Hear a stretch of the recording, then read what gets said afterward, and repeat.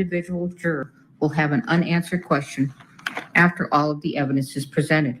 However, if you feel an important question has not been asked or answered, write it down on a piece of your notepaper and give it to Steve before this is important, before the witness leaves the stand, okay?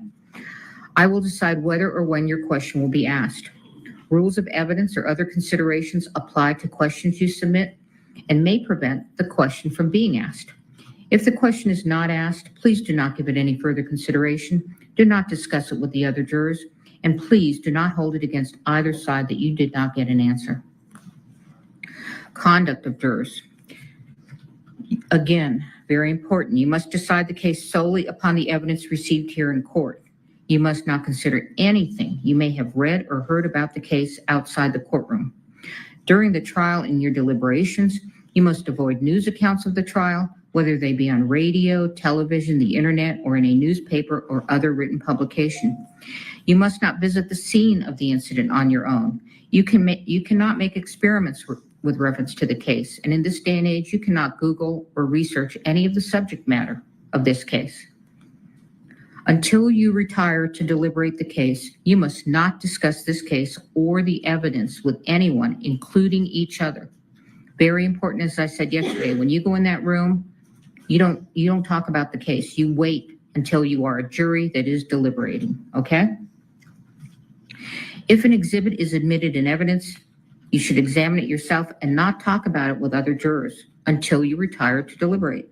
It is important that you keep an open mind and not decide any part of the case until the entire case has been completed and submitted to you. Your special responsibility as jurors demands that throughout this trial, you exercise your judgment impartially and without regard to any sympathy, bias, or prejudice. To minimize the risk of accidentally overhearing something that is not evidence in this case, please continue to wear your jurors' badges while in and around the courthouse. If someone happens to discuss the case in your presence, report that fact immediately to Steve. Although it is natural to visit with people you meet, please do not talk with any of the attorneys, parties, witnesses, or spectators, either in or out of the courtroom. If you meet in the hallways or elevators, there's nothing wrong with saying a good morning or a good afternoon, but your conversation should end there. If the attorneys, parties, and witnesses do not greet you outside of court or avoid riding in the same elevator with you, they're not being rude. They are just carefully observing. All right, so we're going to begin the case. The case starts with opening statements. The state begins first because they have the burden of proof, and then the defendant. All right, go ahead, counsel. Judge, just one quick housekeeping matter while Ms. Johnson's getting set up. All right.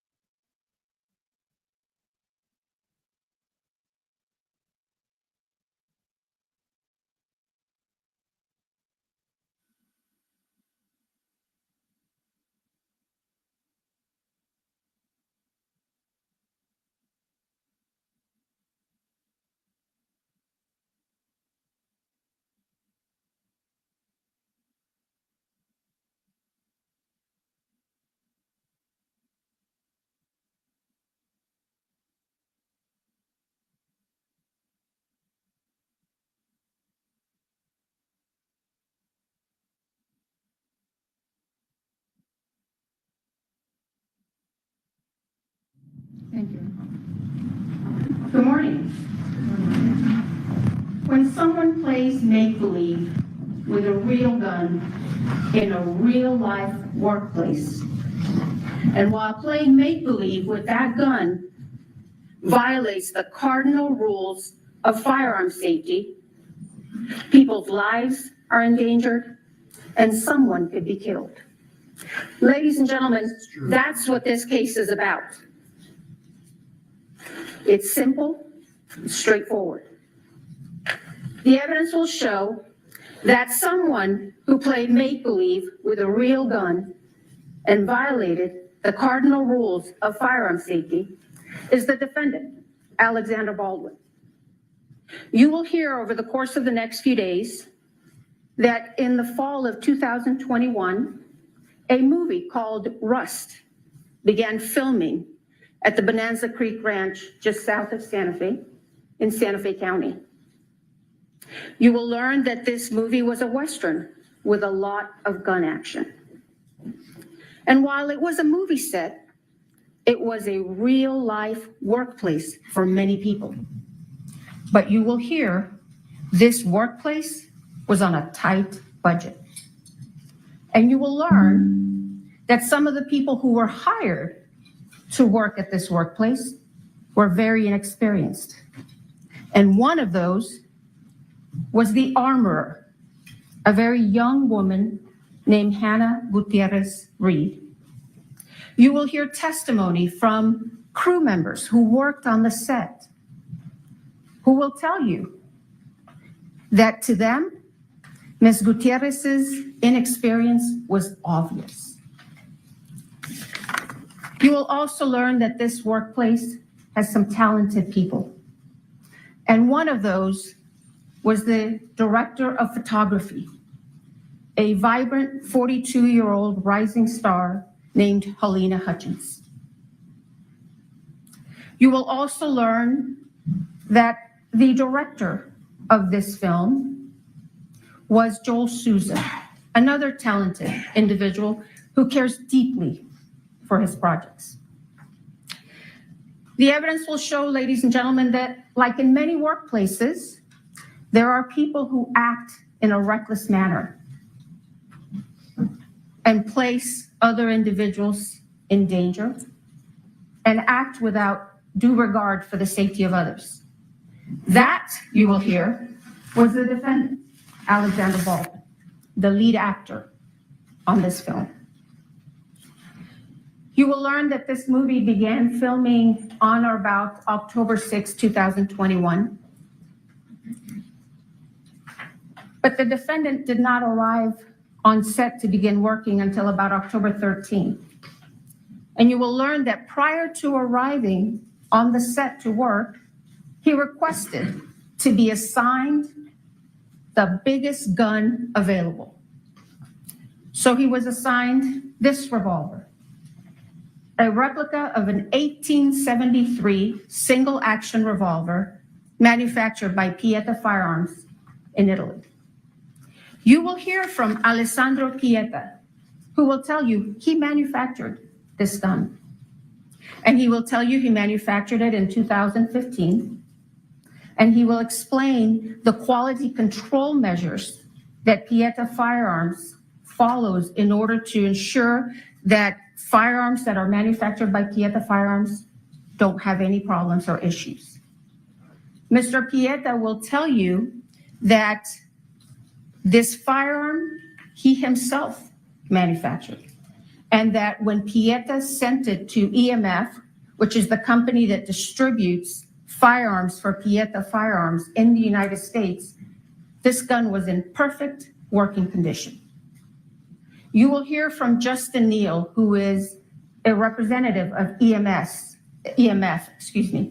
a company out of California that has historically been known to provide firearms to the movie industry. Mr. Neal will tell you that when EMF received this firearm in 2017, it was in perfect working order. And in fact, when EMF had this firearm, it was subjected to numerous quality control inspections because it was used as a show gun at gun shows.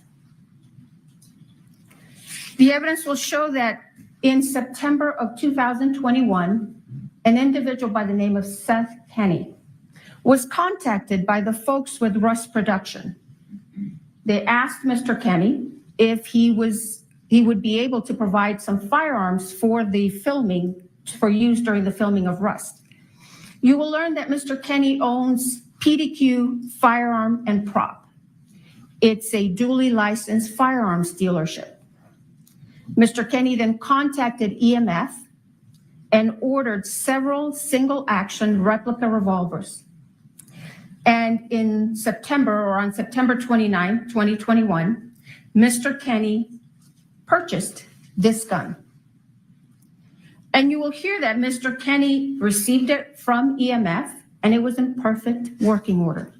The only thing that Mr. Kenny did to this gun was to insert the firing pin, because since it was a show gun, it didn't have a firing pin. But you'll learn that that's a very easy step.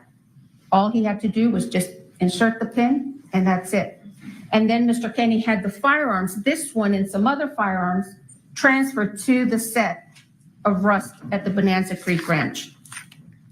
And on October 13th, 2021, the defendant was supposed to have a training session with this gun and this young armorer.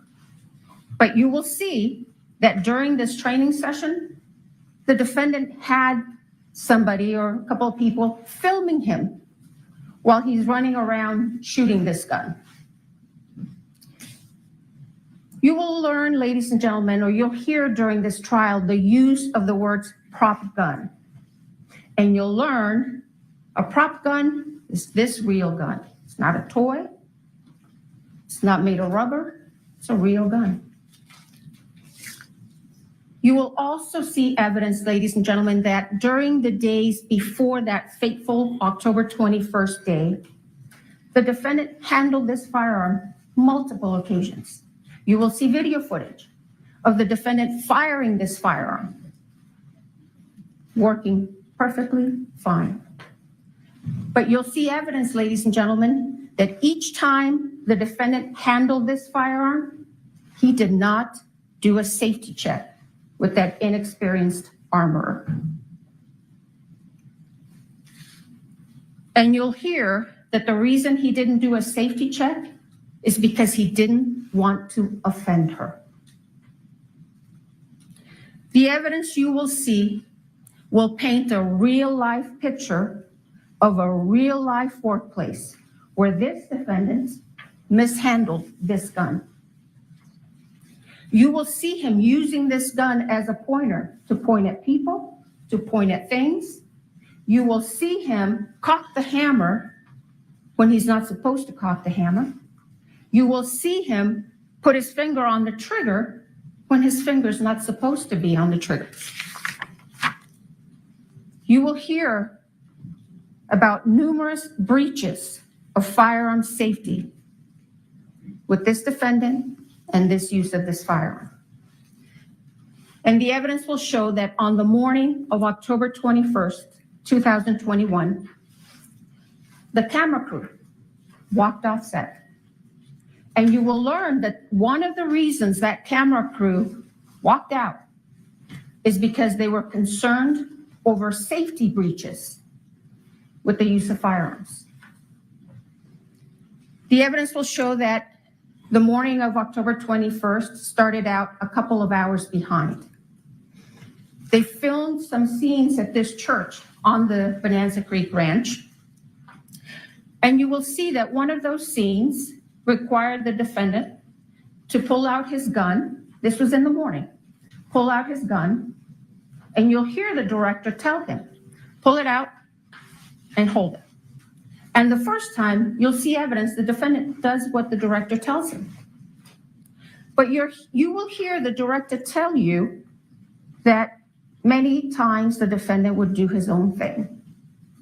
So then the director in the morning asked him, okay, do it again, just like you did now. The defendant pulls out the gun, but this time he cocks the hammer.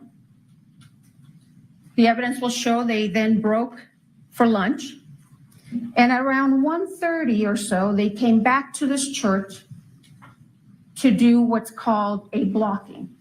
The evidence will show that Ms. Hutchins wanted to do a blocking for an insert, and you will learn what a blocking is, just working out the details of the moves of the actor.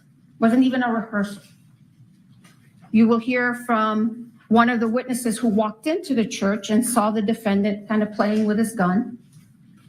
And then you will see evidence or hear evidence that Ms. Hutchins and Mr. Souza were talking to the defendant about doing this insert. And the insert was just supposed to be from here to here.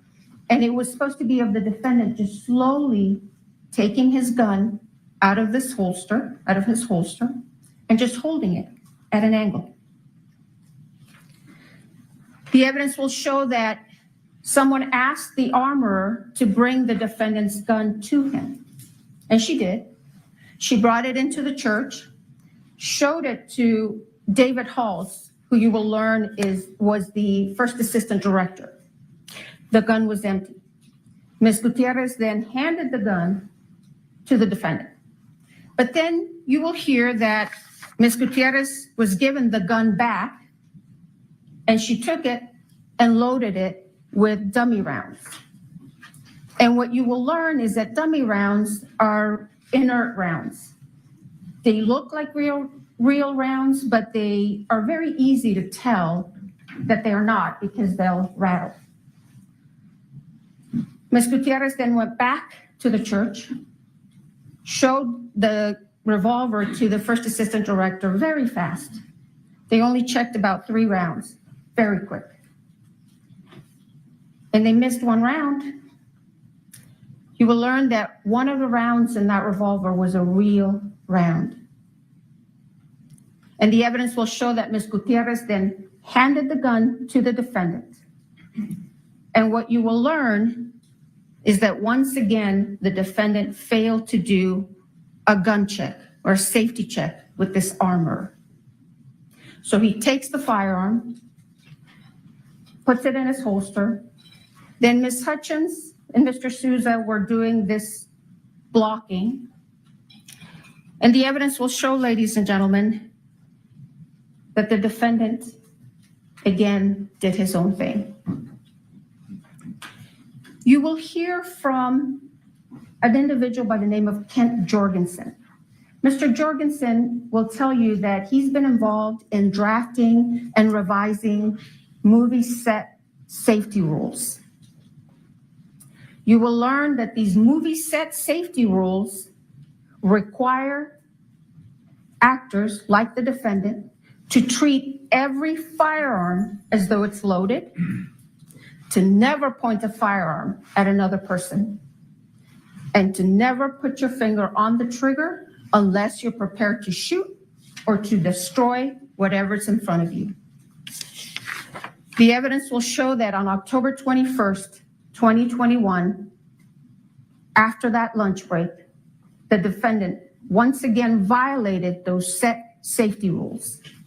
And during this blocking, the director had instructed him to just slowly take out that gun and just hold it at an angle. But you will see that the defendant takes it out quickly the first time, points it.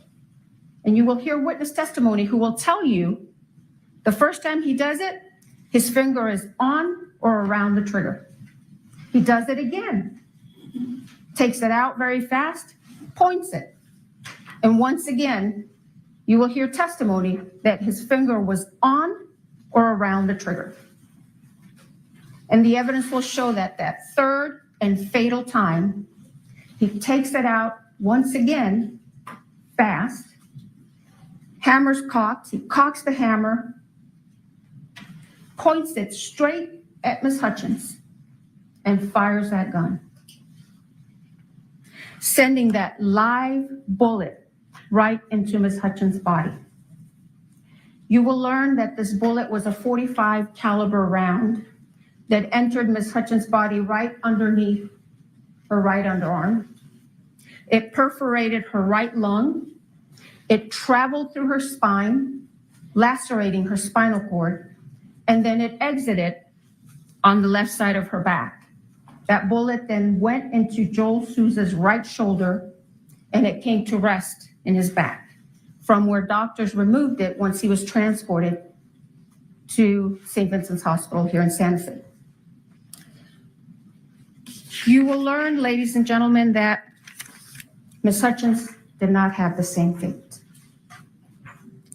You will see the aftermath of the shooting, and you will see medics frantically working to save Ms. Hutchins, to stabilize her, to transport her, to airlift her to UNM Hospital. But the damage from that bullet was too much. Ms. Hutchins succumbed to her injuries and bled to death. The evidence will show that meanwhile, after the shooting, the defendant began to claim he didn't pull the trigger. The evidence will show, ladies and gentlemen, that's not possible. You will hear from Mr. Pieta himself, who will tell you that gun will not discharge without a pull of the trigger. You will hear from firearms experts who will tell you that gun will not discharge without a pull of that trigger. The evidence will show that law enforcement officials arrived at the scene on October 21st after the shooting and immediately took this gun into their custody. Then later, they asked the FBI for assistance in processing this gun for forensics and examination.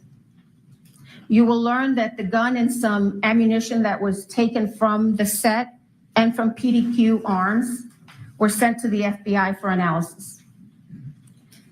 You will learn that the gun first went to the DNA section of the lab, where a DNA analyst found the defendant's DNA on this gun. And then the gun was transferred to the firearms and tool mark section of the lab, where a firearms examiner examined this gun very carefully and closely. Bryce Ziegler, who is the firearms examiner for the FBI, will tell you that when he received this firearm, he first examined it. He didn't see any defects, didn't see any modifications. He tried and he checked the hammer in the 3 different positions, cocking positions. He checked the quarter cock position, fine. Checked the half cock position, fine. Checked the full cock position, fine. And when he held it in the full cock position, you will hear that hammer held until he pulled the trigger. You will also hear that Mr. Ziegler test fired this gun 12 different times. And each time that gun fired as it was designed. Each time when he pulled that trigger, it fired. And he will tell you that not once did this gun malfunction or discharge on its own. Now, the evidence will show that because the defendant had been claiming that he didn't pull the trigger, Mr. Ziegler suggested one last test to the Sheriff's Department. Mr. Ziegler told the Sheriff's Department that he could do what's called an accidental discharge test. He obtained authorization to do this test, and you will hear that he left that test for last because that test could potentially damage the gun. Mr. Ziegler went forward after he received this authorization and conducted the accidental discharge test. And you will hear, ladies and gentlemen, that during that test, a couple of the internal components of this firearm damaged. You will hear that the trigger sear and the full cock hammer notch were damaged during the accidental discharge testing. The evidence will show, however, that before this accidental discharge testing by the FBI, this gun functioned and worked perfectly fine. You'll see the video footage of the multiple occasions during which the defendant used this firearm on the set, and each time he fired it, it was working just fine. And in fact, you'll hear evidence that the defendant himself admitted in December of 2021 that this gun didn't have any mechanical problems. You will hear from the two of the country's leading experts on firearms forensics, Michael Hague and Lucian Hague. And they will tell you that they examined the revolver and the damaged pieces extensively. They will tell you that the damage to the full cock trigger notch is consistent with the accidental discharge testing that was conducted by the FBI. Lucian Hague will tell you that in August of 2023, he examined the trigger sear, the other piece, and that when he looked at it initially with the naked eye, there was nothing wrong with it. He couldn't see anything. But then he put it under the microscope and he noticed some kind of rough microscopic diagonal lines on the surface of the trigger sear. And since at the time he did not know how Mr. Ziegler had conducted the accidental discharge test, he opined that these very small microscopic lines were likely not caused by the FBI accidental discharge testing, but he could not exclude that as the source of those lines. Then a few weeks ago, Mr. Hague will tell you that he spoke with Mr. Ziegler and he learned how Mr. Ziegler had conducted the accidental discharge test. Mr. Ziegler explained that he affixed that firearm onto a fixed platform and then struck the firearm on 6 different planes with a rubber mallet. And Mr. Ziegler explained to Mr. Hague that he had not affixed the mallet to another fixed device. Instead, he did it freehand. Mr. Hague will tell you with his 50 plus years of experience as a firearms forensics expert, he opined or concluded that those very tiny microscopic diagonal lines on the surface of the trigger sear were likely caused by the FBI's accidental discharge test. The evidence will show, ladies and gentlemen, that regardless of how those tiny microscopic lines got on that trigger sear, these firearms experts will tell you that those would not affect the functionality of this firearm. At the end of this case, ladies and gentlemen, you are going to conclude and be convinced beyond a reasonable doubt that on October 21st, 2021, that gun the defendant had asked to be assigned worked perfectly fine as it was designed, and that the fatal and one of the main problems that afternoon of October 21st was that the defendant didn't do a gun safety check with that inexperienced armorer. He pointed the gun at another human being, cocked the hammer, and pulled that trigger in reckless disregard for Ms. Hutchins' safety. And you will be convinced that the only true and just verdict in this case, so that true justice can be served, is a verdict of guilty to involuntary manslaughter. Thank you. Thank you, Ms. Johnson. Mr. Spiro?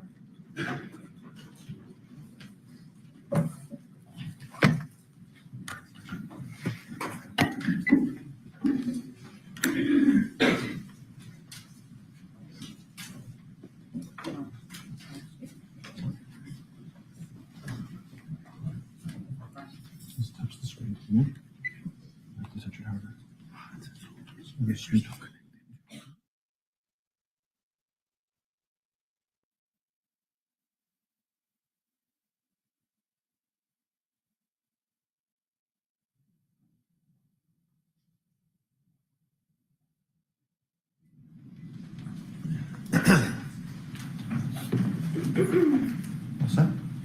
May I proceed? Thank you, Your Honor. Good morning. This was an unspeakable tragedy, but Alec Baldwin committed no crime. He was an actor acting, playing the role of Harlan Rust. An actor playing a character can act in ways that are lethal, that just aren't lethal on a movie set. These cardinal rules, they're not cardinal rules on a movie set. And I don't have to tell you much more about this because you've all seen gunfights in movies. And the reason that can happen is because safety is ensured before the actor. On this movie set, there were people responsible for ensuring the safety of the set and the firearm. Those people failed in their duties, but Alec Baldwin committed no crime. The most critical issue in this case is how a real bullet got on a movie set. The evidence will show that real bullets are never supposed to be on movie sets. Movie sets use dummies and blanks. Movie sets use dummies, fake inert bullets that look like real bullets, they don't go bang, for when you want a close-up of the gun. You can't tell them apart from live bullets by looking at them, which is why live bullets can be nowhere near a movie set. And if the director wants a shot of the gun going, bang, poof, there's blanks that they can use. And those blanks look nothing like real bullets. And they are used for those shooting scenes. And, they'll play these videos that they described of Alec's, firearm in the movie going bang, poof. And people are conditioned to seeing people firing weapons and thinking that's a dangerous act. That's a dangerous act. And they will play those videos and give you that image to try to tarnish him in your eyes. But that's not what happened here. On this set, there was a real bullet, something that should never be on a movie set, something which has nothing to do with making a movie. And you will hear no evidence, not one word, that Alec Baldwin had anything to do with that real bullet being brought onto that set. The second critical issue in this case is why did a real bullet get loaded into a prop movie gun? It is undisputed that the bullet was loaded into the gun by the armorer, the person on set whose responsibility it was to ensure the gun was safe. And so picture that moment of the armorer placing a live bullet into that firearm. You hear the prosecutor say, he did this or he performed in a certain way. He picked out the biggest gun as his prop. It's to tarnish him in your eyes. You will hear no evidence whatsoever. No evidence that anything Mr. Baldwin did, that something he did in that moment, that horrible moment when she put that bullet in that gun, none of it had anything to do with Alec Baldwin. And finally, the first assistant director's job, the head of safety, Dave Halls, checks it before it goes to the actor. And he will tell you he made a tragic mistake. He failed to detect a live bullet. And Alec Baldwin had nothing to do with that either. So all this evidence that the prosecutor just outlined, all of it, has nothing to do with these critical issues. Nothing. Which leads us to this. The evidence will show that on a movie set, safety has to occur before the gun is placed in the actor's hands. In this case, this unique case on a movie set, the prop gun was placed in Mr. Baldwin's hands and cold gun was announced, meaning it had been checked and double checked by those responsible to ensure the gun was safe. It was just a prop. They all thought it was just a prop and could do no harm. The actor's job is to act, to rehearse, to choreograph his moves, to memorize his lines. He's Harlan Rust. He's an outlaw running for his life, who in the incident in question, he's pulling a six-shooter to try to defend himself. That's why the gun has to be safe before it gets into the actor's hands. His mind is somewhere else, in the being of another, a century away, an outlaw. He must be able to take that weapon and use it as the person he's acting would, to wave it, to point it, to pull the trigger like actors do, in ways that would be lethal in the real world, but are not lethal on a movie set. And I'm going to show you that scene now before lunch. And if we could just play action.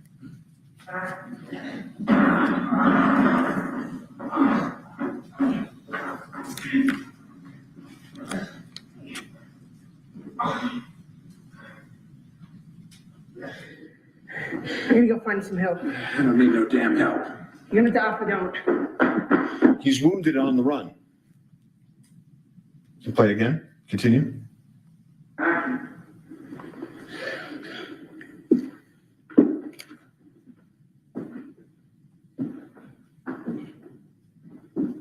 Harlan Rust.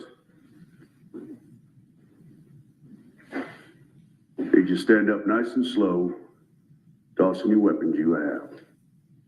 He's on the church pew, bleeding, his hand gripping the revolver. He would defend himself against the men in the movie. Play. One more. You good? Ready?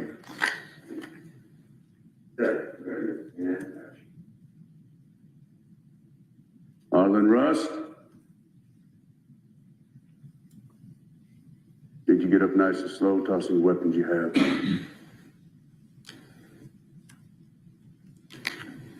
Well, how close can I get right there?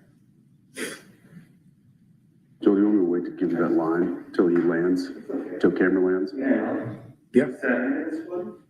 Draw your gun and look up and point your gun, okay? Okay, which way? Camera right or left? This way. So camera left for now. I'll stand right here for you, Alec. So whip it out.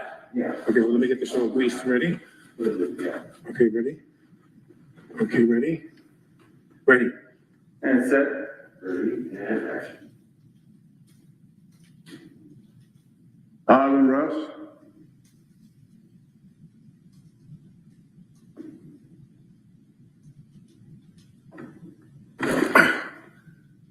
Do one more just like that. You got one more? Yeah. Ready, ready? Ready, They ready? want him to do it again.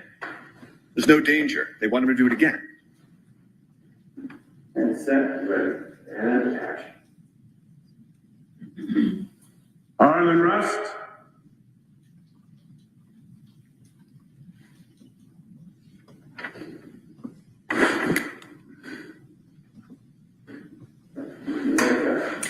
Nice.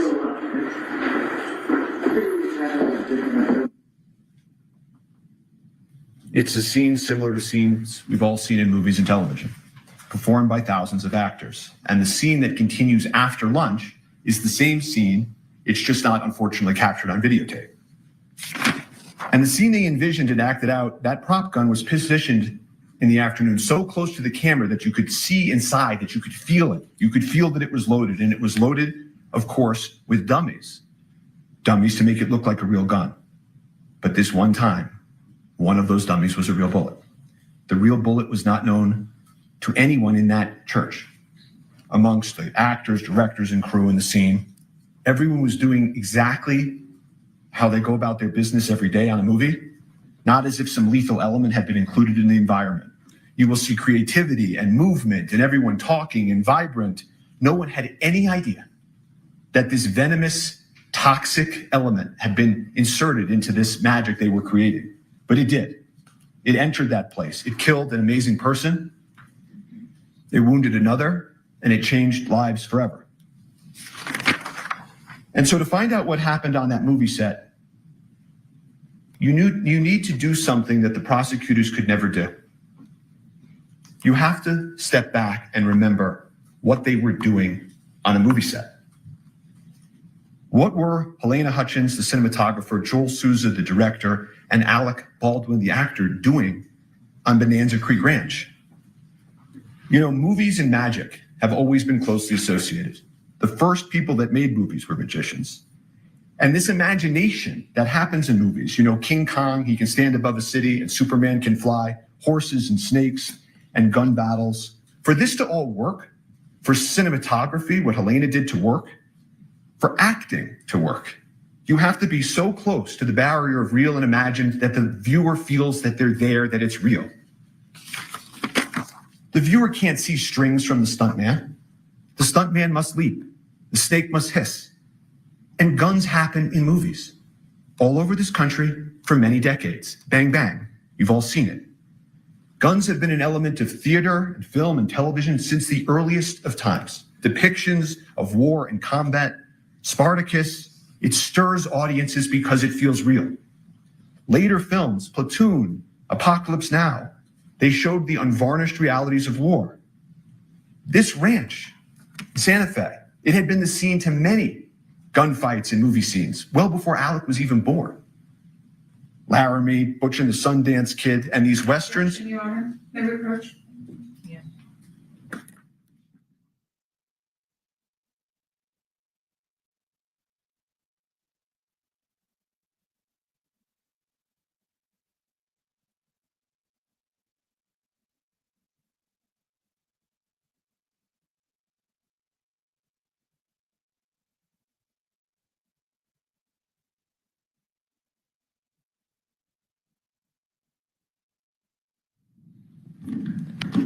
The evidence will show that guns are in movies because movies are about people's lives and guns are in people's lives. So let's talk about the evidence and how the lethal bullet got there. How did this happen and how did it unfold? The evidence will be the following. Everybody on a movie set has a role. The armorer armors, the director directs, the actor acts. They work in harmony, but they have a division of responsibility. Safety being important has the first assistant director, whose name is Dave Halls, above the armorer and sort of the safety of the set. And on that day in question, the cast and the creative directors and crew in the church, it's a fake church. Their actors are not in their normal clothes, it's costumes. There's debris falling from the ceiling, it's fake debris. And they yell out cold gun. And that is an important term you're gonna learn in this case. It means that the gun is cold. No one need worry.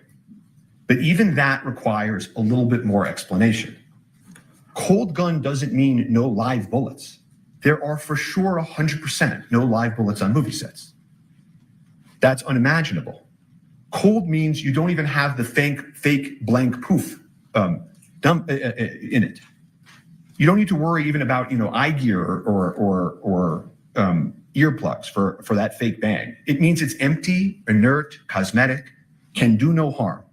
Cold guns can't hurt people. It's impossible, literally impossible for a cold gun to hurt somebody. You could hurt you more by dropping it on your foot. And that's why these artists are carrying on in their art. Cold gun, all clear to go. And could hurt you more by dropping it on your foot. Hands a prop gun to And Alec, that's why these artists are carrying on in their art. Like people have done with him in movies for a generation. And he's there. He's in the movie set church with his movie set gear and his holster, and he takes his movie set gun. And he's deeply focused in that moment on his character. The artists, the crew members, they're moving around him. Again, no eye gear or earplugs, nothing to protect against. They carry on, they practice, they rehearse, they take a lunch break. Some folks leave, some don't. They continue the scene. Dave Halls, the head of safety, is actually practicing the movement so they can frame the footage that will happen after lunch. And the prop cold gun comes back. The prop cold gun comes back, cold gun. They call it again. Same gun, again, safe. The first assistant director, Dave Halls, head of safety for the entire film, a man with decades of experience, comes and takes the additional step and inspects the gun, verifies again, cold gun. Everyone relax. Go back to focus on the making of a movie. There's nothing in the gun that can hurt anybody. And Alex sits on that pew. And the creative directors, the crew, they're moving around him, in front of him. And Harlan Rust, he begins, like the prosecutor told you, rehearsing, acting. This is a completely mundane, uneventful, routine act on a movie set, And so everybody carries on. Nobody fathomed, imagined, foresaw any possible danger. They moved around Alec as he practiced his draw. As the prosecutor put it, working out the details of the move and the actor. He does it again, does it in a different way. Nobody bats an eye. And they will tell you that the investigation revealed that Baldwin was practicing drawing and pointing the weapon of the scene with guidance and instruction from Halyna, Hutchins, and Joel Souza. The gun goes off. Everybody's shocked. Alec is startled. He immediately says, I didn't mean to shoot the gun. I didn't pull the trigger. Immediately. What the hell just happened? They collectively explain. Shock turns to panic. 911 is called.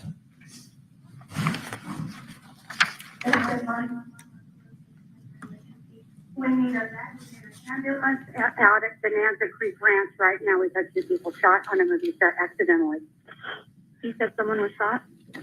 2 people accidentally with gunshot as on movie set, Bonanza Creek Ranch. Send it. I'll connect you with medical dispatcher. Don't need that. Santa Fe Fire and EMS, Constable Station Emergency? No, Bonanza Creek Ranch has had 2 people accidentally shot on a movie set by a prop gun. We need help immediately, okay? This fucking AG that yelled at me at lunch because asking about revisions, this motherfucker. Did you see him lean over my table and yell at me? He's adjusted guns. He's responsible for what happened in the Now, Mimi? No. I'm a strip supervisor. How many people are injured? 2. That I know of. I was sitting, we were rehearsing, and it went off, and I ran out. Accidentally shot on a movie set with a prop gun. The fucking AD, it was his responsibility. Not a word about Alec Baldwin. While they're en route, police, EMS, the cast and crew are outside trying to figure out what happened, frantic, talking to those responsible for the prop and its safety. The armorer is yelling, sorry. Hall's the first assistant director is panicked. The prop master, Sarah Zachary, I don't know exactly where she is at that point, but they check the gun feverishly. They take the ammo out of the gun. They look at it. What the heck happened? They go back to the prop cart that houses the ammo. They're touching the gun and manipulating the gun, emptying it. They go and move some stuff off the prop cart, trying to figure it out. Sarah Zachary, the head of props, will tell you she threw some stuff out. And eventually, of course, EMS and police arrive pretty soon thereafter. And Halyna Hutchins and Joel Souza, the director, are transported to the hospital where Halyna tragically passes away. And I'm not going to be asking questions about her condition after she was wounded or the medical interventions that followed. Her injuries, the efforts to revive her, are not in dispute in this case. The evidence will be there. The prosecutor may present some of these emotionally charged images, but we're not going to be asking questions about that, and it's not an issue in dispute in this case. You jurors are allowed to ask yourselves whether or not that should be the focus or the focus should be the evidence. So police enter the scene. They have lapel cameras. Thank God they have lapel cameras. You want to see what happens? The evidence will show you can play the videotape. Want to see if they take the right gun? Play the videotape. Want to make sure what the people said or did, they're remembering correctly? Play the videotape. And so they immediately recover the prop gun and they secure it. That's off to the side. And the reason that you preserve things in the moment is so that you know what existed in the moment, the evidence in the moment, the people and the witnesses and what they said in the moment. These folks, the members of Rust, they've never been through anything like this before. That is why what they originally said matters so much in this case. If you remember anything I say today as the evidence proceeds, remember that. Look at the evidence of what the people of Rust said and did that day. Life changes, memories change. There are human motivations, internal pressure, external pressure. That's why preservation is so important. So the police continue. In terms of the prop cart and the prop ammo that's on the cart, it's manipulated, altered, kind of messy. And at this accidental shooting on a movie set, the police begin to make some mistakes. No one had ever investigated a prop gun on a movie set before. They recover the prop gun, but they don't wear gloves. They don't have the prop cart inside the crime scene. Someone moves it onto the crime scene.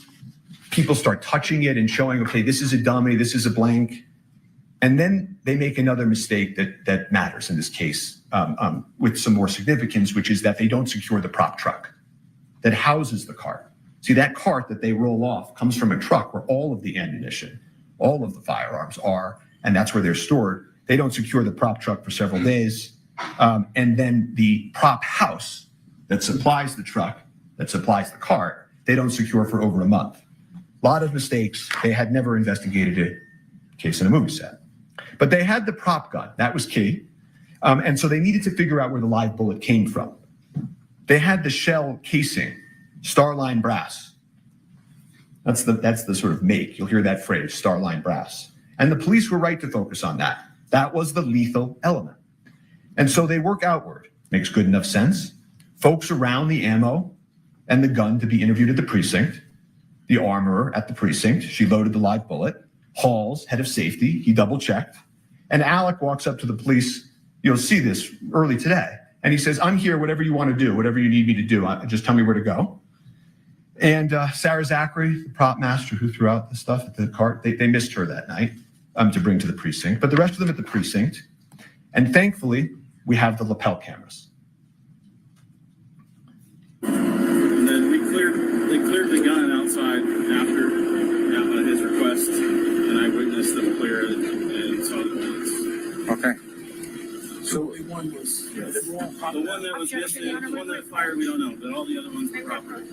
I can pause this. I can turn this off. Move on.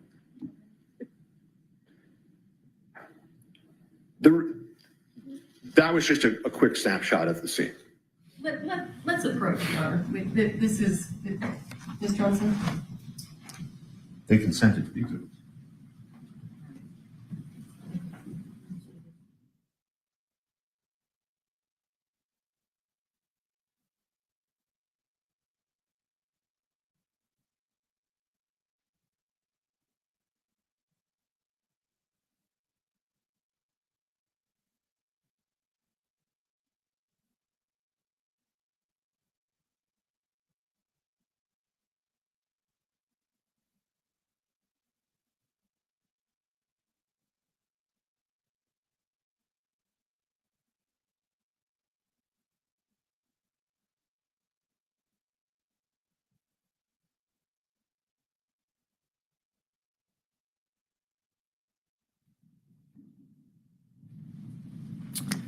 The remaining witnesses from inside the church are interviewed on the scene. They're interviewed with lapel cameras. They're interviewed by the lead detective, Detective Cannell. And those witnesses, some of them will come in here and testify. And not a single one of them will tell you anything different than what I'm about to tell you about the evidence. The gun was double checked, verified it was a cold gun, not an actor's responsibility to check. Safety was ensured before. Alec was doing his practicing, his rehearsing, his movements. People manipulate and point guns on movie sets. The gun went off during the rehearsal. No one saw him intentionally pull the trigger. It was obviously a tragic accident, but Alec committed no homicide. Alec took the gun from those charged with its safety. He did not tamper with it. He did not load it himself. He did not leave it unattended. It completed his costume and his character. It was an actor handling a prop and integrating it into the character of Harlan Rust. There was a dedicated professional there, off camera, whose sole sacred responsibility was that prop safety. And Dave Halls, the head of safety, was there by her side. Everyone relied on that. And it was tragic that they let them down.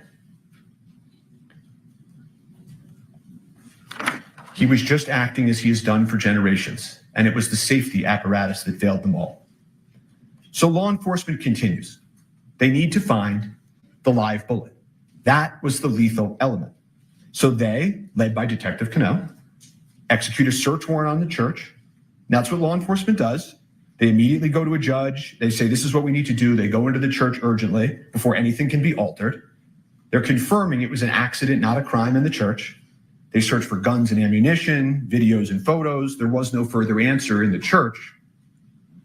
They had the prop gun. They had all those witnesses secured. Their statements are clear. Alec had committed no crime, but the bullet was a mystery. And so they focus on the bullet, the critical lethal bullet, and how did it enter the movie set. So they had the prop cart, and then they go do the warrant on the prop truck. And so at that point, and I'm going to put up a photo so that you can see who some of these individuals are. They're trying to figure out when they go to the truck, what is the source of the lethal bullet? And so they execute a warrant on the truck approximately a week later. The Seth Kenny that you heard about in the prosecutor's opening, the supplier for the set, he's there. Sarah Zachary, the prop master, she's there. And they walk through what's inside of the prop truck with law enforcement. But there's no answer to the lethal bullet. And this case then takes on, all this pressure. The media begins swirling. Where is the lethal bullet? How did it get on that movie set? And what about that actor, Alec Baldwin, who had nothing to do with why the bullet got on the movie set? And so police and prosecutors, they work hand in hand, meeting after meeting, trying to find the lethal bullet, meeting with Seth Kenny, meeting with Sarah Zachary, the prop master, the supplier. Where is it? And about a month after the incident, Sarah Zachary finally sits down with law enforcement to answer some questions. And she explains to them that she threw away some stuff. She disposed of some stuff. And the prosecutors and police keep meeting, swirling media. And then at that point, they go to the last step. right? Done the cart, gone to the truck, met with Sarah Zachary, and they go execute a search warrant on, as the prosecutor told you, PDQ, the prop house.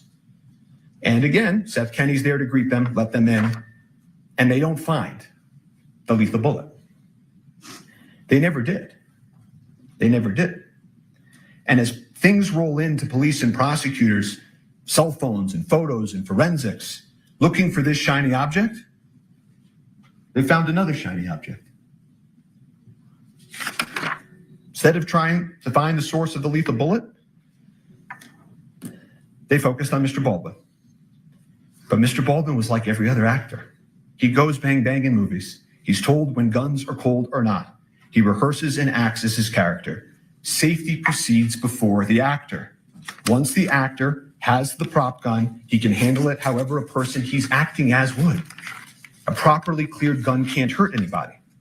And so they told you about some of the things that Alec said in the statements that they will take or picked out a few lines from. But he won't tell you anything different, that he took a gun loaded and cleared by the armor in the A-Day. He made motions with the gun as he was rehearsing.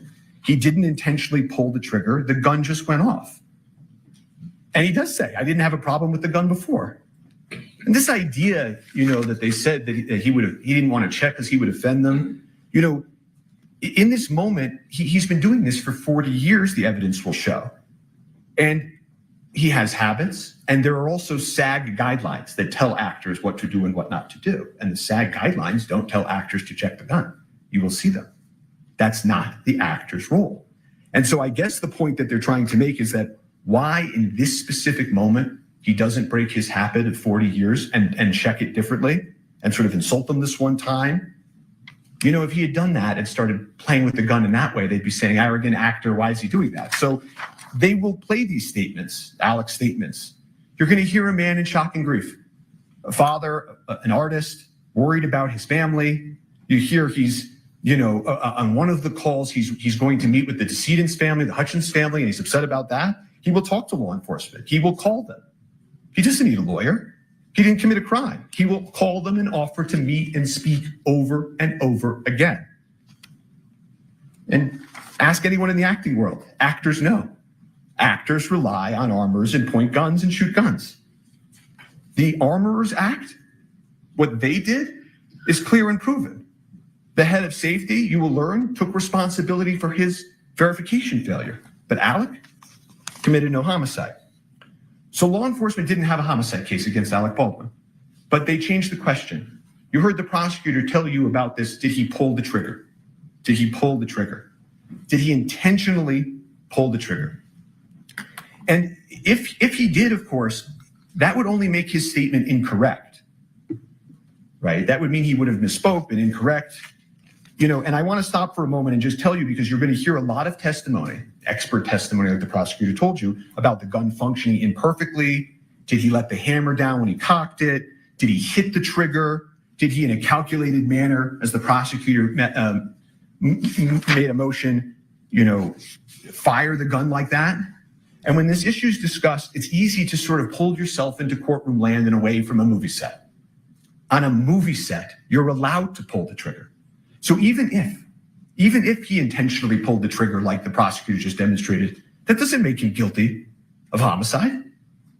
He did not know or have any reason to know that gun was loaded with a live bullet. That's the key. That live bullet is the key. That is the lethal element. But again, as the prosecutor told you, if they could prove that he intentionally pulled the trigger and he was imperfect, imprecise, wrong with what he said, then maybe you take that and you say he's lying. And if he's a liar, he committed homicide. And so what they do is they take the prop gun. They're blinded by the shine. They're blinded by trying to disprove Alec. They take it and they order a destructive test on the firearm.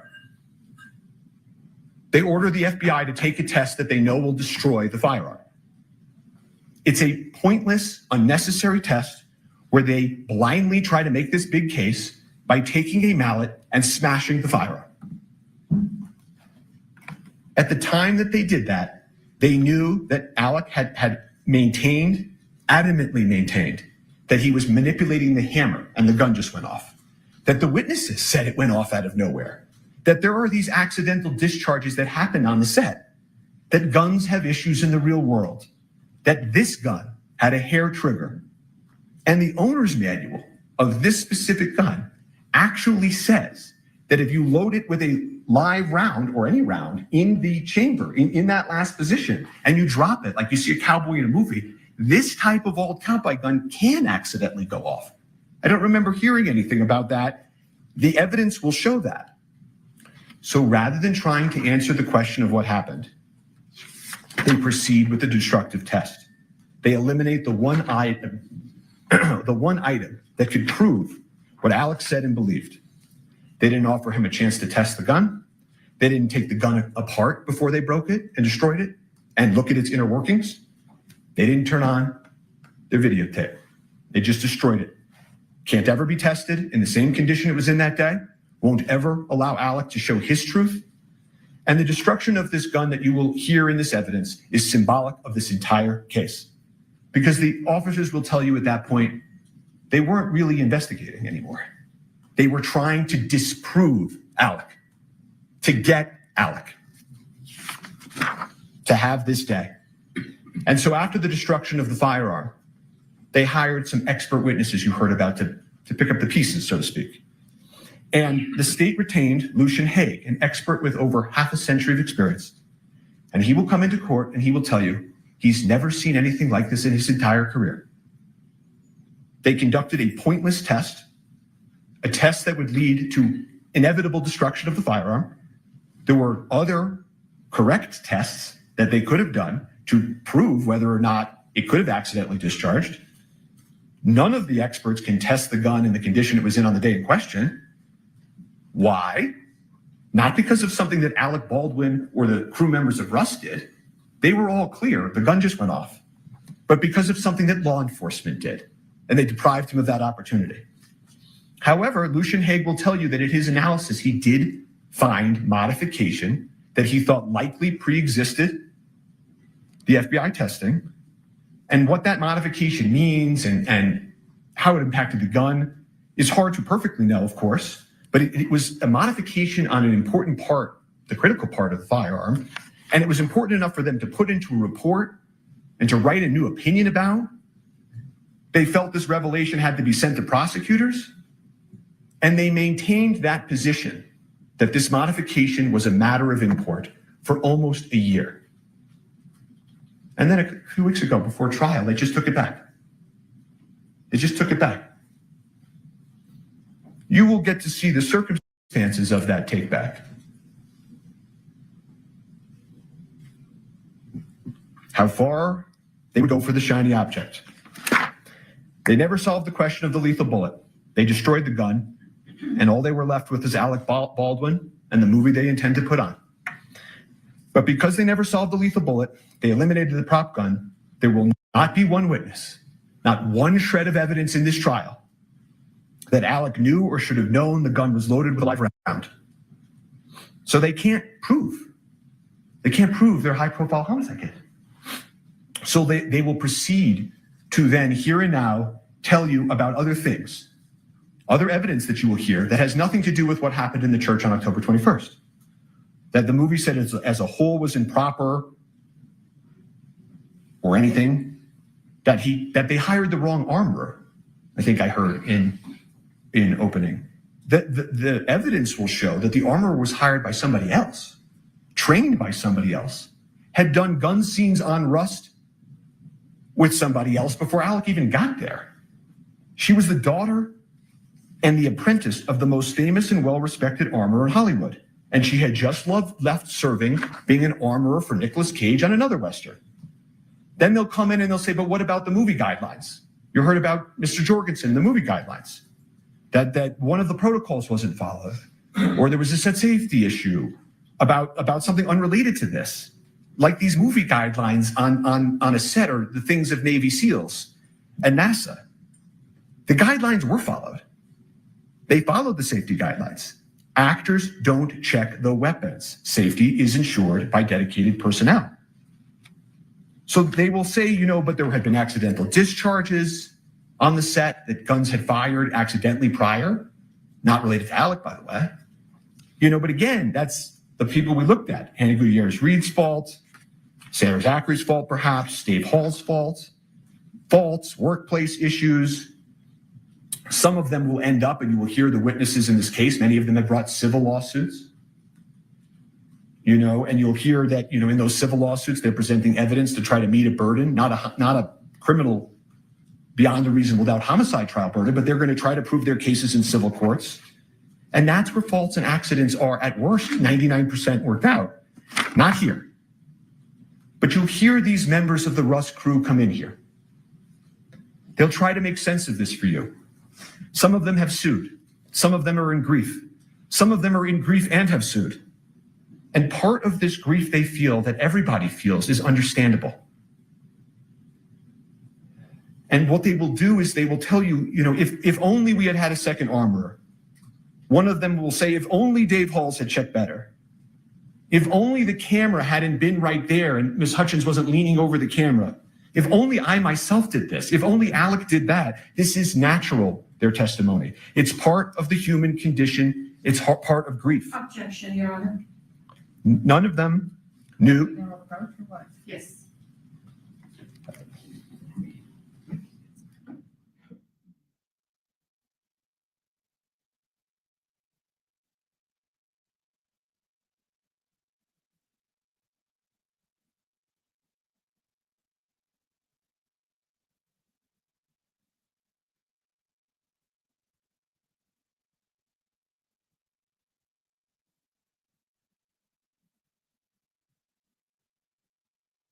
As I was saying, the witnesses in their grief will look for reasons to try to make sense of this tragedy. But again, none of them knew or should have known about the lethal bullet either. No one had any idea that it was on that set or in that gun. In that world, they were all in it together. And you will hear that none of this other stuff has anything to do with those two critical questions we started with. Why there was a live bullet on set, why the armorer placed it in the gun, and of course, why the head of safety failed to detect it. None of it speaks to whether Alec knew or should have known those things. He didn't. No one on that set did. It was not foreseeable. You will hear that word from the witnesses and from eventually the instructions. Foreseeable. This was anything other than foreseeable. And they must prove beyond any and all reasonable doubt that this was foreseeable. Total indifference to human life, that death might occur. He's an actor. He's an actor. But here we are at a homicide trial. And so they will pull witnesses, and witnesses will be cross-examined. They will push themselves to the edge of truth and beyond. These things about, Alec didn't notice this or Alec didn't notice that. I want to make sure that you're clear on something that the evidence will show. He had been filming on that set for a handful of days. The evidence will show he had just gotten there. It's not as if he had been there for months and months and noticed things and failed things, and he had just gotten there. You don't notice every little thing when you start at a new place and when you're in the character of Harlan Rust. But they will push forward and they will have gaps in the evidence as well. Don't expect you to be hearing and for them to call the first AD head of safety. I don't know if you'll be hearing from the lead detective, Canal, who investigated this case, the lead detective, or the sergeant that supervised him, Sergeant Zook. I don't think you'll hear from Mr. Schilling, who was the lead investigator for the prosecutors. And so as you hear this, you jurors can assess about that gap of evidence. And there's one thing that I can tell you you will not hear also. You will not hear from an actor or an expert in acting. And so they will play the videotapes of Alec Baldwin, the actor, acting. They will show you perhaps over and over again, him in shooting scenes, bad Alec shooting a gun the wrong way in a movie scene. They will try to get you to picture that and forget that this was a movie set in the first place. And you will see actors in a Western acting. And your mind might go to your favorite gun scene in your favorite movie. You may picture actors and actresses doing exactly what you see here. The other actors in Rust doing the same thing that Mr. Baldwin was doing. But when you come back from that moment, remember, this is a homicide trial. And you will see soon that the reason they play those videos of him over and over is because they don't have any evidence of actual homicide. And you will learn the truth. Not a day goes by when we don't wish Alec had saved her life. But never, the witnesses will tell you, in the history, is something that an actor has done. Intercepted a live bullet from a prop gun. No actor in history. No one could have imagined or expected an actor to do that. So just remember that truth. So when they cry out justice, justice is truth. This was an unspeakable tragedy. Alec Baldwin committed no crime. Thank you. All right, thank you. What we're going to do now is we're going to take our morning bathroom break. So please don't talk among yourselves or anyone else about the evidence received here in court. Follow what Mr. Bing tells you to do. And we'll see you back here about 20 of. All right, thank you. All rise for the jury.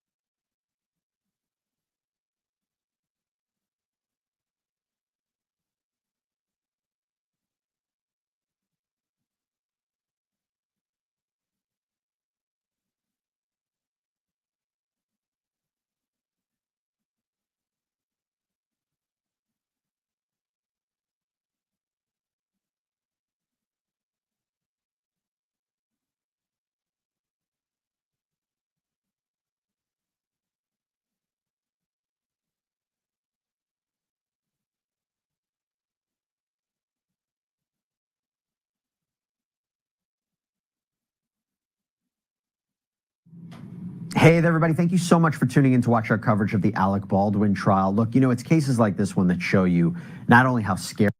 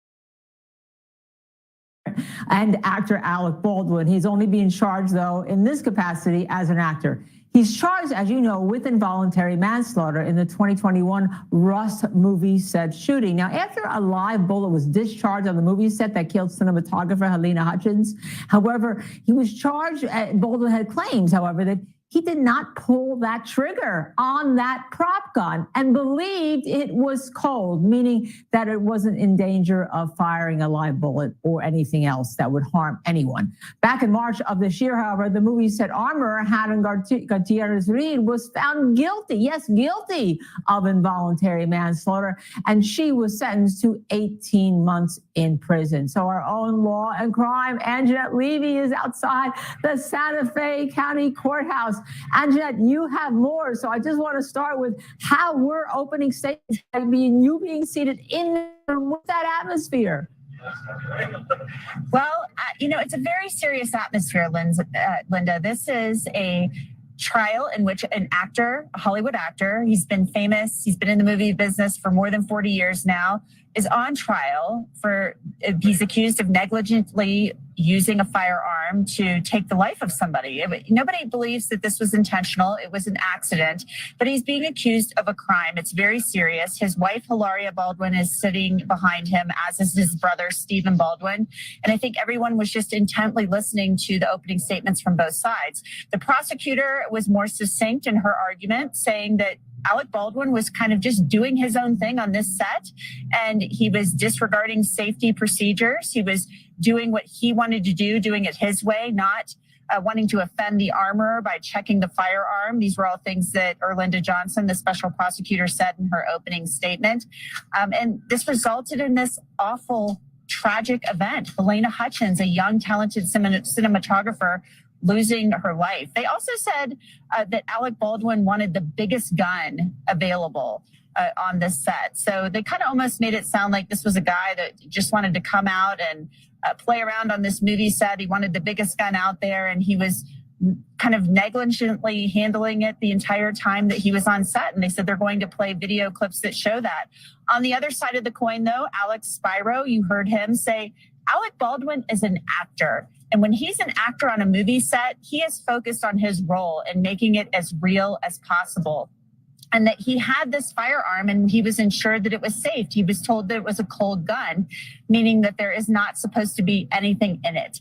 Certainly not anything that could take the life of a person. And he said that he was told by the director to whip out that gun. That is much different from what the prosecutor said in her opening statement. So pretty interesting stuff. One thing, I don't know if you picked up on this, Linda, but I thought it was very interesting. Much has been made about Alec Baldwin telling ABC News and George Stephanopoulos that he did not pull the trigger of the gun, that it wasn't in the scene to pull the trigger. I don't know if you caught this, but Alex Spiro said on several occasions during his opening statement that Alec Baldwin didn't intentionally pull the trigger, or he made reference to him not intentionally pulling the trigger or possibly misspeaking, things of that nature. So I'm wondering if that's where they're going with this, that maybe he actually did pull the trigger, but it wasn't intentional, or maybe he thought he didn't pull the trigger. So I thought that was an interesting thing that was addressed during the defense opening. Yeah, I did catch that, Anjanette, and he said the prosecution is going to make you believe that Alec Baldwin is a liar and therefore he's guilty of homicide, as opposed to what's the real issue of the case of how the live bullet got in the gun. Who do you think the first witness is going to be for the prosecution? Any idea? You know, I'm not really sure, Linda. I would assume possibly a first responder of some sort to lay out kind of what happened when they got on scene, set the stage for the remaining witnesses. Not exactly sure who their first witness will be, but typically in cases such as this, we see a first responder who's the first witness, so they can kind of set the stage for the very beginning of the investigation as to how it unfolded, and then they go on from there. And then you are now outside the courthouse. Now, inside the courtroom, you told us about the atmosphere. What is the atmosphere outside the courtroom? Who's there? What are they talking about? What are the big issues? Well, really, there's just a lot of media here. There's more media here than anybody else. We've seen a couple of fans here and there, people who didn't even know the trial was going on and just happened to stop by because they heard that it was happening, because they're in town and were interested in seeing Alec Baldwin. I spoke to a woman this morning who's in town from Texas on vacation, and she was here with her dog because she's an Alec Baldwin fan, and she just feels like this is tragic.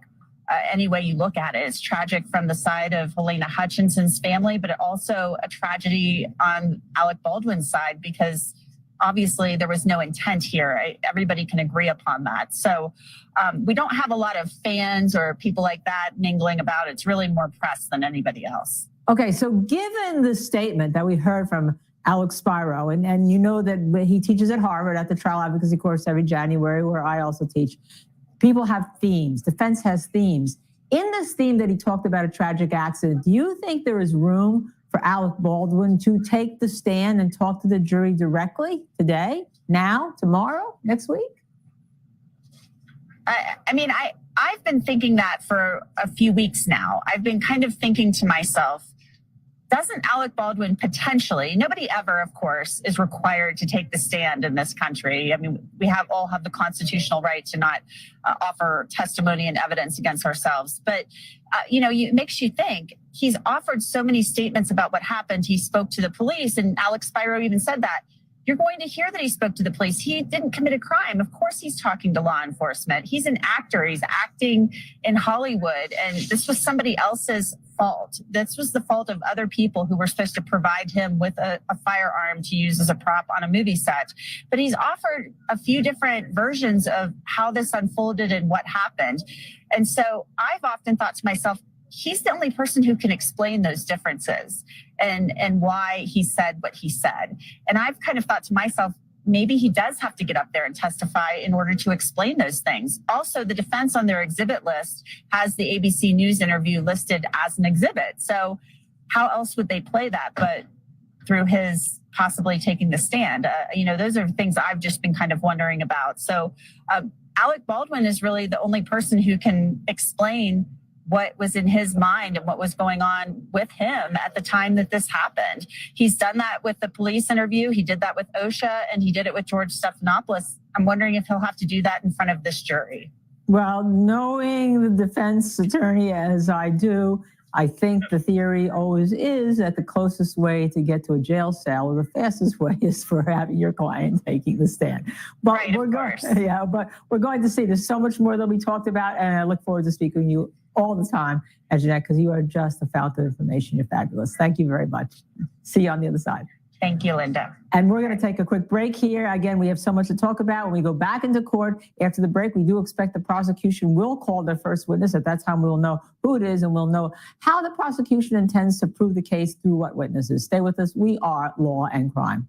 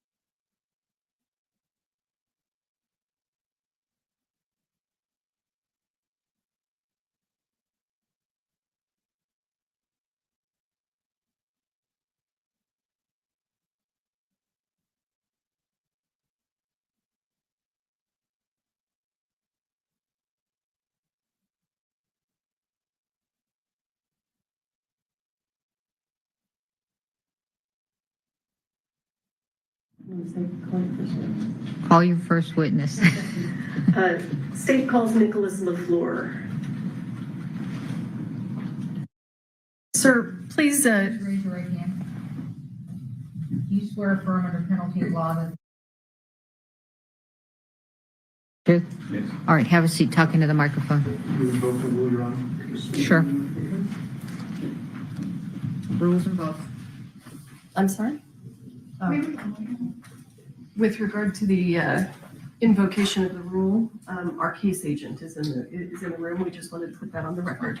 The prosecutor indicated that they'd be calling the case agent early in the case. So given that, I did not continue my objection I had earlier to her being present. Thank you.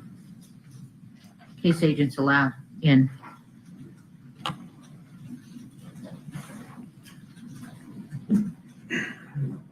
Sir, state your name and spell your last name for the court record, please. My name is Nicholas LaFleur. My last name is spelled Lefleur. And how are you currently employed? The City of Santa Fe Police Department.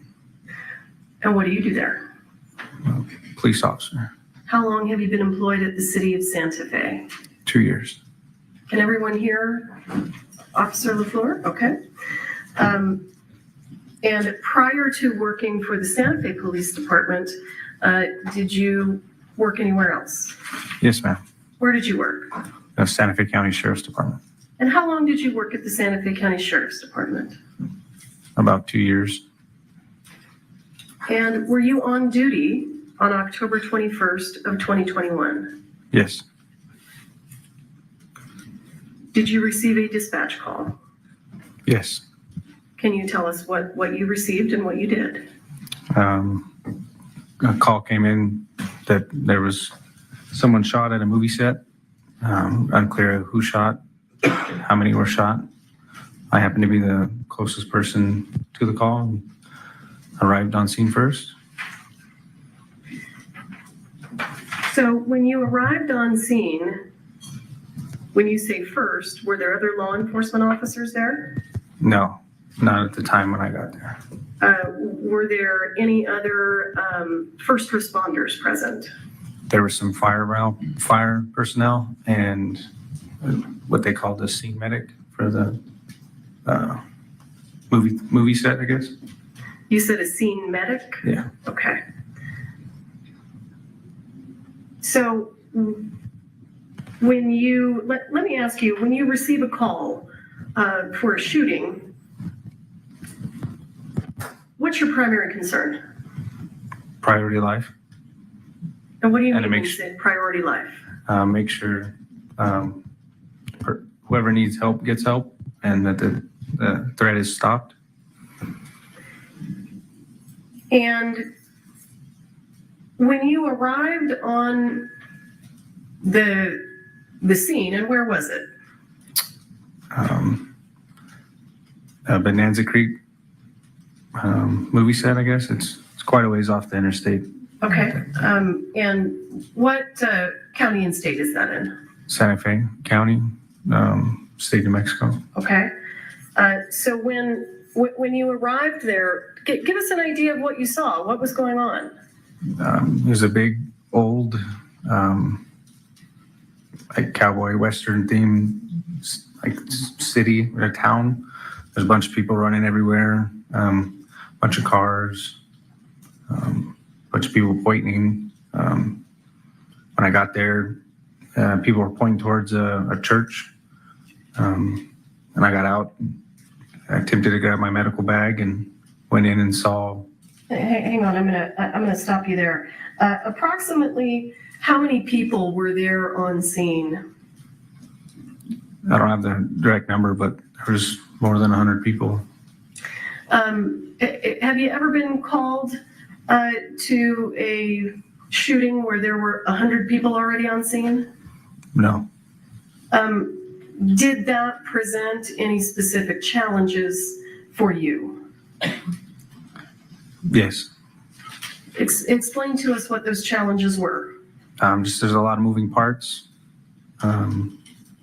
Just got to take it one piece at a time, see who's hurt, make sure that one, that nobody's continually getting hurt, and then two, the person who's hurt, medical attention is being given to them, and then go from there.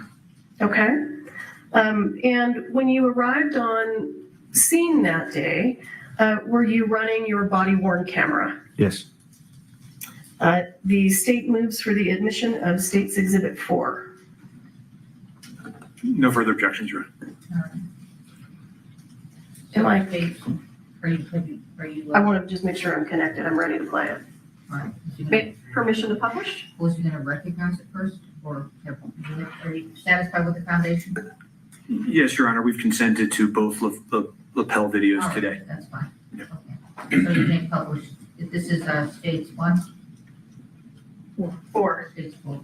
How do I get the monitors to come on? Mine's going to do it. Okay.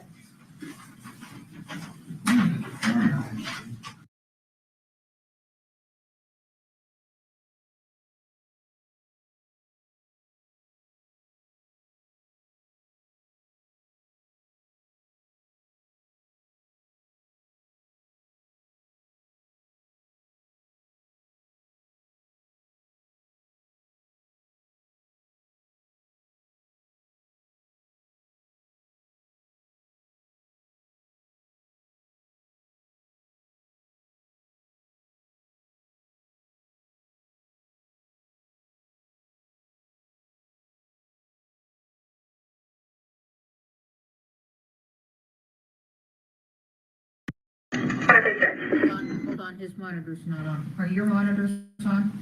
Yes. This one's not. It's on, but it's green light. Green light's on.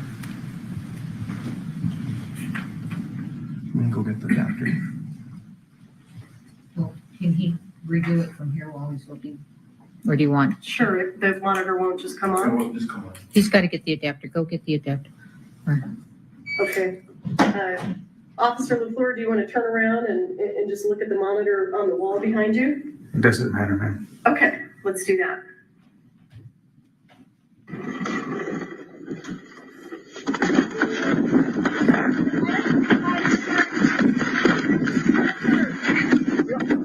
You got your tourniquet? Yeah, I'm trying to get it out. Stupid new truck. Are we inside with the PDMs? Officer LaFleur, tell us what's going on in the video right now. I'm looking for my other medic bag. I handed the individual a trauma pack for shooting, and I'm attempting to open one of the storage boxes in the back of the truck. Who was the individual that you handed something to? I believe it was a fire personnel that I followed in, a volunteer firefighter maybe. And I thought I heard the word, is it BVM? It's for CPR. It's a bag valve mask. Bag valve mask. BVM. Okay, thank you.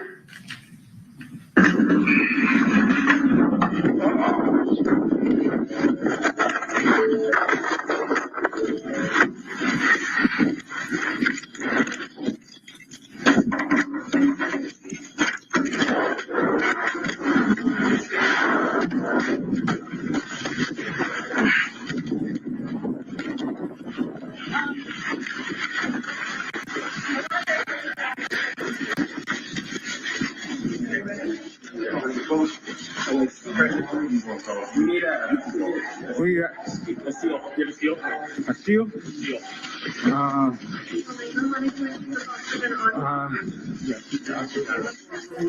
I got a sterile glove and I'm packing gloves. Okay. Yeah.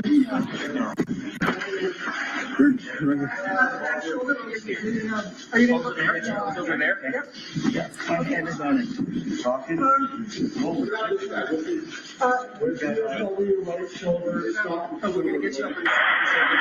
She shot her? She came in here and went across her chest. And came back and went into the. You want air flight? Yeah, we all in route. Okay.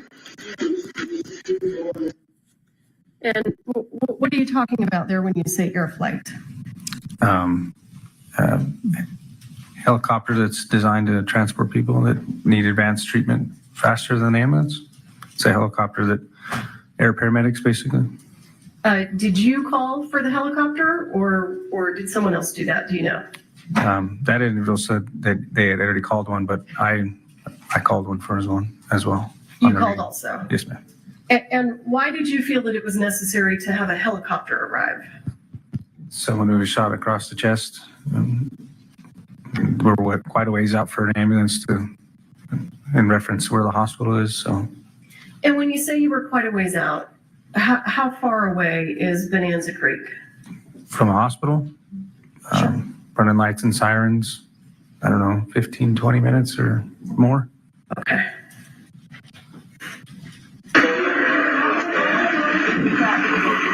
Santa Fe, one female shot in the chest, male shot in the stomach, requesting air flight.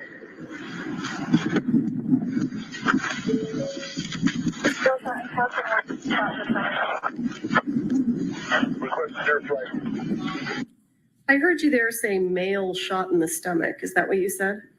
I'm not sure. I didn't really hear it. Well, as you sit here today, do you recall where the other person was shot? Somewhere in the chest. Okay. Or shoulder area. Thank you.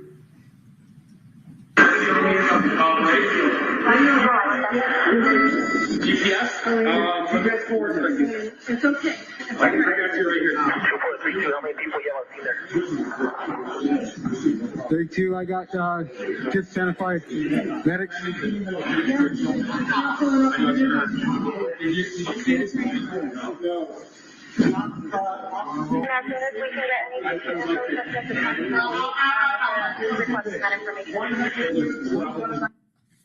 In your video, sir, can you identify who the set medic is?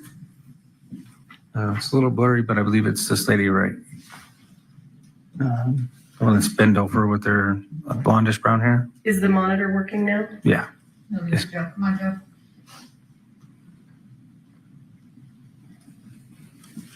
This monitor is working now. Oh, it is. Yes, ma'am. Okay. Do you know how to touch it to put it? There you go. Thank you. I appreciate you. You can go ahead and remove that. Oh, I don't know how to move it. Can you show them how to remove it? Oh, push on the menu button. Clear. And then there's a clear view. Okay.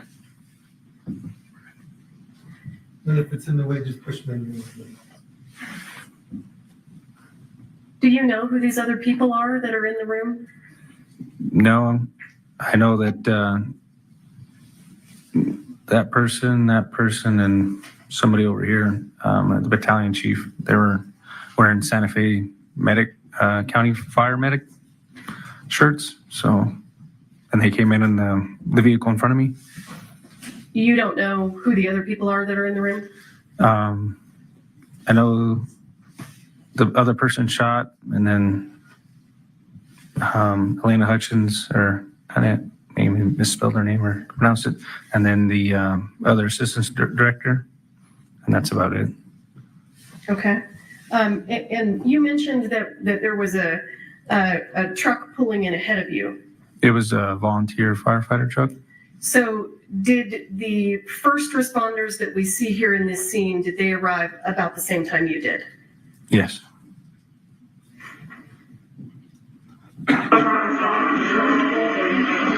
.32 Santa Fe Bolt, approximately 140 pounds, elderly male and young female.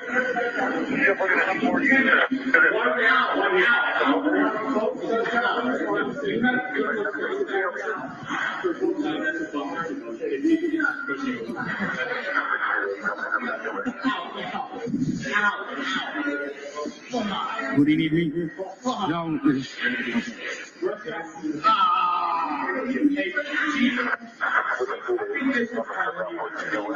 You want a BBM? Oh, yeah, please.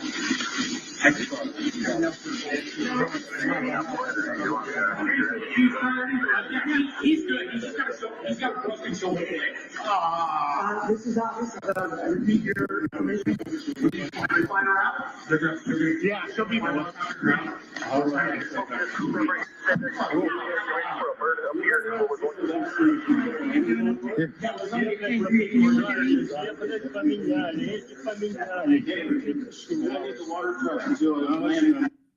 Officer LaFleur, tell us what you're doing now and why.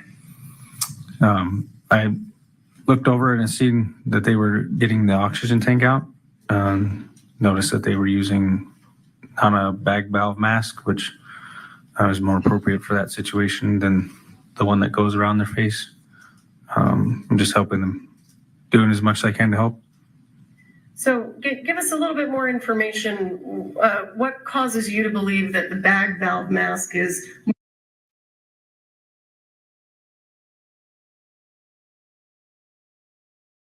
If the oxygen were run out or they had to use manual breaths, they could use the bag. The other one is just something that's over their face. okay? And what made you think that the bag valve mask was more appropriate?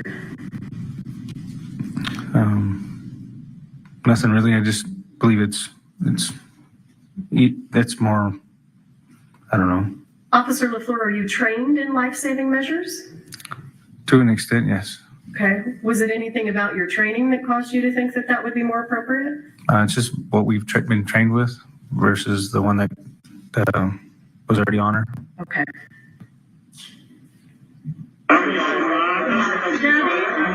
Gabby, can you just make sure nobody else comes in? Yeah, we got air.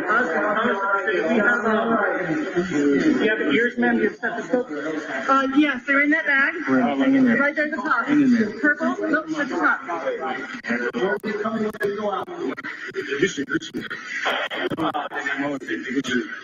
Halyna. Is anybody allowed to go with her in the helicopter? Yeah, no. Halyna, deep breath. Deep breath, Halyna. There you go. Deep breath. Deep breath, Halyna. Deep breath. Be okay. Good girl. Good girl. There you go. Good girl.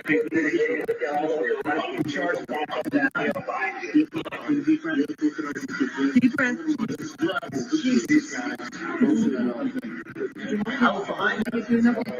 Entrance is here. Exit back here. You guys, Do you have another? No. I just need another dog tag. Something for Hutchins. I think a big one. This one? This one? No. iPad. You have an iPad? Yeah.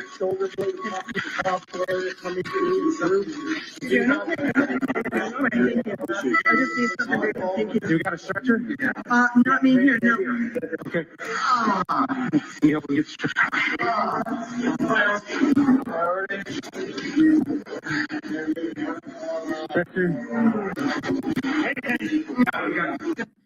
What are you doing now? Just trying to stay busy, help clear the way for the stretcher. The ambulance is here. Thank you. Here's priority number one. Okay. Let's clear it. All this status. We get it right in here and get it out. All right. We got air flight en route. Not coming here. We can get some Halyna. Halyna? This is Halyna Hutchins.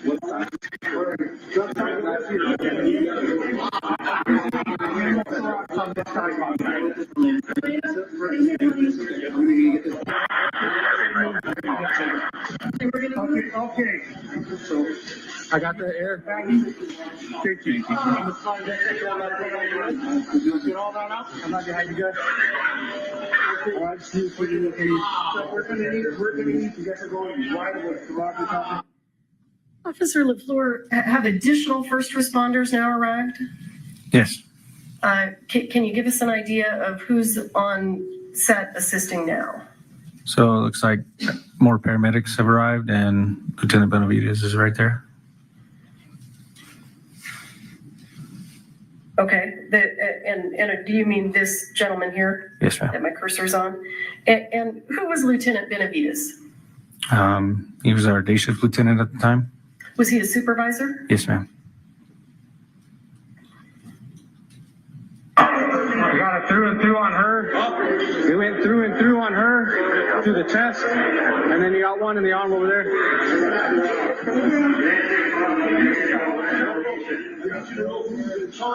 Everybody stop what they're doing right now.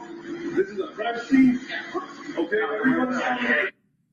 Whose voice is that we're hearing? Lieutenant Benavides.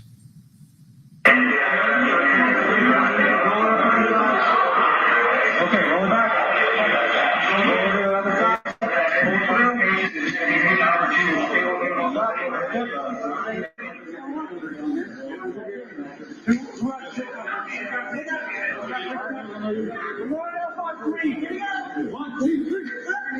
Right underneath, pull. Here we go. Let's go down, let's go down there. Okay? You keep your eyes on me, keep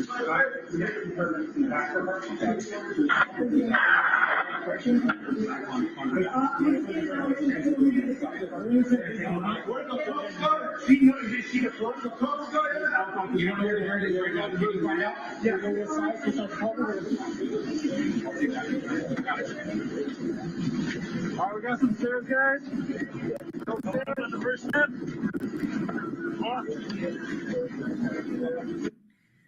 So what is your understanding about where Ms. Hutchins is being taken now? Into the back of the ambulance. And can you explain why is she going into the back of an ambulance rather than the helicopter? The helicopter hasn't arrived yet, and my understanding is that they have additional medicines and equipment and measures they could take inside of an ambulance. All right, thank you.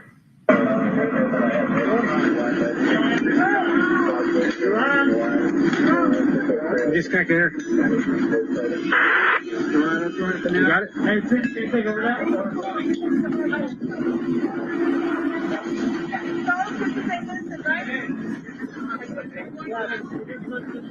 You guys want to see Vincent?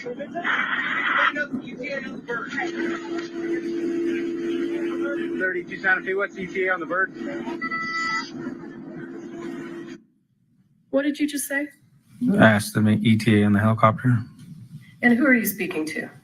Santa Fe dispatch. Do you recall how they responded?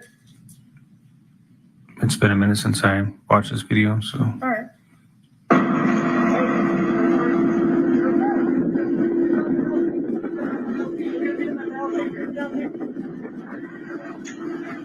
Oh, we got the bird right here.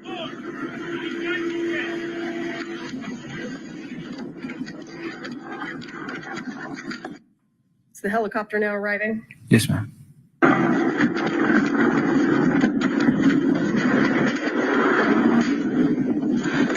What are you doing now? Appears I'm grabbing crime scene tape. Why are you grabbing crime scene tape?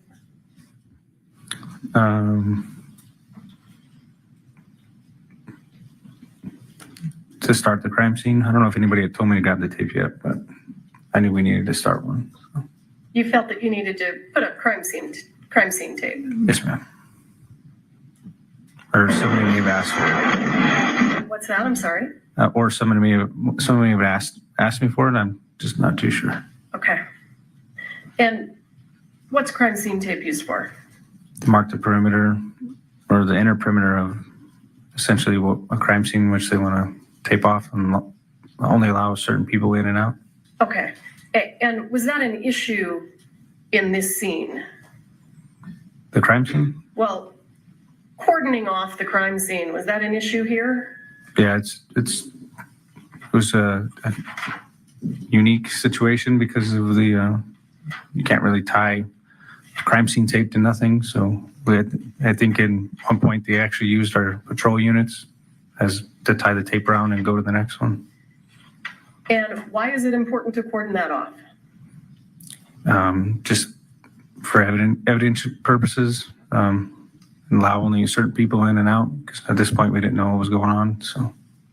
And were there people in that area that were not first responders? Yes. Approximately how many, if you recall? I don't know. I couldn't give you a number really. There was just a lot of people on the outside. that I hadn't seen originally inside the church. So Okay, and did you know who those people were? no. Okay.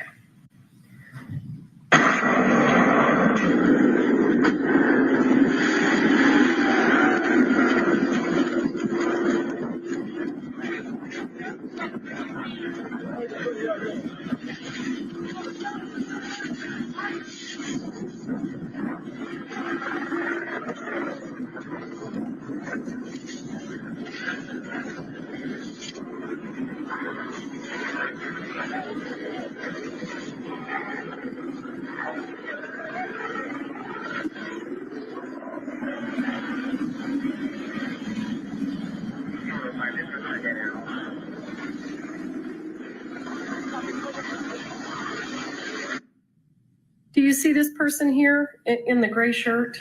Yes, ma'am. Was that a first responder? No.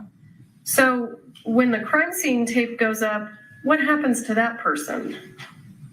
I can't recall. I haven't watched the video yet. Hypothetically, is that person allowed to stay inside the crime scene? No. Okay. Who are the people that are allowed to stay inside the tape? Medical and for first responders. Okay.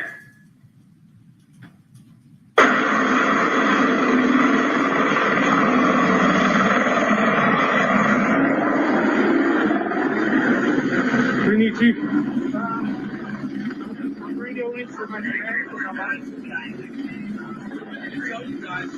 This was in the middle of a shot, and I have live ordnance on the ceiling up there. It's safe. Okay. But it is here, right above here. Okay. Right there, that's... Okay. And if people can get to the point where you say you want me to move, All right. I'll haul my guys in. Okay. Where's the bird? It's right here. Okay.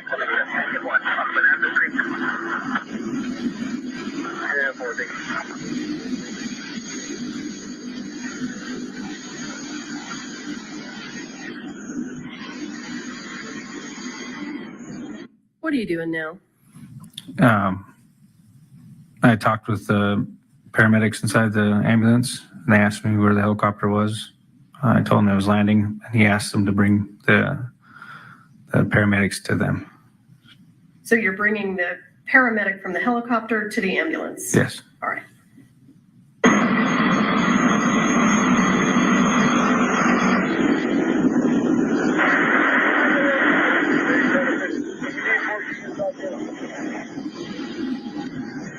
We got approximately 23-year-old female in the back of the ambulance right now.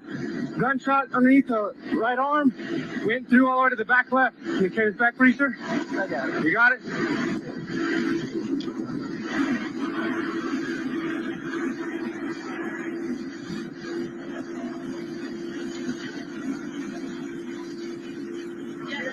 This one's priority.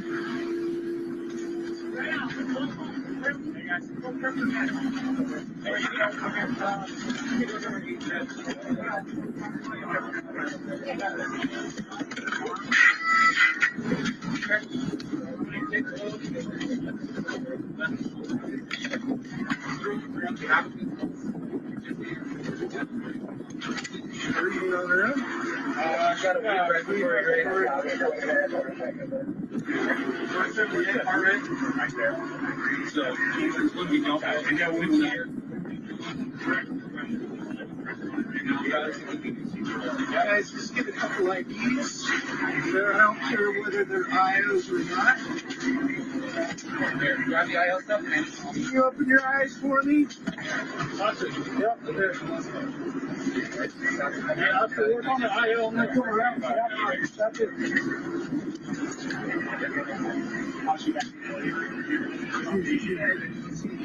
Here, if I can just have you guys just step over there for us, okay? Can I have you guys get over there for us? We're going to have to gather everybody up, get everybody's names, everybody who's on scene, okay?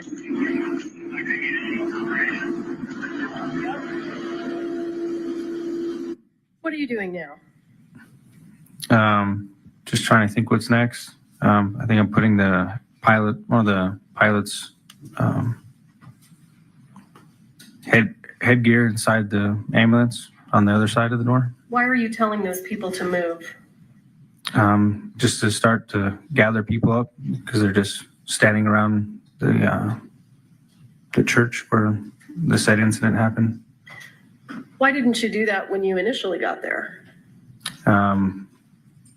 Just went in and made sure that medical that people were receiving medical treatment, and then slowly go with the flow, see what it could do next. Are you trained to take action to save lives before moving witnesses around? Yes, ma'am.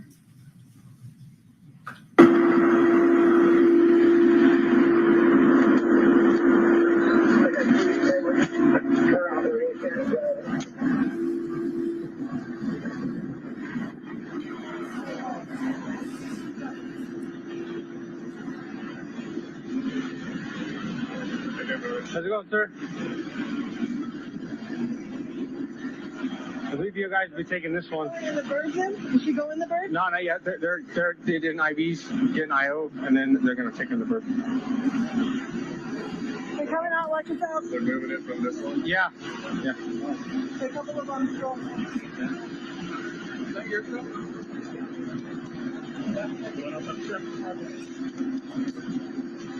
Okay, we're gone. And whose jacket is that? Joel's? Okay. He's got his phone. Oh, be careful, it is bloody. Okay. He's got his phone, it's got his other stuff in it. Okay, well, we're gonna just keep it here. So, His phone? Officer LaFleur, this woman who's speaking right now, she's not a police officer, right? No. Was she employed with the fire department? No, she was their set medic, I'm guessing. When you say set medic, do you mean she's the medic on the movie set? Yes, ma'am. yeah, he was wearing it. Well, where's his phone at? I don't know. Do you have any idea why movie sets would have medical personnel on scene? Probably for safety reasons. Someone closer than the paramedics or fire department. For safety reasons? Yeah. Phone. Anybody have Joel's phone? Yeah. All right, gentlemen. I just need your IDs, and then have you guys step outside and wait for the investigators to get here. Okay? Cool. Any idea who these guys are? Just more people involved with the movie set. Movie set employees? Yeah. Is that your impression? Yes, ma'am. And who's the props guy? Who's in charge of props? She has green and purple hair. You can't miss her. Okay.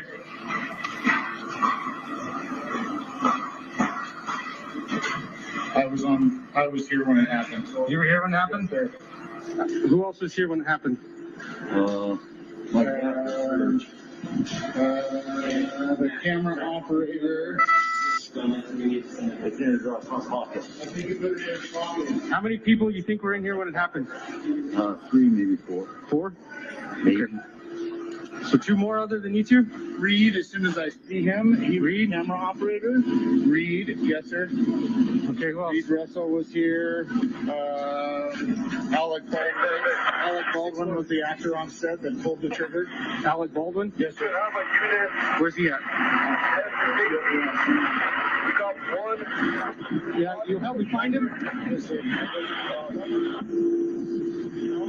Right there on the cell phone with the cowboy. Okay.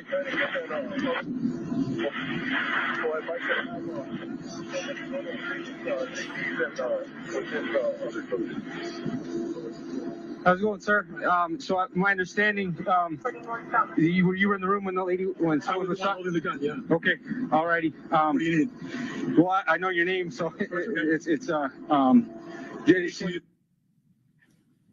Pursuant to the stipulation, I'm going to go ahead and jump ahead. Very good. I want to make sure this is the right part. Okay.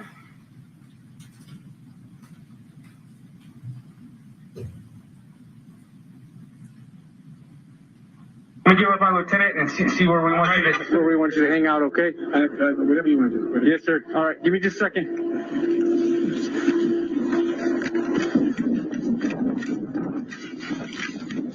LT. So apparently I was not given the appropriate reaction.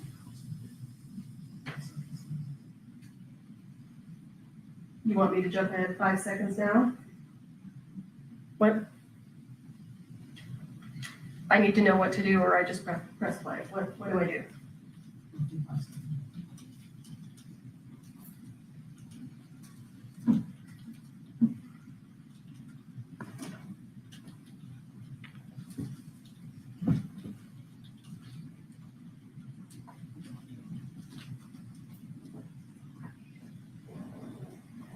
You want to pull the trigger? You want me to have him sit tight or? Yeah, you're gonna have to sit tight. Sit tight in the I unit? have the armor in here. This is all their stuff. I have the gun used is in there. And I got the two people that were in the room. Okay. You may have Alec Baldwin take a seat in the back of my unit or? No, we know where he's at. We know who he is. Yeah. We just need to stay. Is he in a trailer? No, he's right there in the gray and black. Okay. All right. So try to keep him away from everybody. Okay. Not going to talk to anybody. Okay. I can just have him sit. I can sit with him in my unit. That's fine. Okay. Okay. Officer LaFleur, at this point in time, what's your intention? I was going to go back to where Mr. Baldwin was and then escort him to my unit. When I got there, I realized my unit is over here being used as a post for the crime scene. So what did you do when you realized that?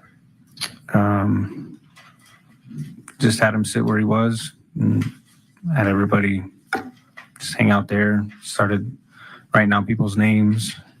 Okay.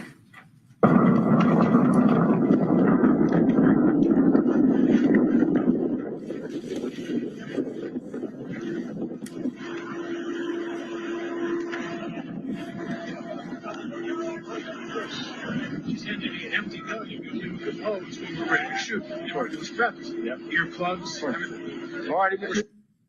What are these people doing? Seems like they're talking about what happened. Now, as a law enforcement officer, is that something that concerns you? Yes. And why? Why does that concern you? They could be, one person could be telling them what they saw and mess up what they have to say, what they saw. So it could essentially coerce testimony, I guess. People would say the same thing because the other person said it rather than saying their own opinion or own view of what they saw. Okay. Mr. Baldwin, who's the director on scene?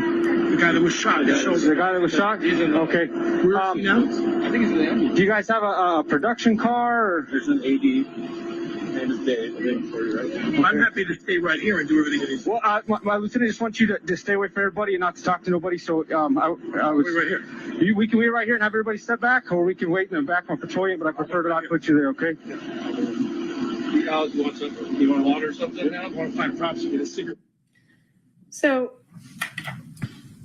why did you let Mr. Baldwin sit there instead of putting him in some vehicle and separating him from the other witnesses?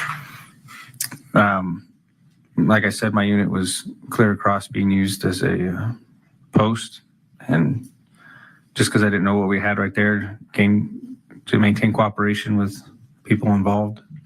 Well, it sounds like you gave him an option. You let him choose, is that right? Yeah, he wanted to stay right there, and I figured if I could keep him there, I didn't see a big problem with it until later on when people were talking and whatnot. And did you give Mr. Baldwin instructions about whether or not he could speak to people? I did tell him to stop talking. And did you give instructions to the other witnesses that were around?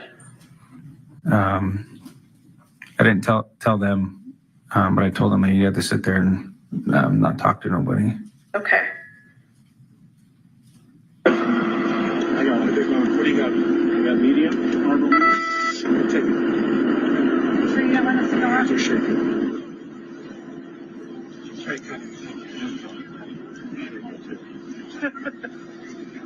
Yes, sir. Right, I'm right there. The silver car is Alec's vehicle. If you want to put him in there. Mr. Baldwin, is that your car? Yeah. We can wait in there.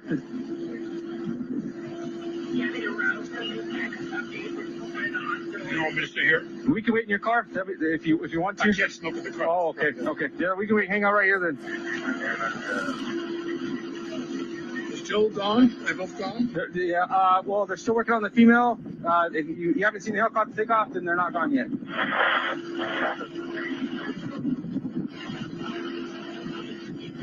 If you know Officer LaFleur, why hadn't the helicopter taken off yet? I don't know exactly why, but my guess is they have to stabilize the patient before they can put them in the air. In the air, okay.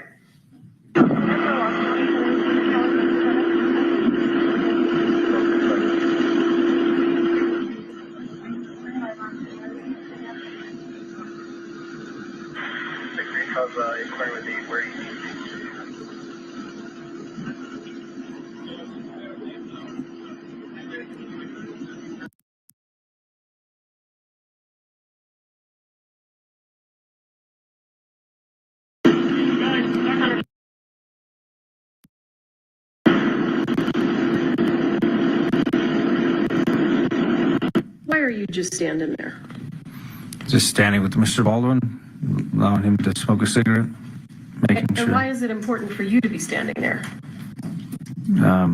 Essentially he's detained, not free to leave. So I'm there with him.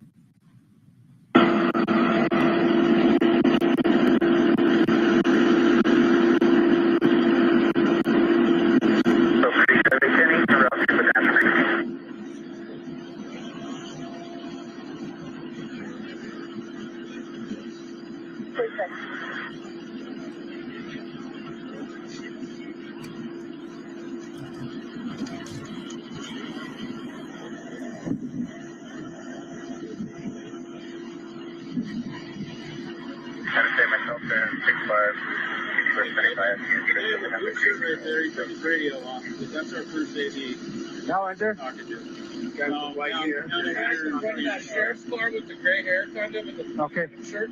Okay. Thanks, Dave. Hey, is there an officer over here by now? The electric Great.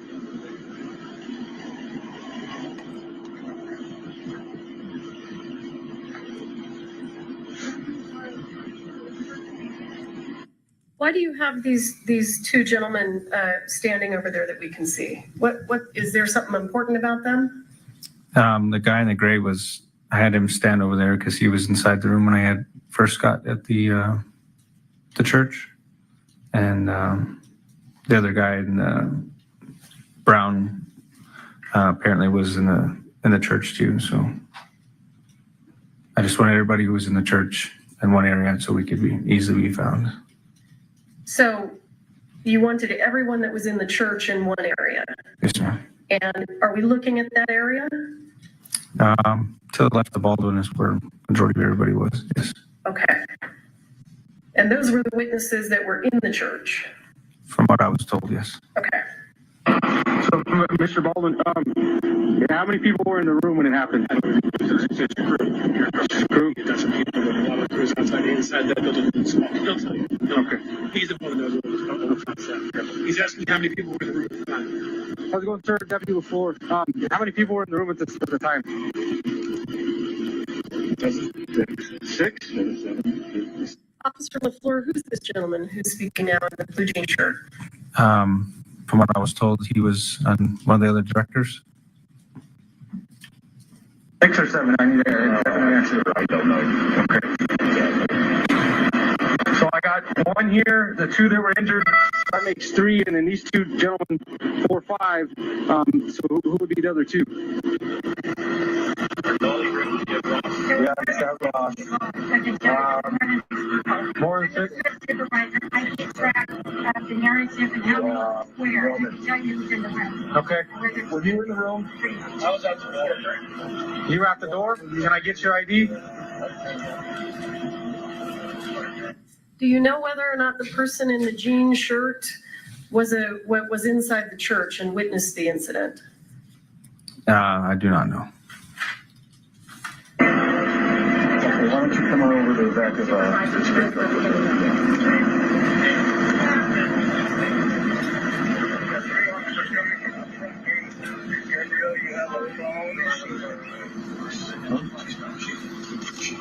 Three to 2-4. I have 380 for concussion center. Just really just down everybody. Oh, he was inside. Does it appear to you that Mr. Baldwin is speaking to the other witnesses? I think he was talking about who would know who's in the room. Okay. I can't really hear it.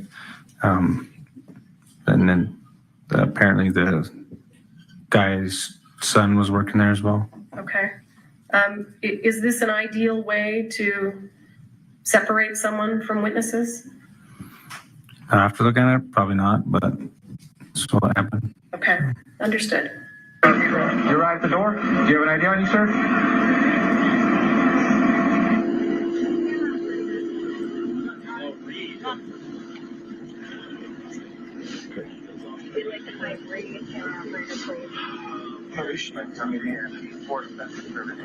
As of right now, her status is questionable. That's why we called the air light. Like, where were you at, sir? I was right behind him. Right behind him? Okay. Yeah, I was right behind him right when it happened. All right. So just have you guys hang out for me right here. We'll get someone to get your statement in just a second, okay? And then they cleared the gun outside after, on his request, and I witnessed them clear it and saw the bullets. Okay. So the one that was missing, the one that fired, we don't know, but all the other ones were proper. They had loads. Officer LaFleur, does it seem to you right now that they're talking about the incident? Seems like they're talking about the gun that was used in the incident. All right. They were low. They had loads.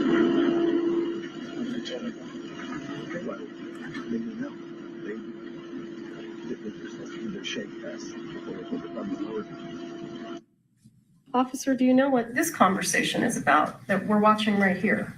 Something about a shake test. I don't know. Maybe the rounds, dummy rounds, maybe. Okay. I'm not too entirely sure. Do you agree with me that, well, was Mr. Baldwin supposed to be talking about the incident? No, ma'am. Does he appear to be doing it anyway? Yes, ma'am.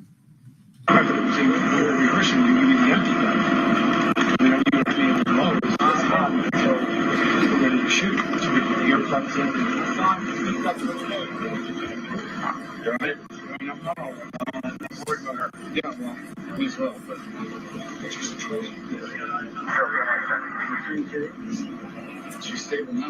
You get her hit both of them kicking in the shoulder. Hers came out the other shoulder, which is why it's not good. His, the shoulder blade stopped it. So shattered. There's basically a rotting to blank because I think it was based on the sound of how much ringing I had. I think it was a half. Officer, are they still talking about the incident? Yes, ma'am. Is there a reason that you didn't stop them since you told them not to? I think as time goes on, I tell them to stop.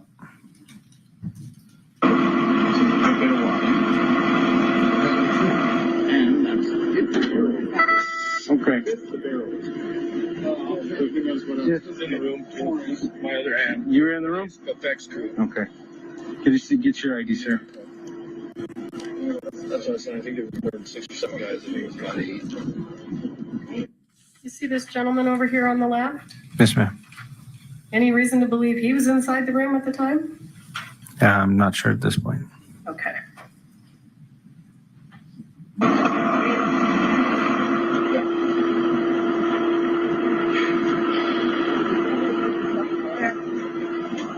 Were you in the room too, ma'am? Yes. Okay.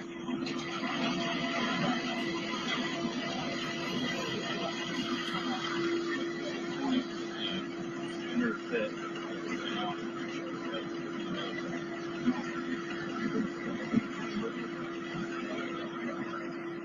She was breathing. She had clear lungs. And that needs to be removed.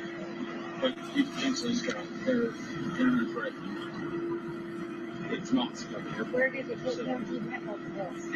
He took it to the right shoulder. His right shoulder blade stopped it, but they're hearing stuff in his head. So, And where did she went after that? they take him as soon as they were allowed to. So they'll stabilize both, and then once the sheriff says you're good to go, they'll let them go. So she basically they're trying to stabilize her vital signs enough for the flight and administer any kind of narcotics or anything they need, blood thinners and that may be. Then they'll load her up in the helicopter and they'll fly her there.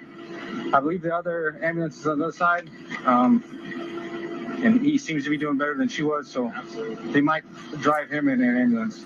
I heard him wave off the other car, so. Where did it take her? He went out and took out his head. Both of them took it in the shoulder. When I was up in Joel, I didn't see nothing on it before they put me out. He just went over. Yeah, I ran out. I came back in the queue and I was opening and I didn't see nothing. I was asking if he was all right. He couldn't hear me. You and him at the trauma hospital. Still at St. Vincent's. They're both trauma ones. Thanks for the information. I was curious. Yes, ma'am.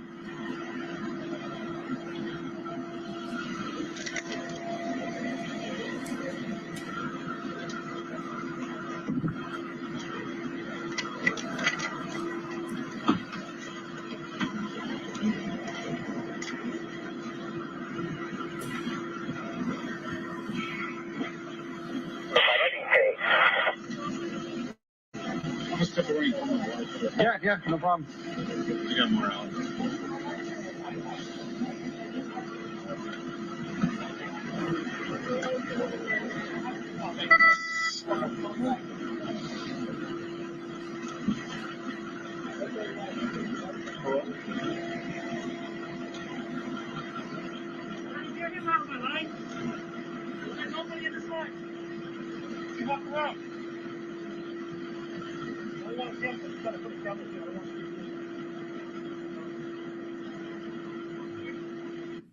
Officer LaFleur, have more first responders now arrived?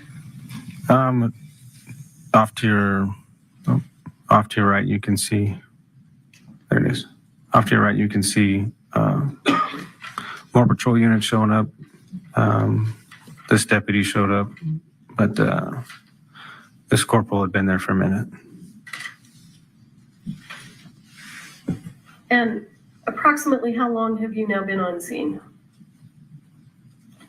According to my body cam, a little over 25 minutes.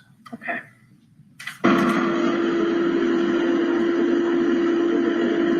Hey, Corporal. I got 7 people there in the room when it happened, all their IDs, so. Okay. Get it all brought down. I'm not sure what the CID came out for it. It's okay. At that point in time, what was your understanding of how many people were in the room and witnessed it? I believe I said 7. Okay. Do you know whether or not that turned out to be true? I think there was actually more. I wrote all the people who said that they were in the room in my report. Okay. Hey, sir. And I'm just hanging out with him because, yeah, he's the one who pulled the triggers. Okay. Yeah, he tried it. Sorry, I was trying to set things up a while ago and do what you can do. Whatever you can do.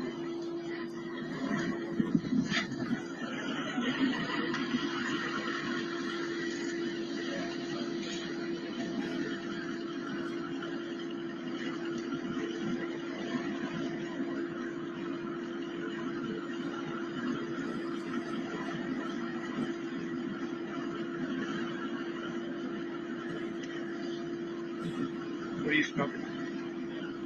You got one on you? I'm smoking. You got a notepad? Ready? All right. Do you have a notepad? Officer LaFleur, at this point in time, I know he's no longer in the frame, but the gentleman in the blue denim shirt, do you know whether or not he was in the room at the time? I don't recall if he was in the room or not. Okay. I know there was some director or whatnot there. Okay. I don't have my Yeah. So I start. Yeah, I know. It came off when I was given, trying to pack wounds. Yeah. Okay.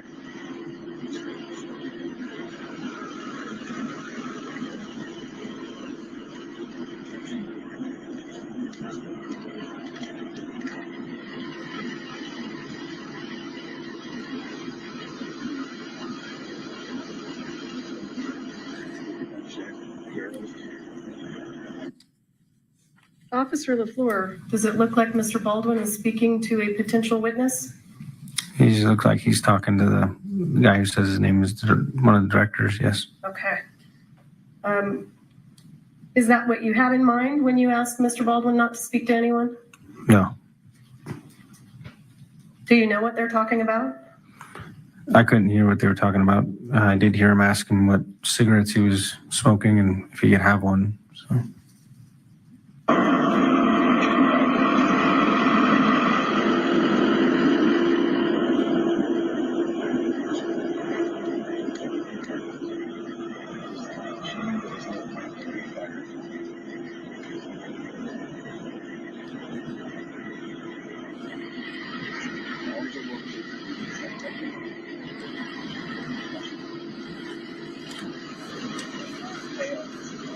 Carefully, has a bunch of loose cards in there. Oh, geez. All right. Or do you want to just try some pages off? No, because I'm going to be writing quite a bit. Everybody's in the room. I mean, I have my phone on me.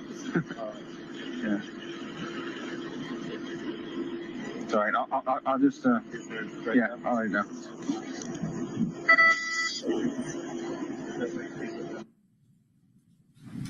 Do you see the gentleman in the denim shirt gesturing? You want me to back up? Yeah, which one? Are we talking about this gentleman? Yeah.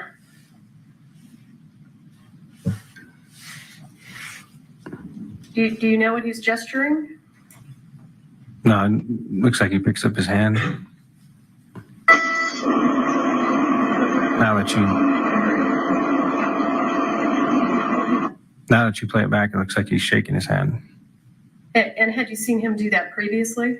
No, not until just now. I thought you testified earlier about a shake test. The gentleman was talking about a shake test, Okay. but I had not seen the director do it until reviewing the footage now. Okay. My eyes aren't always exactly where the body cam's pointed, so. Absolutely. When you tell people not to talk about the incident, do you have an expectation that they'll follow your instructions? Yes, ma'am. Does it look like they're following your instructions? No, ma'am. Okay.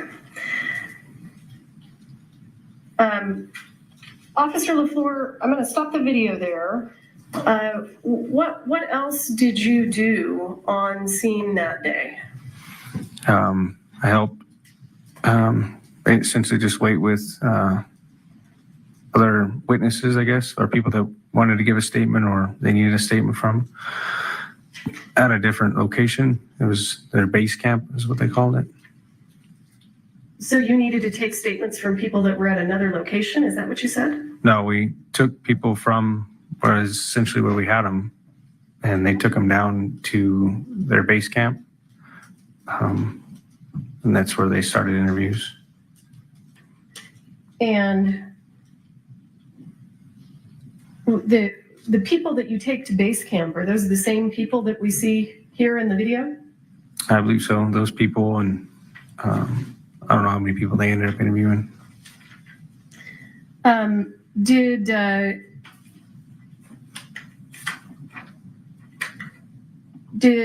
at any point in time, did Mr. Baldwin tell you that he didn't pull the trigger of the gun? I believe he told me he was holding the gun. I believe in the beginning when I was leaving the church, one of the guys said that Baldwin had pulled the trigger. So just off of what was told. And I know that this sounds ridiculous, but we have to follow some jurisdictional rules. Do you see Mr. Baldwin in this frame here? Yes, ma'am. Would you point him out, please? And do you see that same gentleman in the courtroom today? Yes, ma'am. And would you point him out, please? He's sitting in the middle with the glasses. Okay.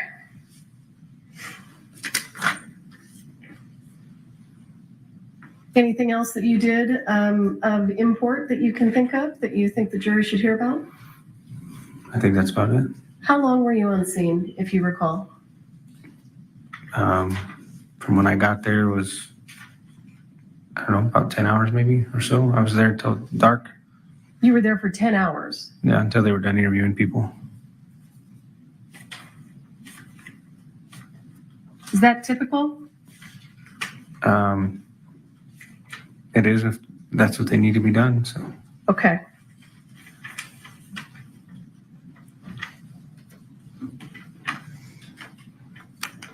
Your Honor, just for the record, we would ask that the record reflect that Officer LaFleur has identified the defendant. Yes. Thank you. I'll pass the witness.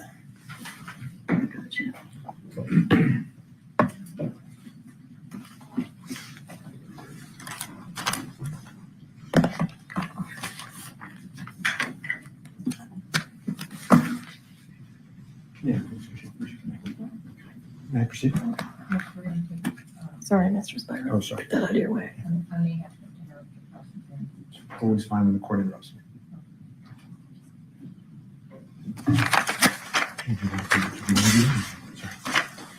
Then may I proceed? Yes.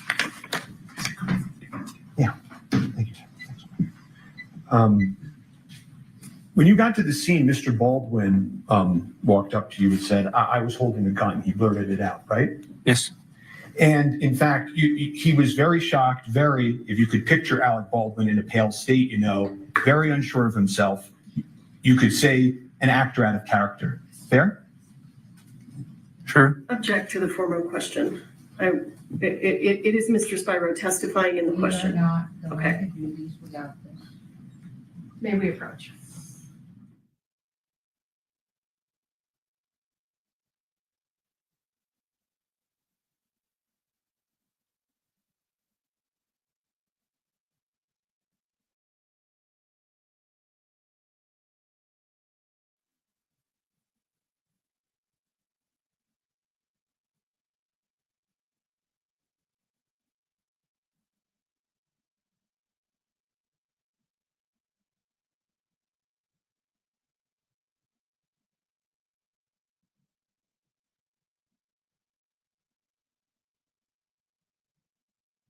When you saw Mr. Baldwin, he looked very shocked. If you could picture Mr. Baldwin in a pale state, like unsure of himself, you could say an actor out of character. Is that a fair description? Sure.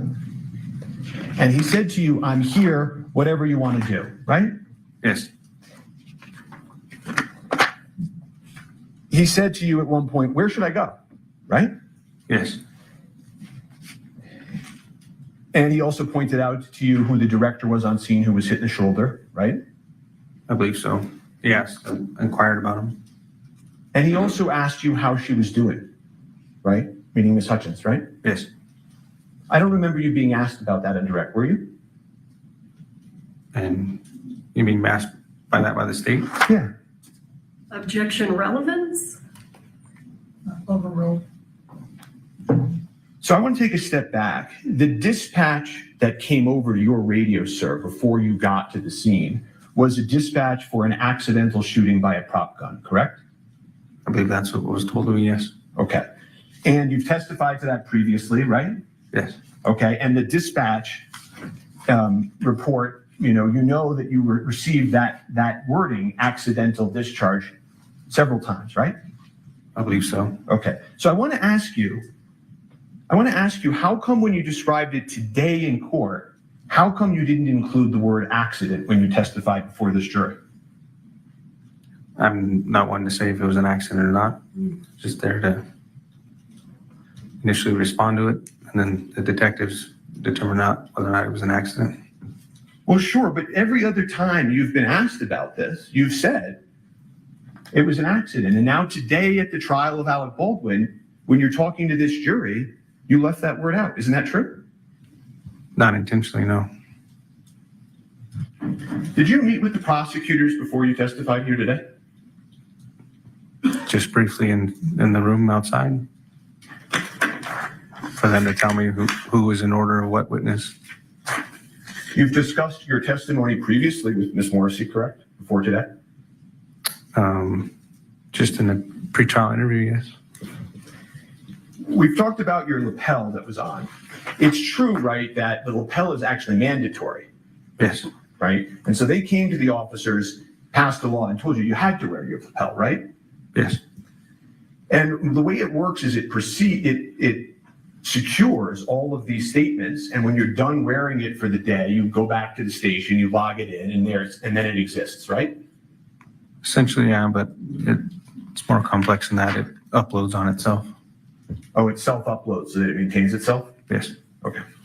And you then talked a little bit about the securing of the scene, and you talked about crime scene tape going up, right?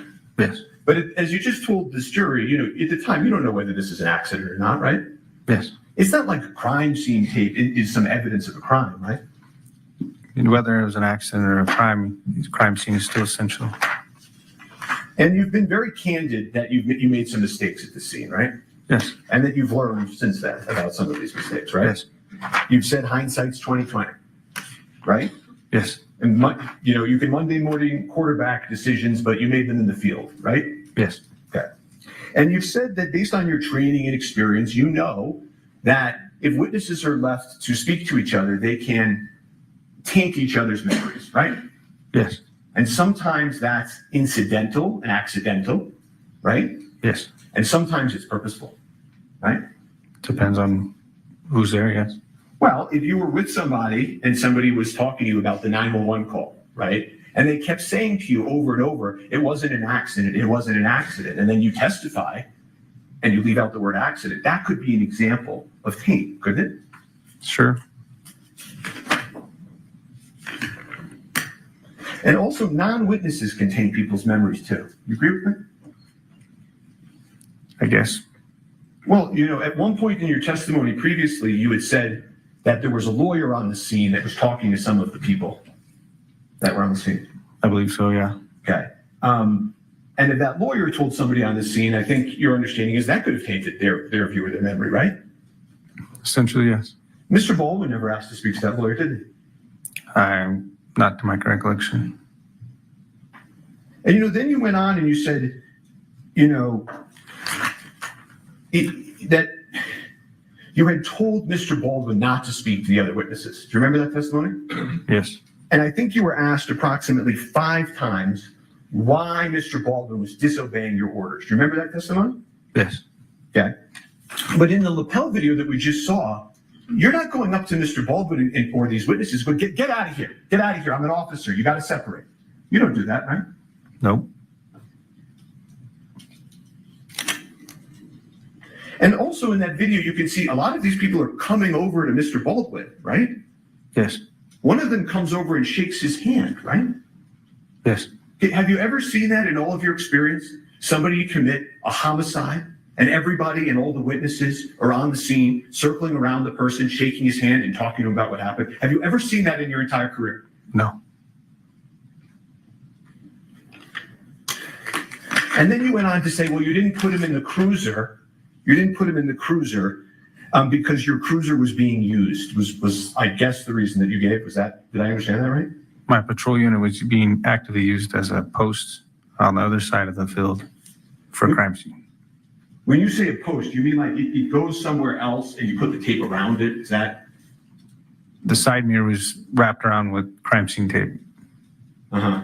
You mean, there were also another dozen officers on the scene that day that had police cars that they wanted to put Mr. Baldwin in at any point, right? Yep. Okay. And in fact, Mr. Baldwin later on drives himself to the precinct and goes and speaks to the police, right? I'm not too sure how he got there, but he did get there. Well, he wasn't under arrest, right? Not to my knowledge, no. And so you use this word detained when Ms. Morrissey asked you, were you detaining Mr. Baldwin? Do you remember that question?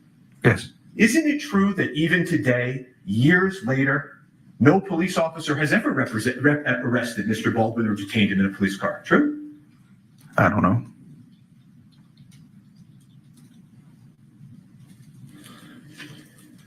The police department, the Santa Fe Police Department, has never arrested Mr. Baldwin. Not the Back Santa to Fe the Police former Department. question, asked and answered. And one of the things that you do as an officer on the scene is you observe demeanor, right? Yes. And you spent 10 hours on the scene, I think I heard you say, right? Yes. You got to see the people of Rust that day live, right? Yes. And the truth of the matter is that you took it as a way how everybody was acting, and that the individual who claimed to have been holding the firearm was still there, that there was no, the way he was, his demeanor was that there wasn't any intention behind the act, as you could say. Isn't that true? I wouldn't say there was no intention. I don't know the individual's intentions, but his demeanor was sad, upset. Okay, well, it's not just his demeanor being sad and upset, right? Okay, we'll move that to the side. And I understand you're not a mind reader, right? Correct? Yes. Okay. All you can do is look at the people and look at how they're interacting and make your own judgments, right? Yes. Okay, and you do that as a police officer to try to figure out how to interact with a scene. True? Yes. Okay, and isn't it true that the way you took it, how everybody was acting, and that the individual who claimed to have been holding the firearm was still there, that there was no, the way he was, his demeanor was that there wasn't any intention behind the act, as you could say. Isn't that true? Again, the wording you're using, I wouldn't say I Okay. had any clue of whose intention was what, but he was sad and upset. Okay, well, let's play. I'm going to play his statement to that effect. Can you hear that up, please? If that's okay with the court. He's saying he didn't say that he did. I'm going to impeach him. I don't think he said he didn't. Well, you want me to clarify that? Yeah. Okay. Are you claiming that you didn't say that? Rephrase what you said? Sure. Dispatch said it was an accidental shooting by a prop gun. So I didn't know if there was any. I took it as the way how everybody was acting, and that the individual who claimed to have been holding the firearm was still there, that there was no, the way he was, his demeanor was that there wasn't any intention behind the act, as you could say, you know. Again, I wouldn't say I knew what his intention was. I understand that. What I'm asking you now, okay, is did you in fact say those words that I just asked you? At what time? The Gutierrez or a PTI? Yes. I may have. Okay. You don't deny saying that? No. If we can.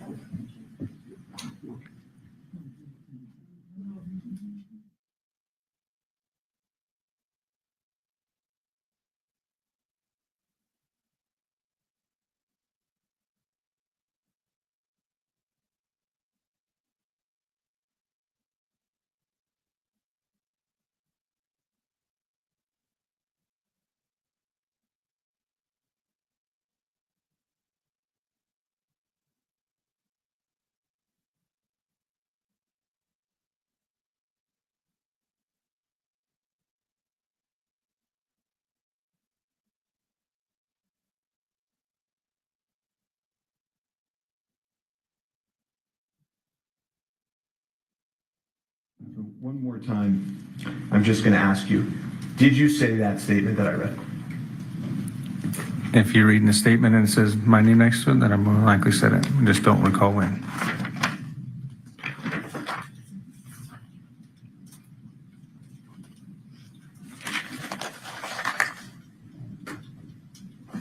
And one of the other things that happened that day that I don't think we've talked about is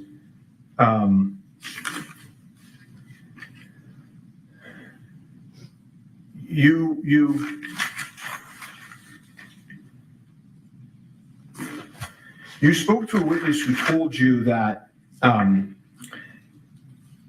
woman named Sarah was crying and shaking and going through the bullets and saying, I don't know how it got in there. Objection, hearsay. I'm asking the witness if he had that information. He's making the statement, the hearsay statement is coming in. Do you know whether anybody at the scene was, before you got there, shaking and going through the bullets and saying, I don't know how it got in there? I don't know. Okay. If we could refresh the witness with his lapel, and I would ask if you just, can I put it up on just his screen? Okay. I don't think you can do that. I would object because that's not proper refreshment. We don't refresh in front of the jurors. That's my objection. What do you mean? Well, if we're refreshing, You know what? We're gonna take a lunch break real quick, and we're gonna be back at 1:00, okay? Please don't talk among yourselves. I will rise to the jury.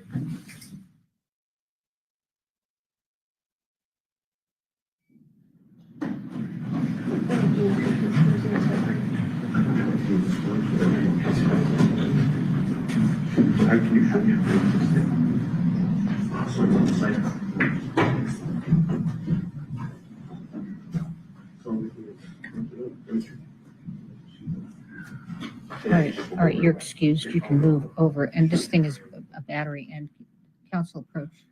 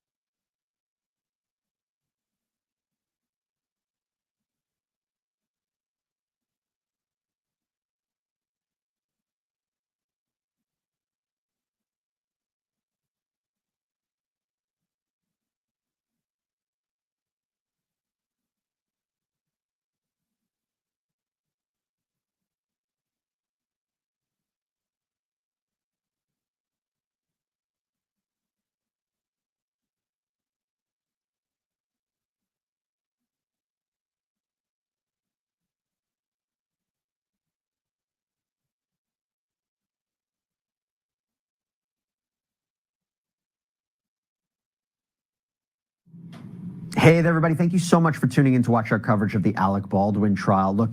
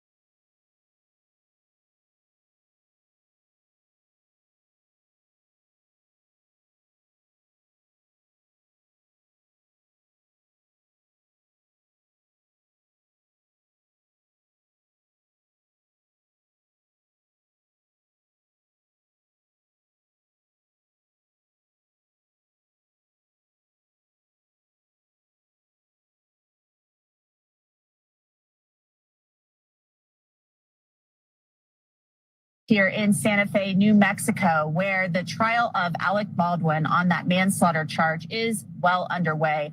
We are catching up on some testimony right now from the first witness in this case. His name is Nicholas LaFleur. I wanted to let you know, though, we are going to be starting our lunchtime Q&A very soon, so keep those questions coming in to us on YouTube, X, Facebook. We'll get to as many of them as we can. We have a great panel joining me very soon, but let's get back into court and catch back up on the cross-examination of Nicholas LaFleur, a former Santa Fe County Sheriff's deputy. When you saw Mr. Baldwin, he looked very shocked. If you could picture Mr. Baldwin in a pale state, like unsure of himself, you could say an actor out of character. Is that a fair description? Sure. And he said to you, I'm here, whatever you want to do, right? Yes. He said to you at one point, where should I go? Right? Yes. And he also pointed out to you who the director was on scene who was hit in the shoulder, right? I believe so. Yes, I inquired about him. And he also asked you how she was doing, right? Meaning Miss Hutchins, right? Yes. I don't remember you being asked about that in direct, were you? And you mean asked by the state? Yeah. Objection relevance? Overruled. So I want to take a step back. The dispatch that came over to your radio, sir, before you got to the scene was a dispatch for an accidental shooting by a prop gun, correct? I believe that's what was told to me, yes. Okay. And you've testified to that previously, right? Yes. Okay. And the dispatch report, you know that you received that wording, accidental discharge, several times, right? I believe so. Okay. So I want to ask you, how come when you described it today in court, how come you didn't include the word accident when you testified before this jury? I'm not one to say if it was an accident or not. Just there to initially respond to it, and then the detectives determine whether or not it was an accident. Well, sure, but every other time you've been asked about this, you've said it was an accident. And now today at the trial of Alec Baldwin, when you're talking to this jury, you left that word out. Isn't that true? Not intentionally, no. Did you meet with the prosecutors before you testified here today? Just briefly in the room outside for them to tell me who was in order or what witness. You've discussed your testimony previously with Ms. Morrissey, correct? Before today? Just in a pretrial interview, yes. We've talked about your lapel that was on. It's true, right, that the lapel is actually mandatory. Yes. Right? And so they came to the officers, passed a law, and told you had to wear your lapel, right? Yes. And the way it works is it secures all of these statements, and when you're done wearing it for the day, you go back to the station, you log it in, and then it exists, right? Essentially, yeah, but it's more complex than that. It uploads on itself. Is itself? Yes. Okay. And you then talked a little bit about the securing of the scene, and you talked about crime scene tape going up, right? Yes. But as you just told this jury, at the time, you don't know whether this is an accident or not, right? Yes. It's not like a crime scene tape is some evidence of a crime, right? And whether it was an accident or a crime scene is still essential. And you've been very candid that you made some mistakes at the scene, right? Yes. And that you've learned since then about some of these mistakes, right? Yes. You've said hindsight's 20/20, right? Yes. And you can Monday morning quarterback decisions, but you made them in the field, right? Yes. Okay.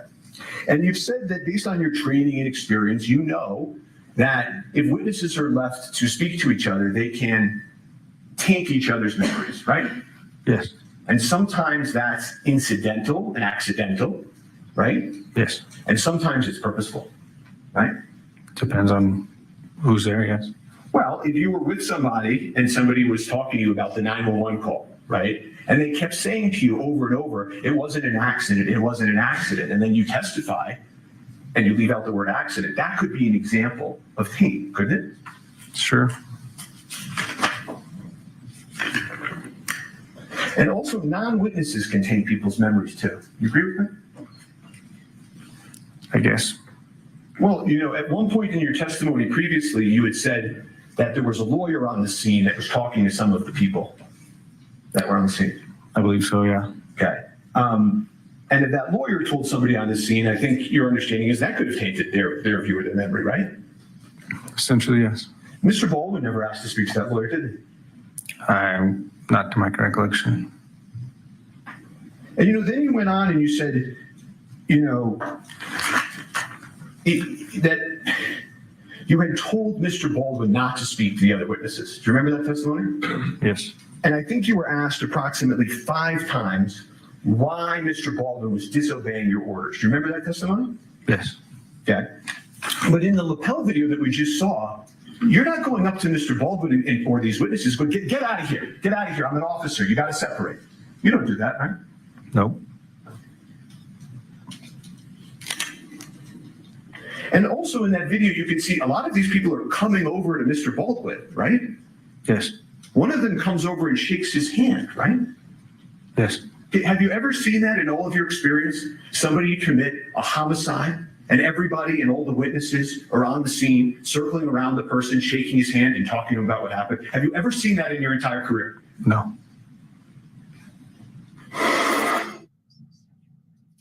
All right, you've been watching some of the cross-examination of Nicholas LaFleur. He was one of the first deputies on scene that day when Halyna Hutchins was shot. We are going to take a quick break, and when we come back, we are going to take your questions. So keep those coming to us on YouTube, Facebook, and X. We'll get to as many of them as we can. I'm Anjanette Levy coming to you live from the courthouse here in Santa Fe, New Mexico. You are watching the trial of Alec Baldwin here on Law and Crime.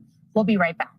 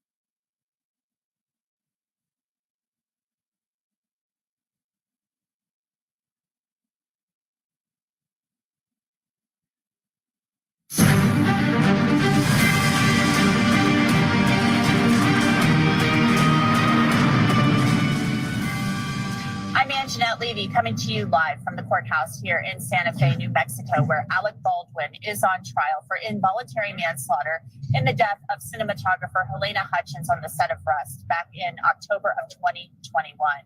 Halyna Hutchins was a talented cinematographer who lost her life on that movie set. It's a very sad case. Alec Baldwin contends that this was an accident and he doesn't have any criminal liability. As I mentioned, we're on a lunch break. We're taking your questions, so keep those coming to us on YouTube, Facebook, and X. We'll get to as many of them as we can. We have a great panel with us this lunch hour. Steve Wolf is an armorer and a stunt coordinator. He is with us virtually. And with me here at the courthouse is Gloria Allred. She's a famed attorney. She is also representing the family of Halyna Hutchins in a lawsuit, the family of Halyna, who is in Ukraine, but not her husband, Matt. He's represented by other counsel. So Gloria, thanks so much for being with us. I wanted to ask you just briefly, you and I spoke last week. You said that it was important for you to be here because Halyna's family can't be here. Yes, and let's talk about who the family is that I represent. Yes. Her mother, her father, and her sister. They all wanted to be here. They're living in a war zone in Kyiv, Ukraine, and can't be here. I will help them to understand. As their attorney, I will communicate what is happening in the courtroom to them and have everyone remember that Halyna, who was in this photo, with her mother, Olga, and with her son, Andros, at a much younger age, that Halyna matters too. It's not just Alec Baldwin. It's Halyna Hutchins, who was killed by a bullet from the gun that Alec Baldwin discharged. What were your thoughts about opening statements? I think it was a very, very strong and compelling opening statement by the prosecution because they stated that Alec Baldwin was playing make-believe in a real-life situation. And their allegation is that there are safety protocols that were not followed and that resulted in the death of Halyna and injury to the director, Joel Souza. Now, the defense opening argued that somehow it was not foreseeable, that actors don't have any duty to check a gun. There will be experts, the prosecution said, that will take the stand and testify that when anyone has a gun in their hands and they point it at another human being, they should assume it is loaded and not discharge it unless they intend to destroy the person or property. And I want to ask you about that, Gloria, because one of our viewers on YouTube at DeFrisco is asking, was it Baldwin's responsibility to make sure the gun wasn't holding a live round? The defense contends that it wasn't, that you had an armor on set and a first assistant director, Dave Halls, and that it was his responsibility to check. So you obviously have an opinion on whether or not he had a responsibility. We'll see what the evidence proves. But the argument of the prosecution is that he had a responsibility of due care and circumspection in the handling of a firearm, and that he negligently used a firearm, and that therefore he is guilty of involuntary manslaughter. As far as I know, I have not seen anywhere in New Mexico law that it says that this applies to everyone except not actors.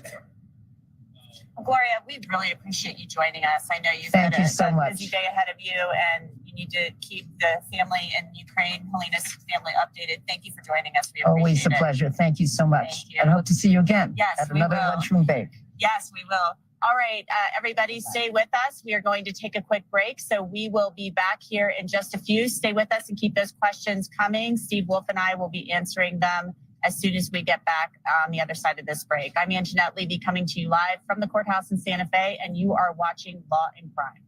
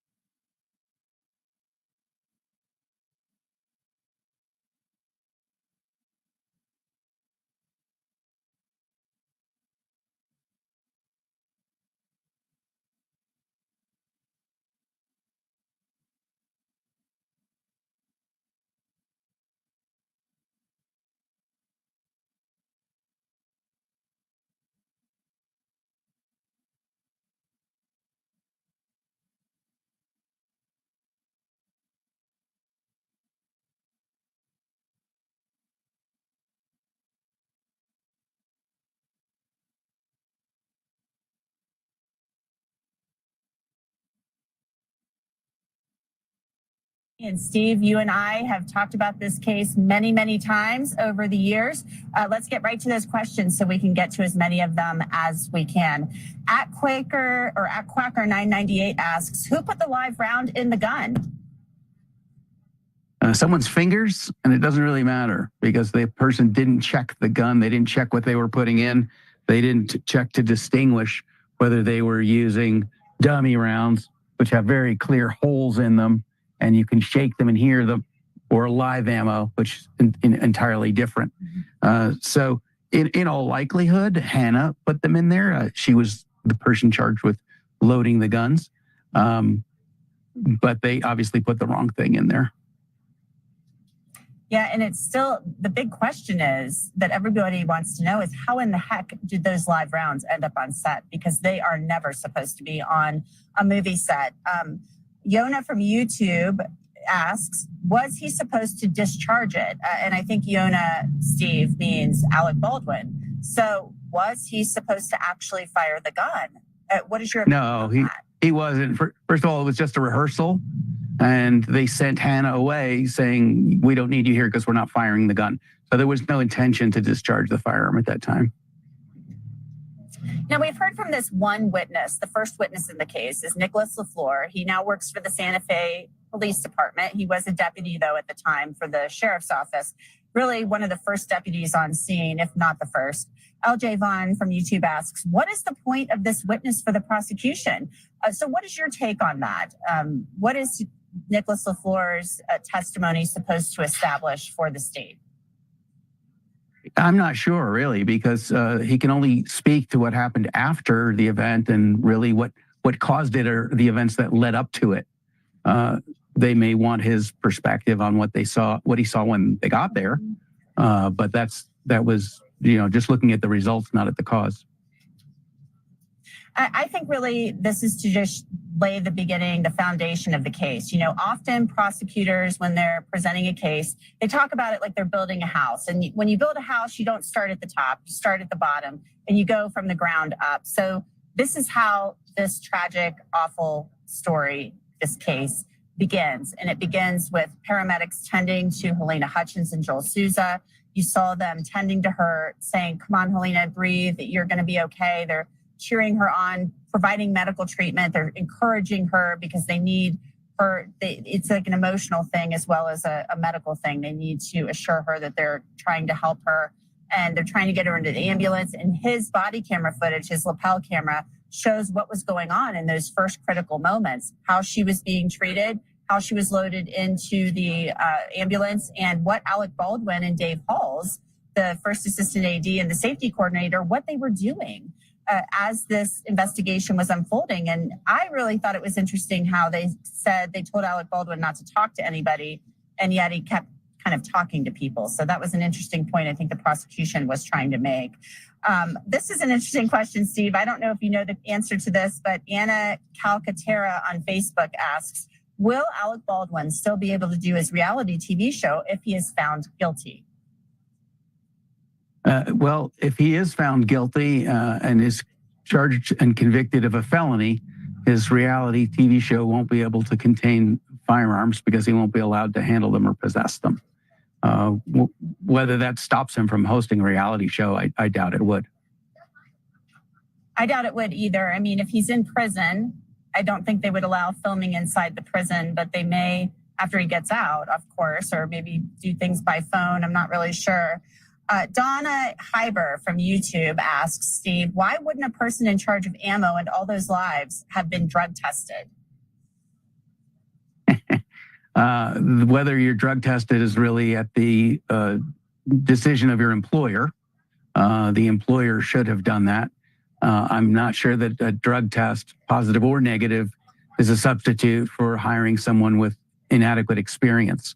So she could have passed a drug test and still not be qualified. And based on the reports I've heard, she wouldn't have passed a drug test. Devarney C. Deal from YouTube asked Steve, it's not normal that the gun was loaded. Where did the gun come from?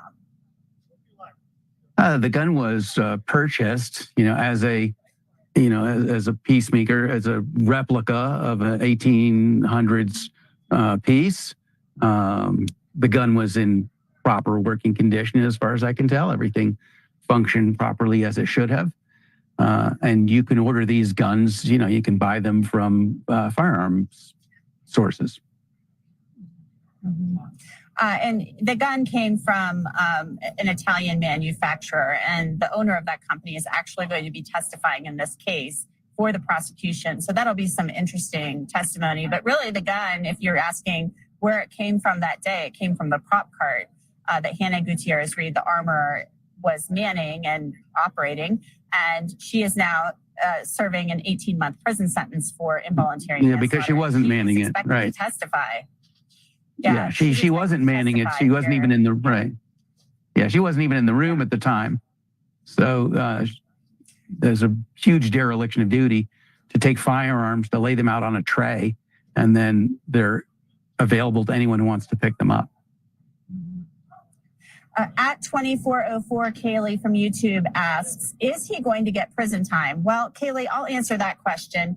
Basically, Alec Baldwin is facing the potential of 18 months in prison if he's even convicted of involuntary manslaughter. So it's a possibility. As I just mentioned, Hannah Gutierrez Reed was sentenced to 18 months in prison. That was the maximum. She will likely be testifying here at some point during the trial. She's on both the state and the prosecution, or the state and the defense's witness list. And so the possibility of prison time it's there if he is convicted, but he's claiming he did not commit a crime, that he is not criminally liable here. Anne Smajdro LA from YouTube asks, if Alec is found guilty, what's the max amount of time he could be sentenced to? And 18 months, I'll just reiterate that right there. At Shannon Z9211 from YouTube asks, how did they get a jury so quick? I thought it would take days. Any numbers? Well, actually, it's 11 women and 5 men who are on that jury. 4 of them are alternates, but the alternates don't know who they are, and neither do we at this point in time. So they just went through it very quickly. This judge, she likes to run a tight ship, and that's how it's going to go throughout this trial. They were able to ask the questions and whittle down the jury panel to that final 16, and there you have it. They were just able to get through it. Next question, at Rohan Chika T8905 from YouTube, was there any gun safety procedures done during any parts of filming where the guns were inspected prior to being given to an actor? And have the actors been given the opportunity to adequately prepare themselves in the hands of a gun? Steve, your thoughts on that? Yeah, that's a great question. So were they given the opportunity? Absolutely. Did they take advantage of the opportunity? Not really. Every gun is different, whether you're working with a modern semi-automatic, whether you're working with a modern revolver, or in this case, with an old style revolver, these single action guns, which work very differently. So even if Alec had experience with, let's say, semi-automatic pistols from other guns, that would not carry over to how this gun works. The gun safety rules are unchanged. Steve, I'm sorry I got to cut you off. We have a hard break we have to hit here. Thank you so much. Yep. We're going to get you back into court soon. We'll be right back in just a few minutes.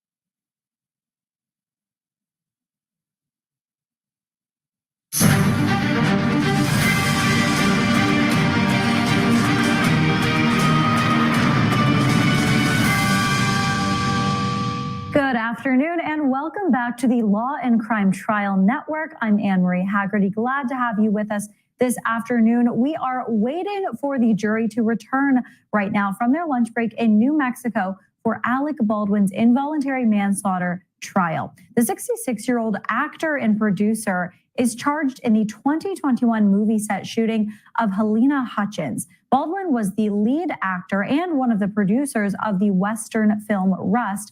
However, prosecutors are barred from bringing evidence of producer liability against him in this trial. Right now, we are catching up from testimony from just before the lunch break and want to take you to listen to Officer Nicholas LaFleur undergoing more cross-examination. Take a listen. And then you went on to say, well, you didn't put him in the cruiser. You didn't put him in the cruiser because your cruiser was being used. Was I guess the reason that you gave was that? Did I understand that right? My patrol unit was being actively used as a post on the other side of the field for crime scene. When you say a post, you mean like it goes somewhere else and you put the tape around it? Is that? The side mirror was wrapped around with crime scene tape. Uh-huh. You mean there were also another dozen officers on the scene that day that had police cars that they wanted to put Mr. Baldwin in at any point, right? Yep. Okay. And in fact, Mr. Baldwin later on drives himself to the precinct and goes and speaks to the police, right? I'm not too sure how he got there, but he did get there. Well, he wasn't under arrest, right? Not to my knowledge, no. And so you use this word detained when Ms. Morrissey asked you, were you detaining Mr. Baldwin? Do you remember that question? Yes. Isn't it true that even today, years later, no police officer has ever arrested Mr. Baldwin or detained him in a police car? True? I don't know.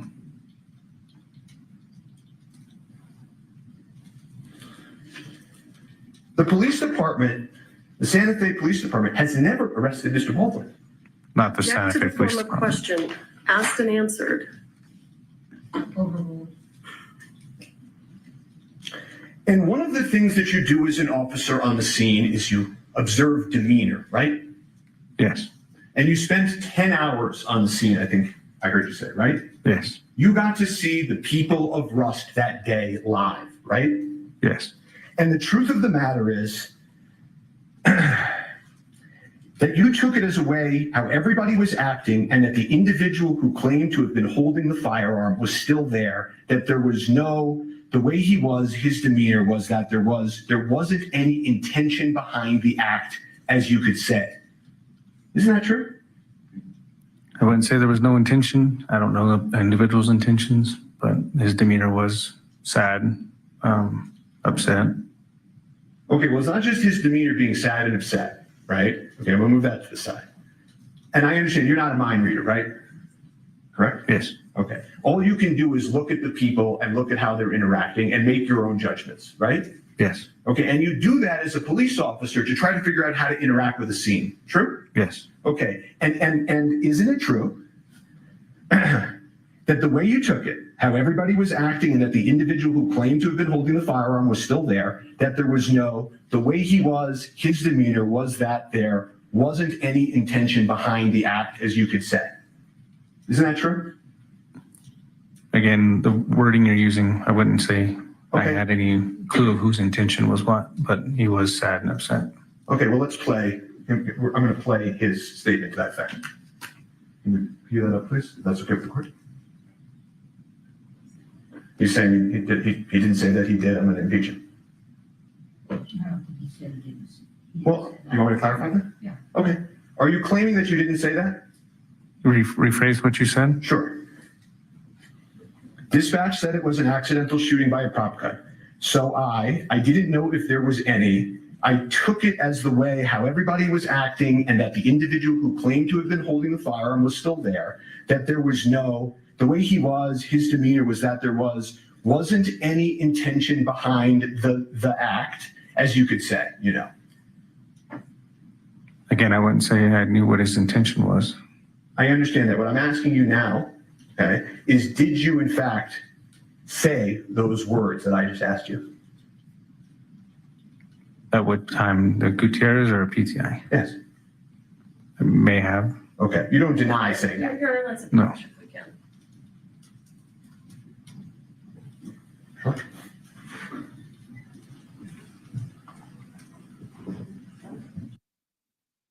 One more time, I'm just going to ask you, did you say that statement that I read?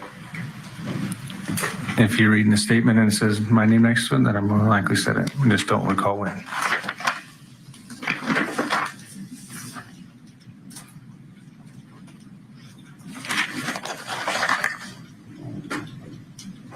And one of the other things that happened that day that I don't think we've talked about is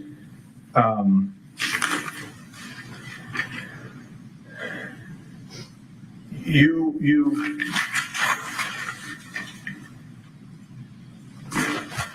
spoke to a witness who told you that a woman named Sarah was crying and shaking and going through the bullets and saying, I don't know how it got in there. Objection, hearsay. I'm asking the witness if he had that information. He's making the statement, the hearsay statement is coming in. Do you know whether anybody at the scene was, before you got there, shaking and going through the bullets and saying, I don't know how it got in there? I don't know. Okay. If we could refresh the witness with his lapel, and I would ask that can I put it up on just his screen? Okay. I don't think you can do that. I would object because that's not proper refreshment. We don't refresh in front of the jurors. That's my objection. What do you mean? Well, if we're refreshing. You know, we're going to take a lunch break real quick, and we're going to be back at 1 o'clock, okay? Please don't talk among yourselves. I will rise to the jury. Contentious tone on much of the questioning in that cross-examination from the defense. That is again of witness officer Nicholas LaFleur. He was on the scene of the Rust movie set after the accident happened, and the testimony came before the lunch break for the jury. We anticipate the jurors to be back in that courtroom any minute now, and we want to get you back in the courtroom shortly. So keep it right here at Law and Crime while we take this quick break. Be right back with you.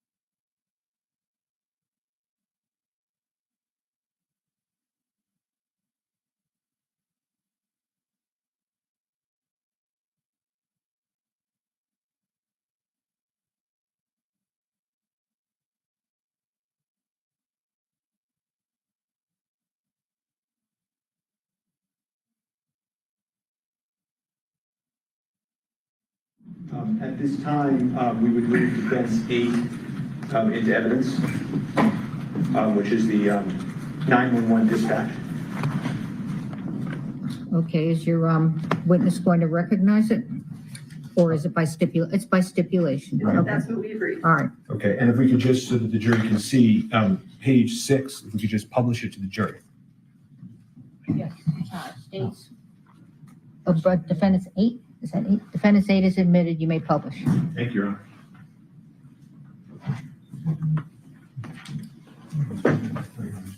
Just to, you were using numbers. We assumed you guys were using letters for exhibits. We filed. Oh, 8. It's 8. Okay. Understood. You're doing numbers too? Yeah, defense 8. Are you doing numbers? Yes, we filed our exhibit list first as. Okay, so you do letters. So okay. It's DX.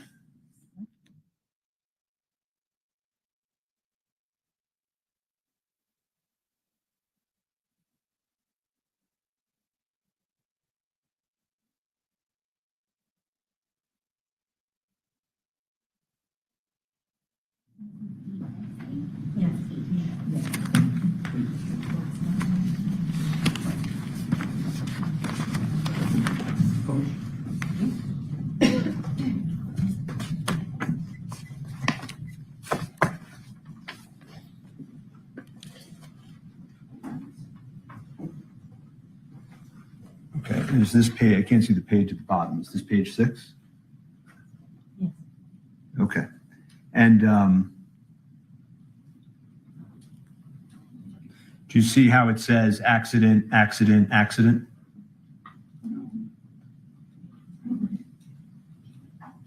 I can touch it? Oh, accident. Okay. And then I would ask, the 911 is exhibits 9 and 10, which is now I and J. Exhibits 9 and 10 that was entered into and played at opening by stipulation, and I'd asked to play and enter them and play exhibits I and J.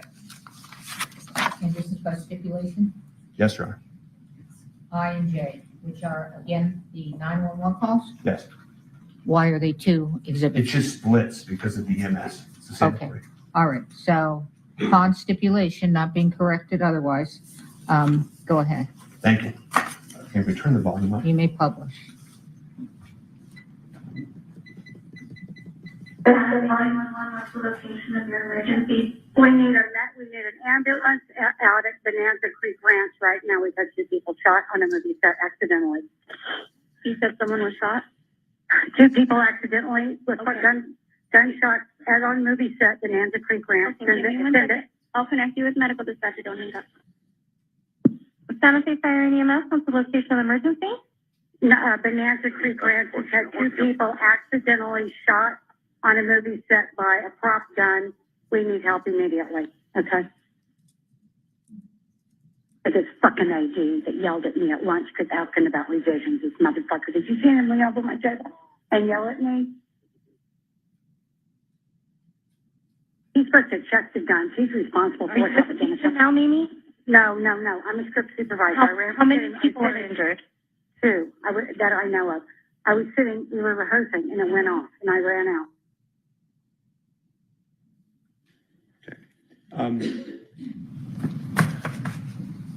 You heard some language, and then that the first assistant, was supposed to check the gun. Did you hear that? Yes. Okay. Did you hear anybody on the 911 call mention Alec Baldwin at all? No. I asked you before we broke about a prior statement. I asked you if you made a prior statement that we talked about a few times. So I'm just going to approach quickly and refresh your recollection. And this is November 30th, 2023, your pretrial interview, Officer LaFleur. And I'm just going to ask you to read down here. Your Honor, and again, Mr. Spiro's testifying as he's handing it to the witness. Just identify what the document is and then move away.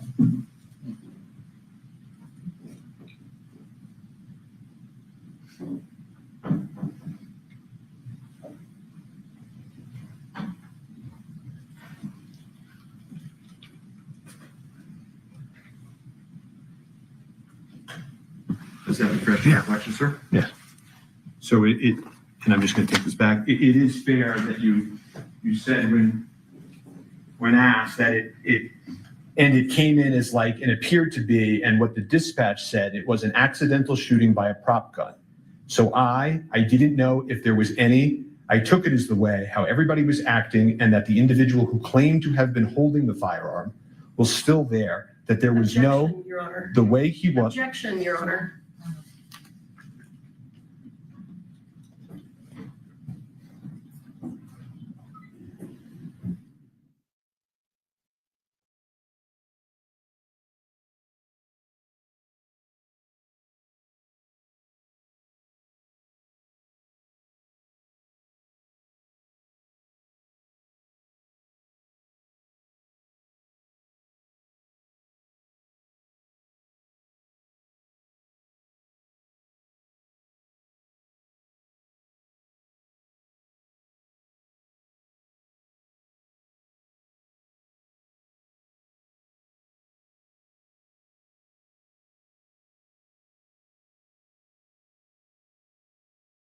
Was an accidental shooting by a prop gun. So I didn't know if there was any, I took it as the way how everybody was acting, and that the individual who claimed to have been holding the firearm was still there, that there was the way he was, his demeanor was that there wasn't any intention behind the act, as you could say, Yes.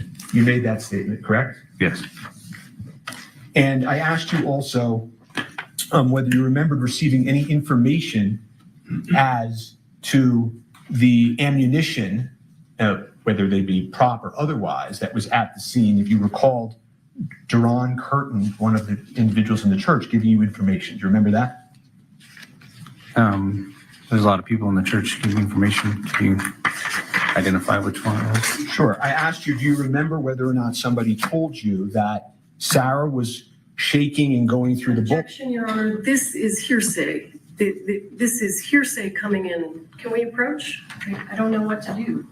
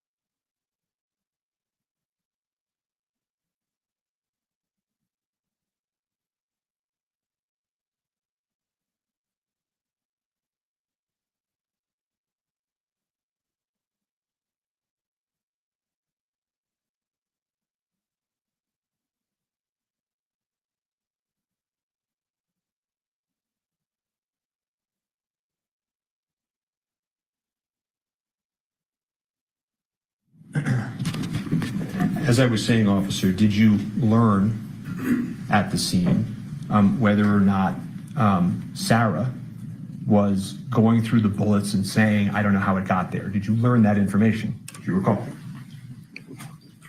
I don't remember. If you could refresh my memory to which part, which person said what.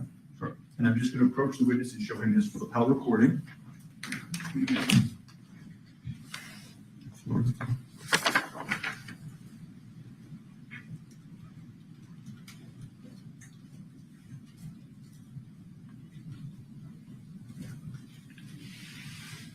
Okay. Does that refresh your recollection? It appears it's a recording type out of what my body-worn camera recorded, yes. Okay. And when you learned this information, did you do anything with that information? To be honest, it's the first time I've heard it in that detail. Body cameras pick up more audio than our ears do. Okay.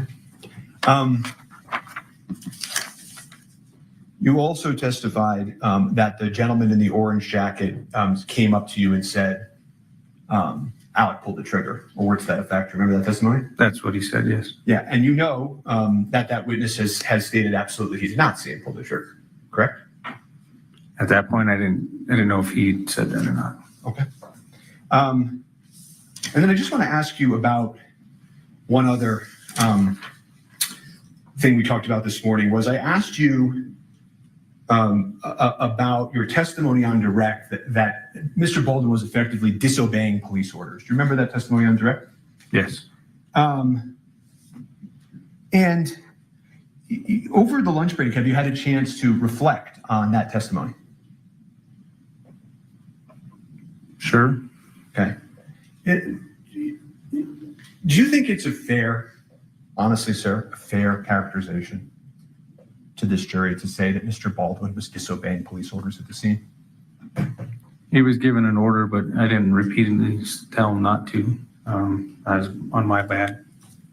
And so don't you think that given what actually happened at the scene, that really, in all fairness to Mr. Baldwin, he wasn't really disobeying police orders, was he, sir? To an extent, yes. You were the first officer on scene. Yes. And you did your best, no question, right? Yes.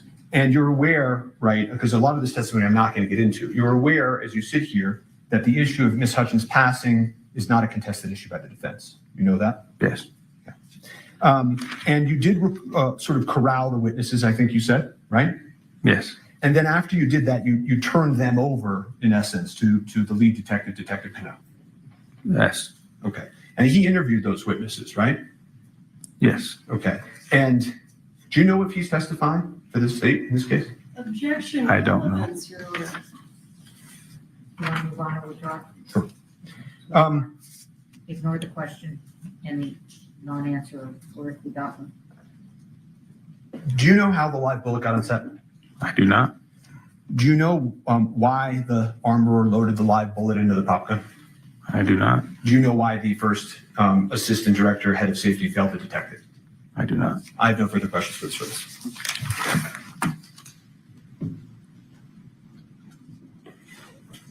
Cross-exam.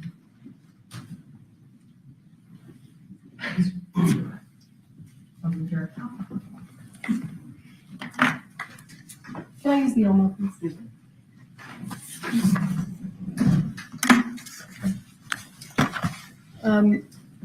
You know what? Let me do this. Where is the defense exhibit DX? That's H. This is H, yes. Okay. I just have to relabel them. Okay. It should be labeled, I'm not doing There are 3 copies? it. Yes, I just gave us extra copies. Okay.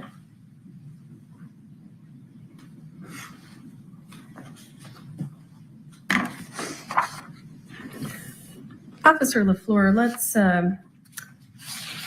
back up a little bit, okay?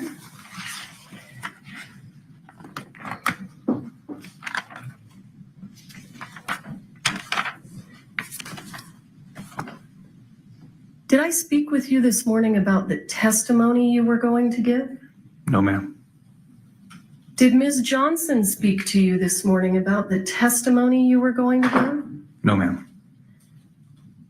When was the last time someone from the prosecution spoke to you about the testimony you were going to give today? I don't believe we've talked about the testimony I was going to give, but just about the pre-trial interview. So you mentioned a pretrial interview. So let me ask you, do you recall when your pretrial interview was?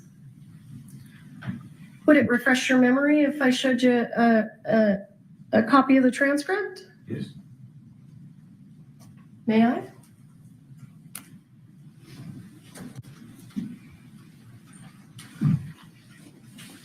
Let me know.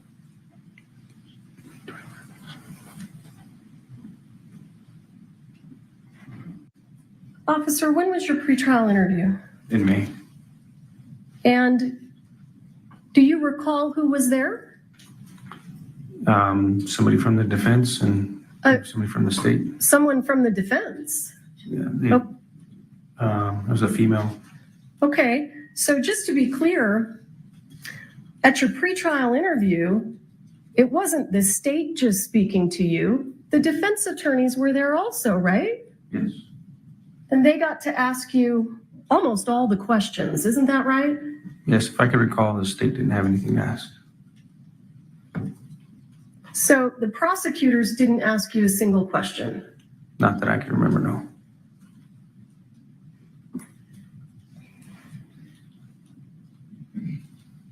Do you agree with the defense attorney's assertion this morning that somehow you were coached to give your testimony? I'm an objection to that characterization, but he is. Can you rephrase that question? He's objecting to the word assertion, I believe. So why don't you rephrase it? Did Mr. Spyro indicate to you on cross-examination that did he attempt to imply that the prosecution had told you how to testify? Essentially, it sounded like he asked if I was coached to know my testimony. But the prosecutors haven't actually told you what to testify to, have they? No, ma'am.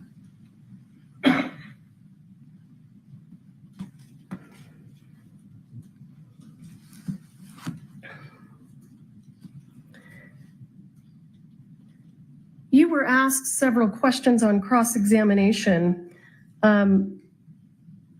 about the statement that you made that it didn't seem like Mr. Baldwin intended to commit the act. Do you recall those questions? Yes. Do you know what the crime that Mr. Baldwin is charged with? I believe involuntary manslaughter. Is involuntary manslaughter an intentional homicide? No, ma'am. Not to my recollection of the New Mexico State statute.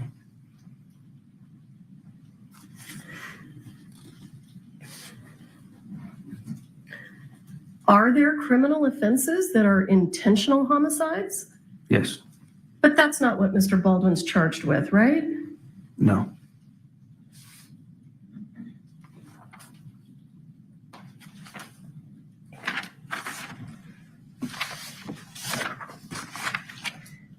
Officer LaFleur, when you are speaking to a witness, when you were in fact speaking to witnesses at the scene, you collected their driver's licenses, didn't you? Yes. And what do you do when you collect the driver's license? Do you run it through a system? I put it in our computer system, run it by driver's license in the state. It's easier than name and date of birth.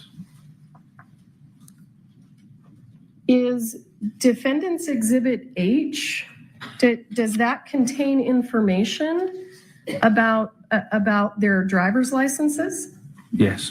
It appeared that it was a page that showed each person's license being inputted and the return that came back from RACC or NCIC.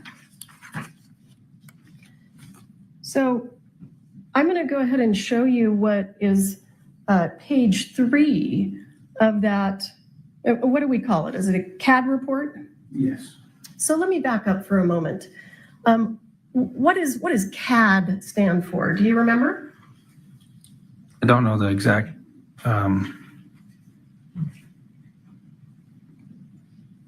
exactly what it stands for, no, but it's a reporting system that we use to dispatches us through. And So this is this a dispatch log? yes.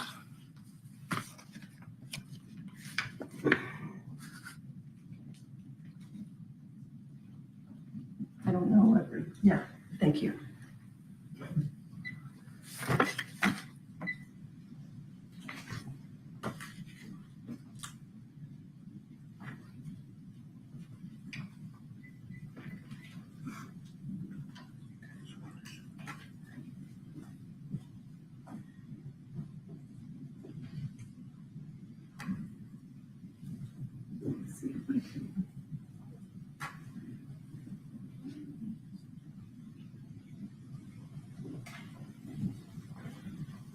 Sorry, I know that's getting smaller and smaller, but I'm not sure what to do.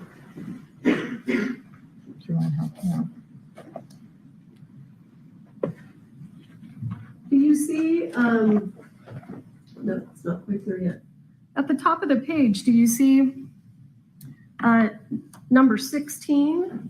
And there's a 16 and then there's a parentheses. Yes. What does it say? Posted speed limit and actual. What does posted speed limit and actual have to do with this incident? I'm not too sure. It looks like the individual who ran it, their name, I don't know who that is. Well, that's okay. Does this have anything to do with the incident involving Ms. Hutchins? No. So I want to take you down here to number 5, parentheses. What does that say? It says non-commercial class, code D. What is that person talking about? Does it have anything to do with the shooting of Ms. Hutchins? No, that's the return. It came back for a driver's license, it appears. That's the return that came back for a driver's license? Is that what you said? That's what it appears like, yes. Let's go down to number 10. Do you see that? Yes. What does that say? Accident quantity. Keep reading. 3, withdrawal. It looks like it's going to try to say withdrawal. Does that have anything to do with this incident? No.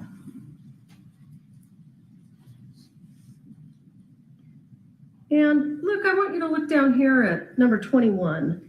Do you see that? Yes. What does that say? Of alcohol or drugs. That you're aware of? Does that have anything to do with this incident? No. Let's jump down to number 26. 6, what does that say? Objection, relevance cumulative.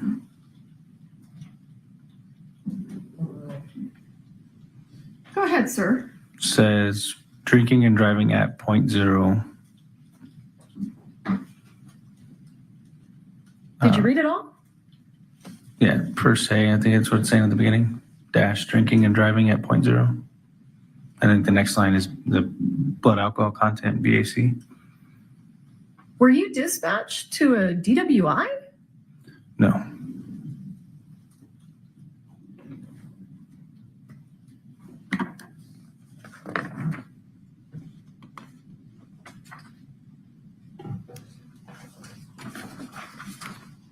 Let's have a look at page 5.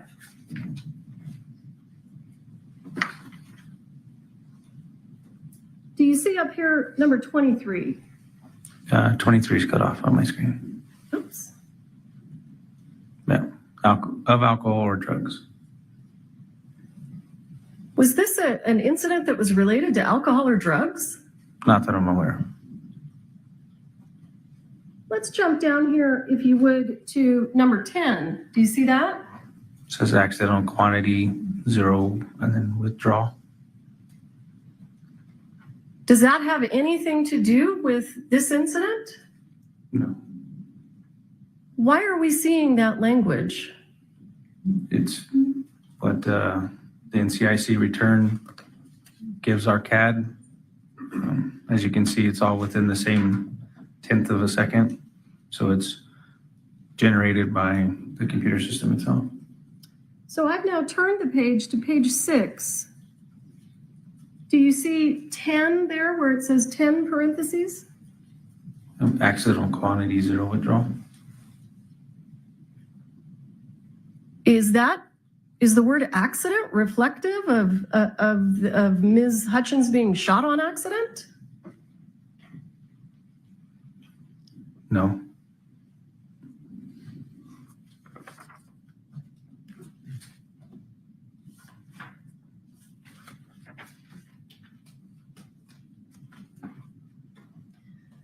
Is the word accident in that report? Does it appear anywhere where it's talking about what happened to Ms. Hutchins? No, right here, it's just a bunch of returns.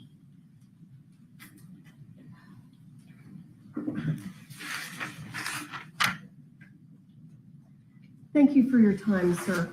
I don't have anything further. All right, thank you. This witness is excused. Next witness. The state calls, I'm sorry. Were you? We would now move to page 14 of that exhibit. Come over here.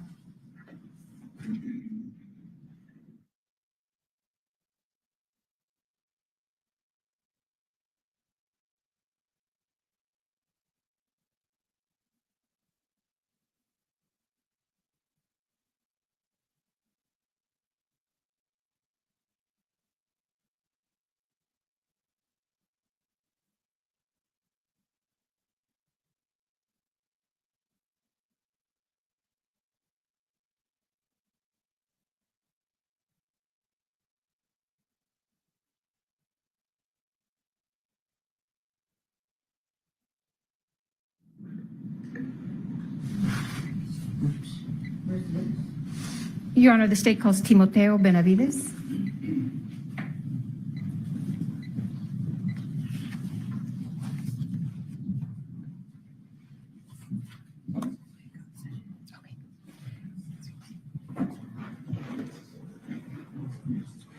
Mr. Judge, raise your right hand, please.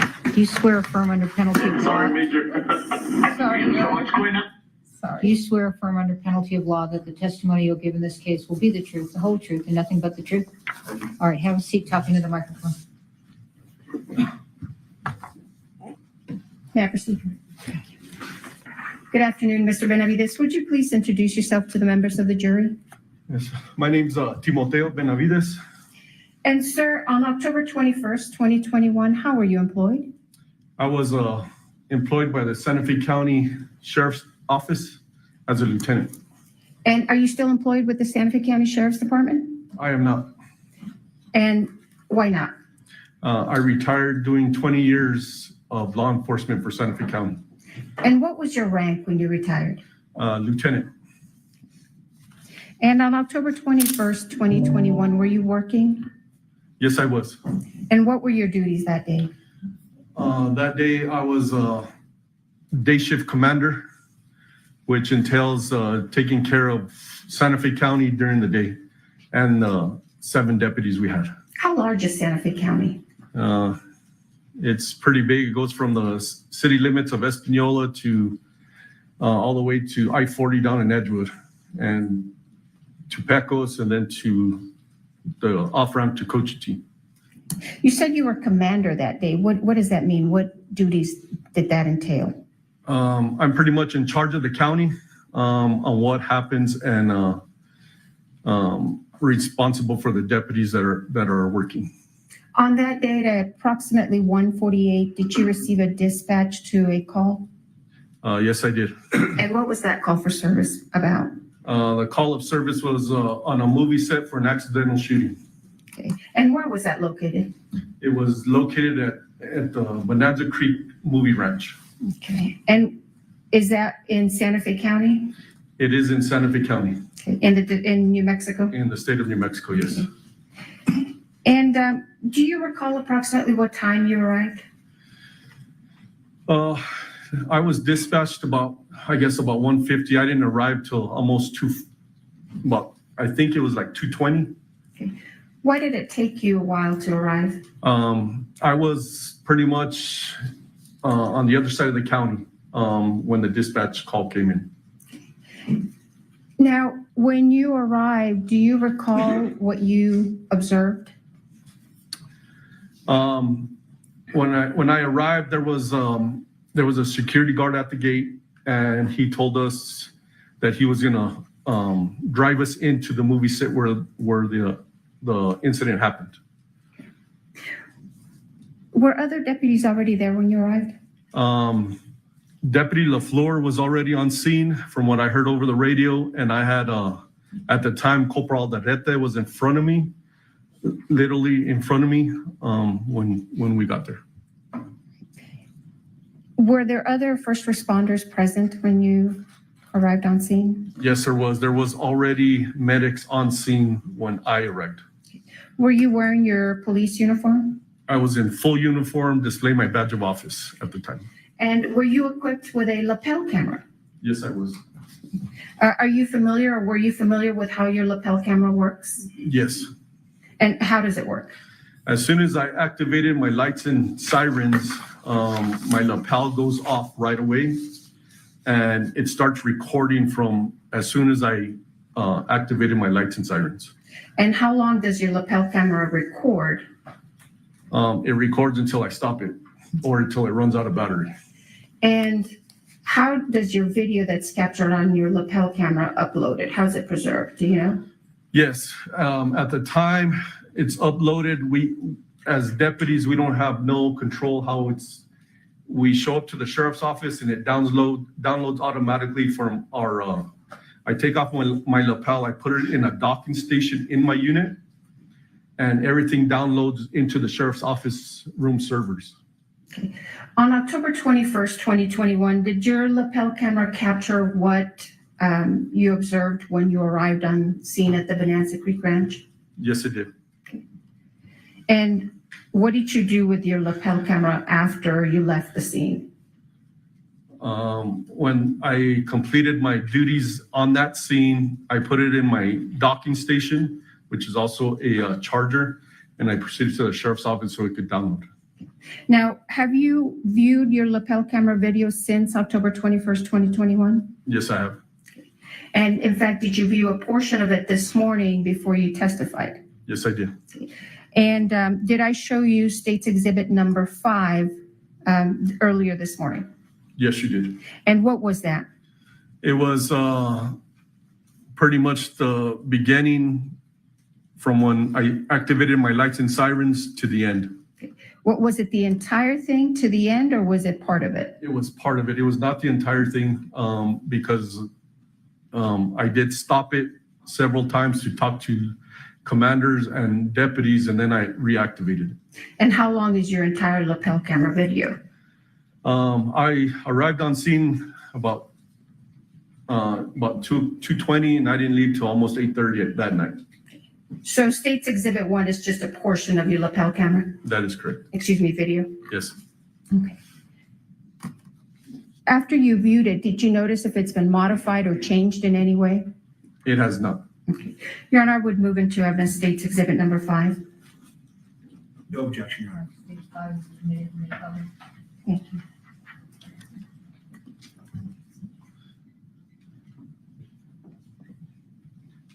Sorry, Major. What's going on? They said that they. Let me pause it there. Is that your lapel camera video, Mr. Benavides? Yes, it is. Okay. I'm going to forward it. How long does it take you to drive? How long are we going to watch you driving? It's about 20 minutes.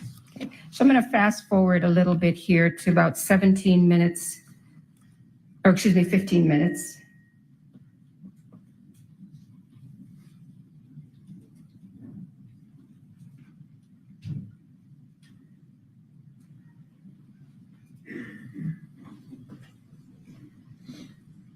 Gonna be en route to Bonanza Creek.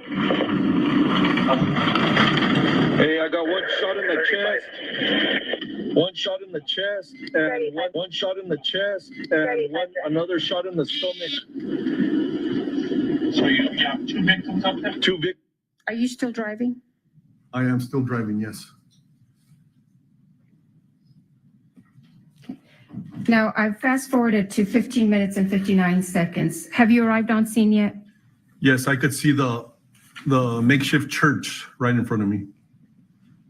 We're going to secure the film and all the crew members. Why did you say you're going to secure the film and all the crew members? Pretty much common sense.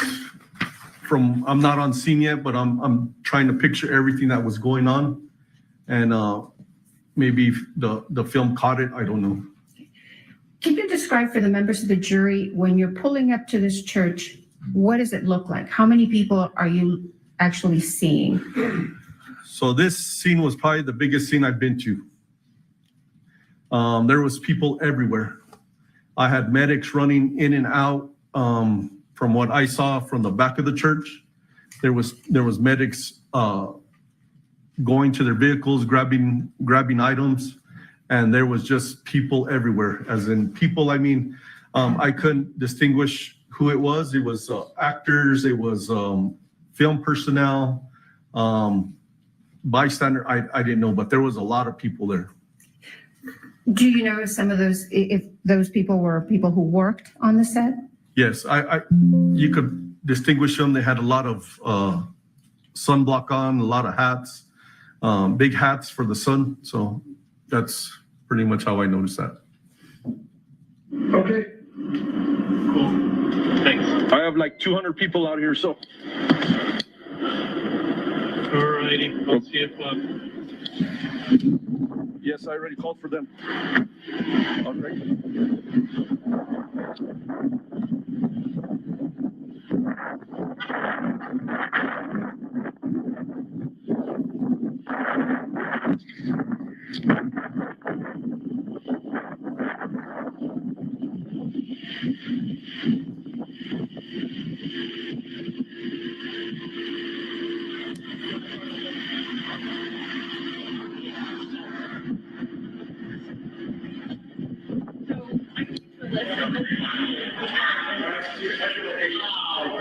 We're gonna need to get her right away. So we're working through on her.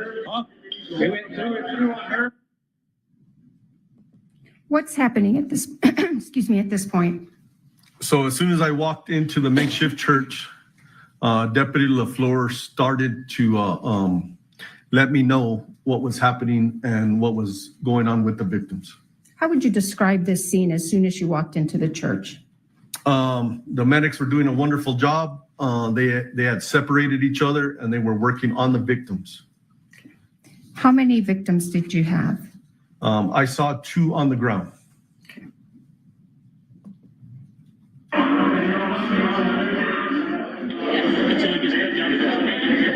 Corporal, I need you to know who's in charge. Everybody stops what they're doing right now. This is a crime scene. Yeah. Why did you say this was a crime scene? Because we had 2 victims, Halyna and Joel, fighting for their life on the ground. And it wasn't natural. This is a movie set. And it was now a crime scene. We had to figure out what happened. So what directives are you giving the other deputies? So I'm letting them know I let Corporal Aldalete know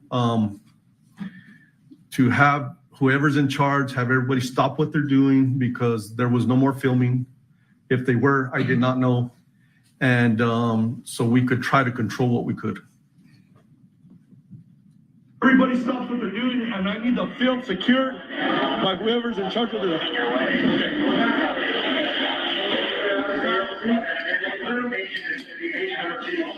Electric back, can I please these guys down, get them the hell with a helicopter? Yes, please.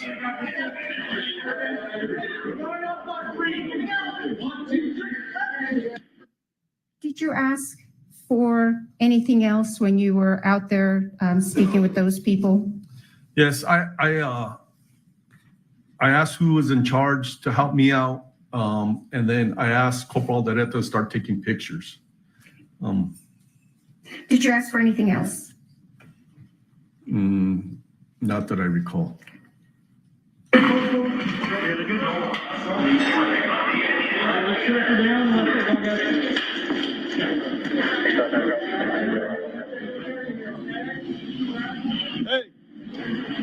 I need pictures right away.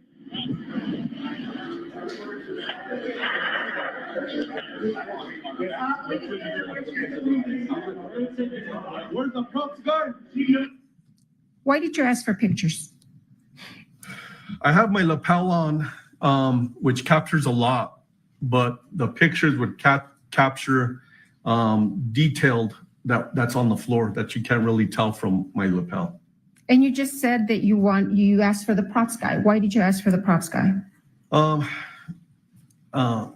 I work security for in the sheriff's office at movie sets. The props guy is the guy that does the little stuff with sound effects or whatever. But I asked for the props guy because I needed to find out where the gun was.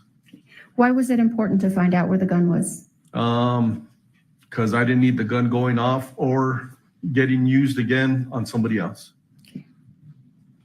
And did you find the gun? I had somebody, yes, I did find the gun. Where did you find the gun? Hannah Gutierrez had the gun walking out of the movie set. And who did you understand Hannah Gutierrez to be? She was the armorer.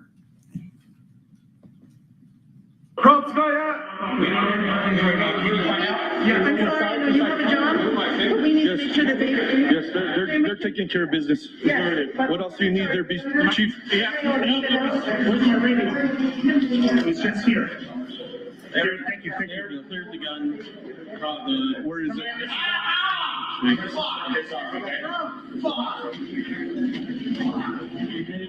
got the cleared gun? I'm already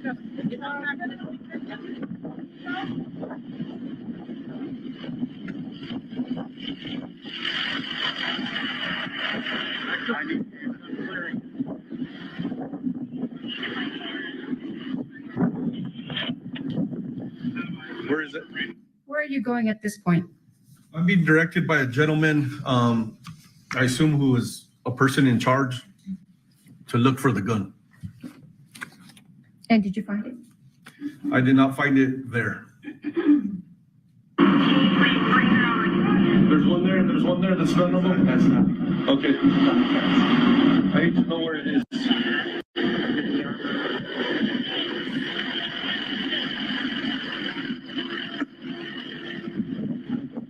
What is it that you are pointing at with this gentleman here?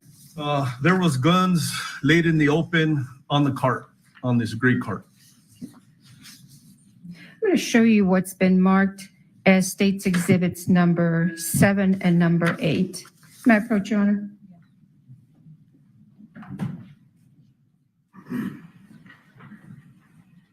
No objection, Your Honor. No objection. Yes, Your Honor. I would move into evidence 7 and 8, but I'll publish it in a second. I'm going to finish the video. Okay. Thank you, Your Honor.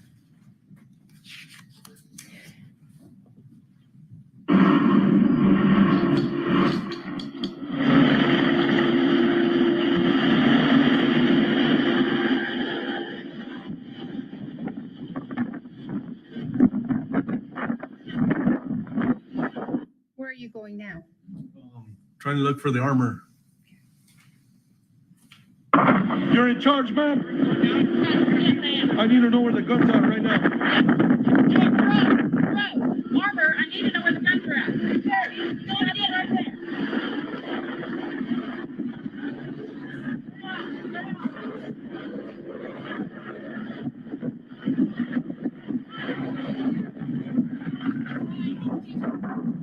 How do I know this is a gun? That's the gun. Okay.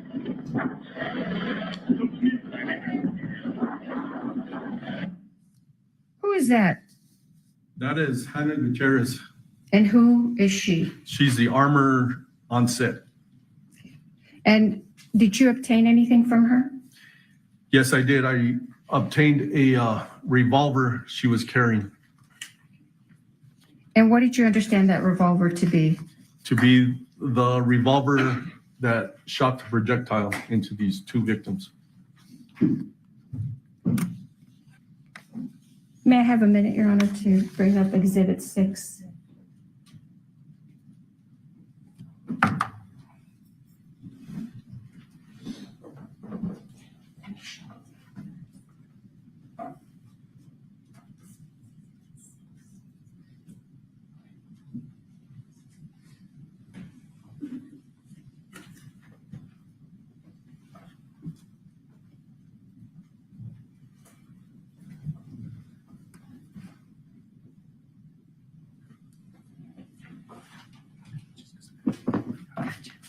All right.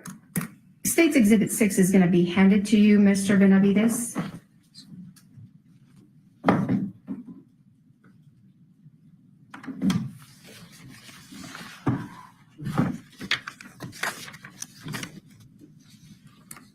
If you could put on some gloves and just open it and let us know if you recognize what's in State's Exhibit 6.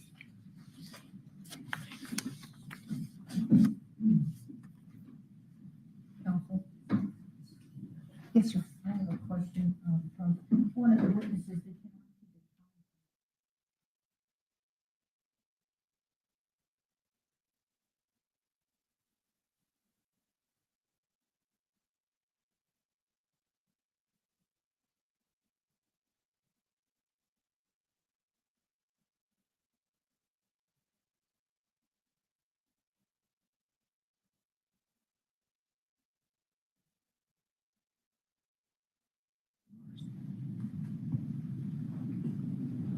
Hey, Brian, can you come here for a second?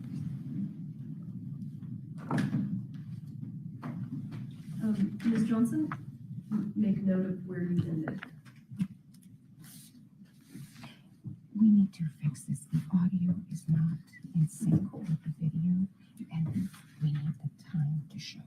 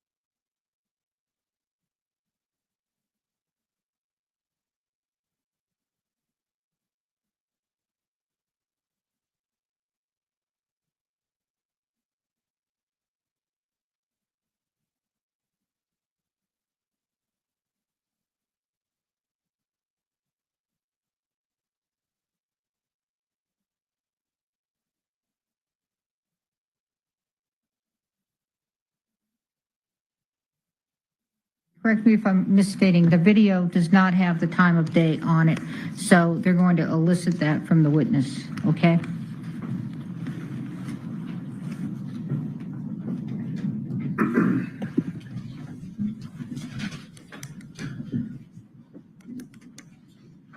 All right, let's go back, Mr. Benavides, if we could. Do you recall approximately what time it was when you actually arrived on scene?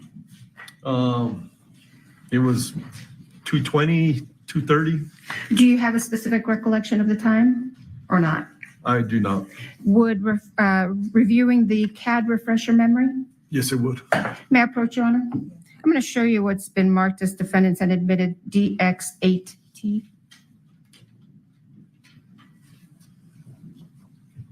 For the record, I think it's now H. Do you recognize that? Yes, it's a dispatch log. Well, if you could review it and let us know if your memory is refreshed after you review it, and I'll take that document back from you.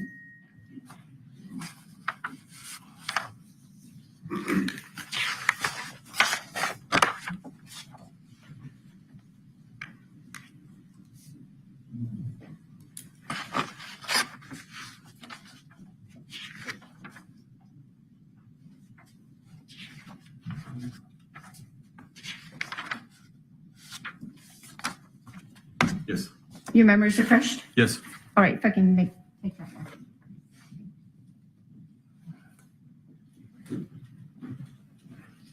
What time did you arrive on scene? 2:20. All right, and would your lapel camera video be at 2:20, start like at 2:20 when you arrive on scene?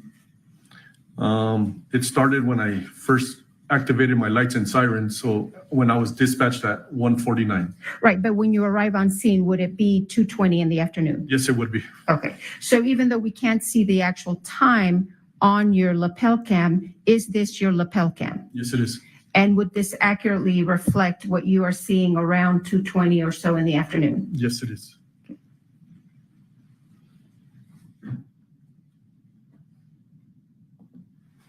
How do I know this is a gun? That's the gun. And so you had testified earlier that this woman with the multicolored hair was the armorer and she gave you the gun. Yes. If you could look at State's Exhibit 6 and I'll ask you if you recognize what's in the box. Okay.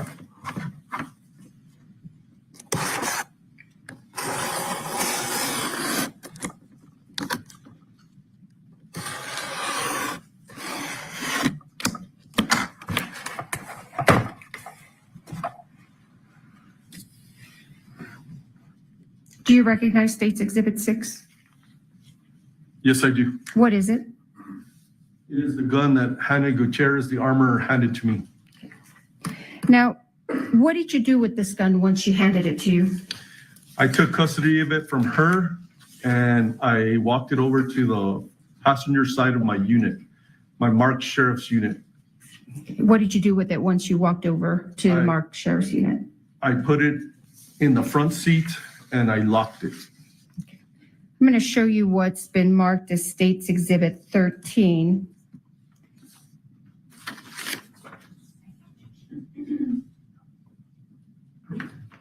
No objection. I'm losing track a little. So you just entered. I haven't tendered 6 because we have other witnesses through whom we're going to. Okay, so 7, and I thought you had 7 and 8 that you were 7 going and 8, yes, sir. Haven't published yet. to. Okay, but okay, those were admitted. Now you're doing 13. 13. Okay.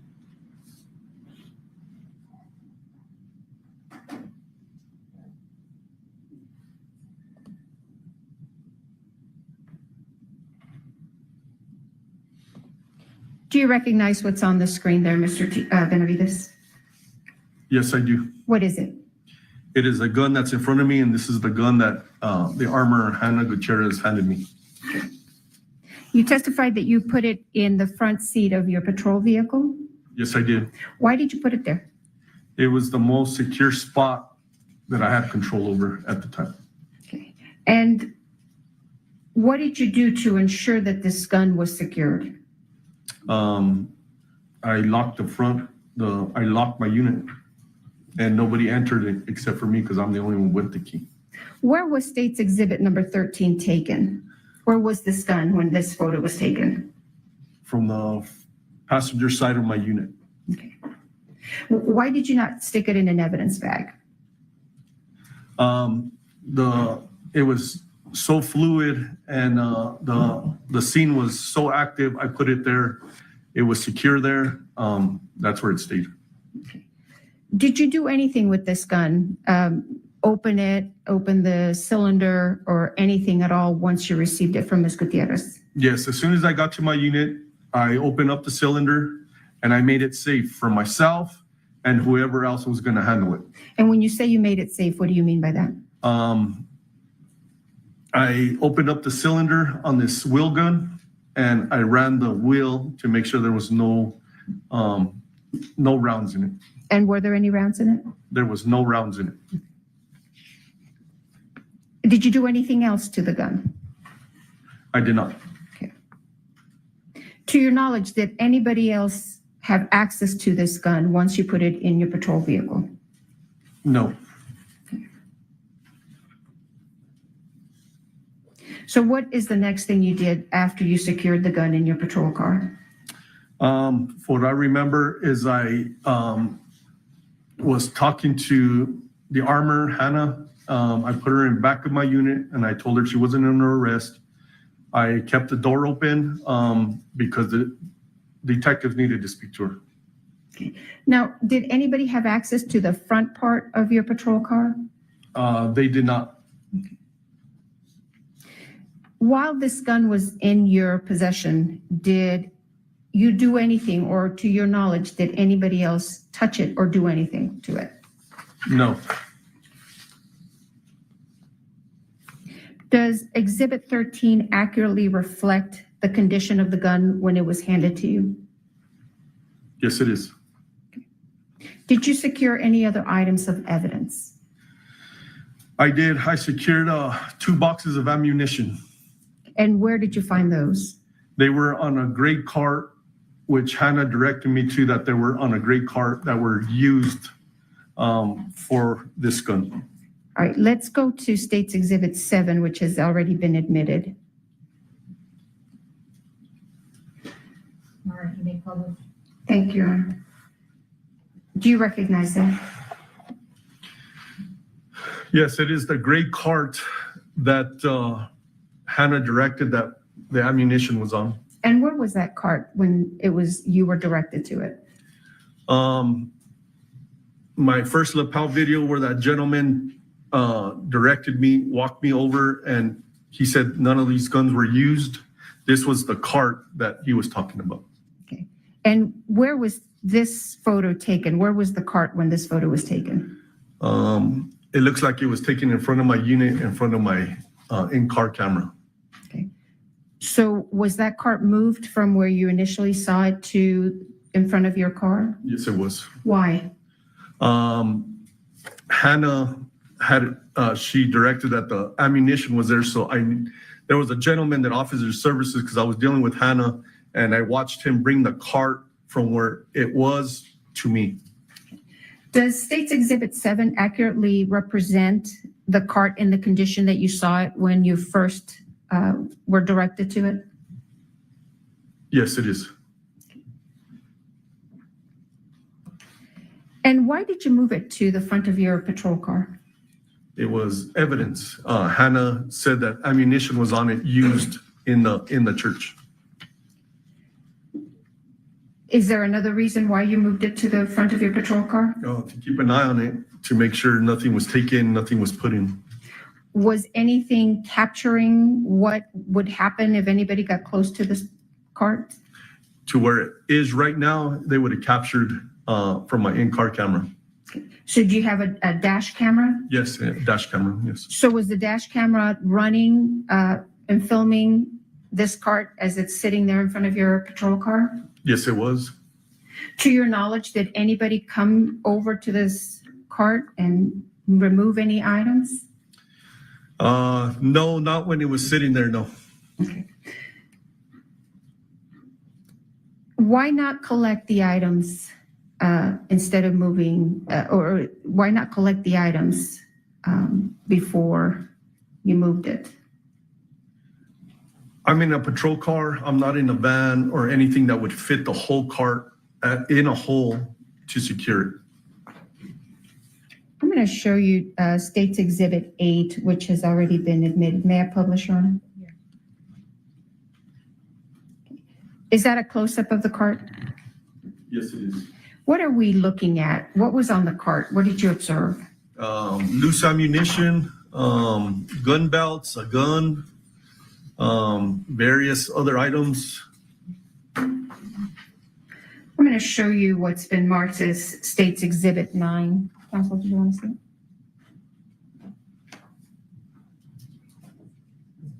No objection. No objection.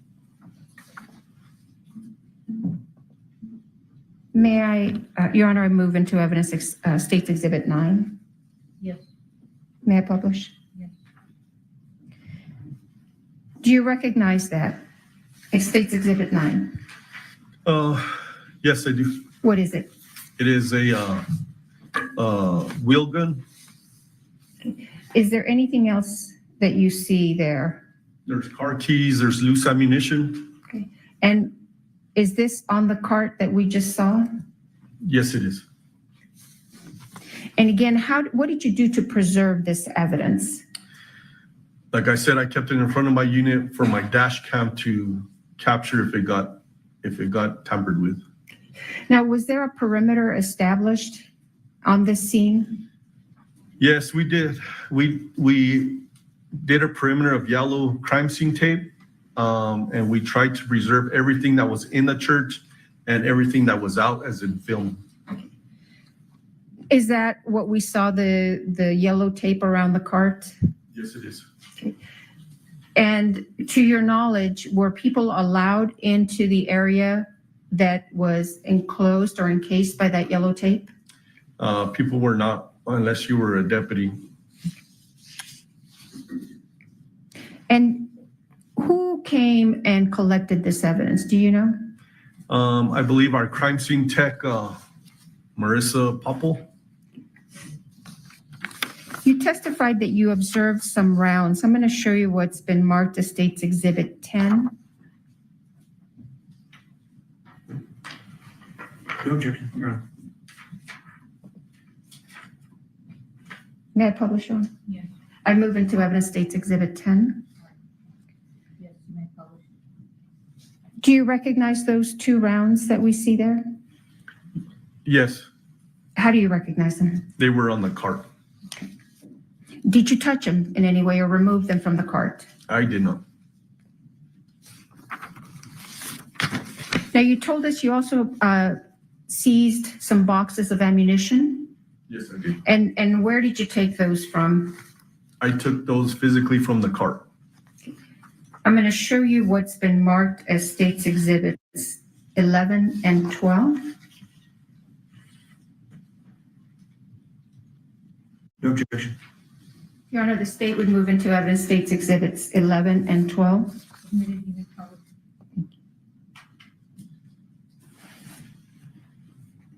What are we seeing here on State's Exhibit 11?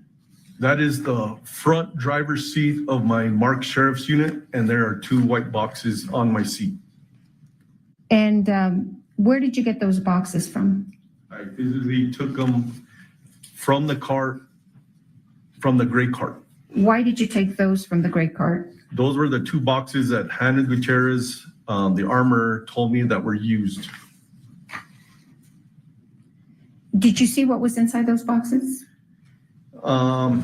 I assume there were bullets. Why remove just those boxes and not the other stuff on the cart? The armor, Hannah, she pointed those out, and those were the ammunition used for the gun.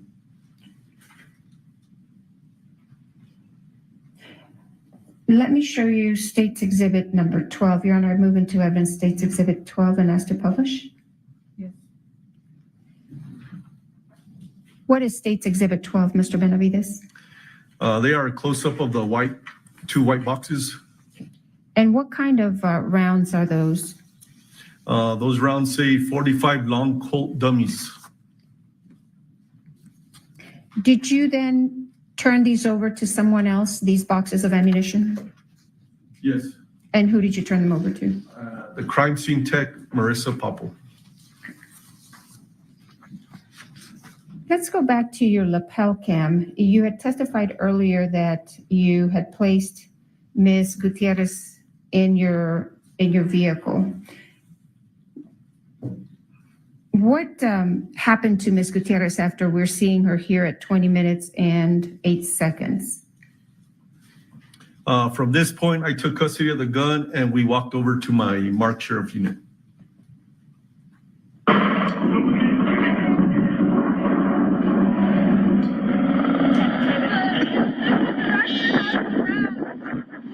I'm sorry, let me pause it there. This was the wrong copy.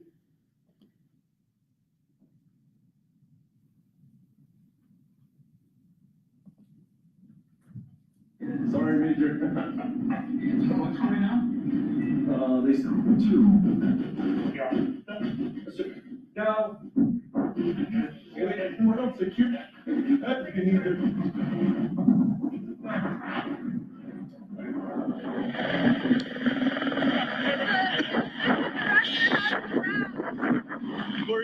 Where are they at?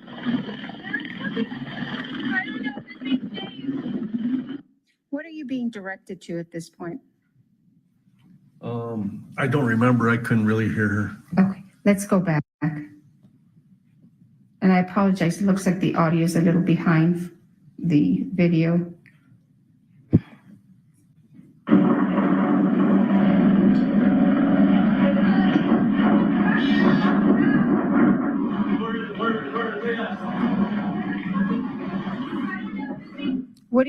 What were you referring to when you said, where are they at? She was telling me about the rounds. And where are you headed at this point at 20 minutes and 16 seconds? That is my unit that I'm looking at right in front of me.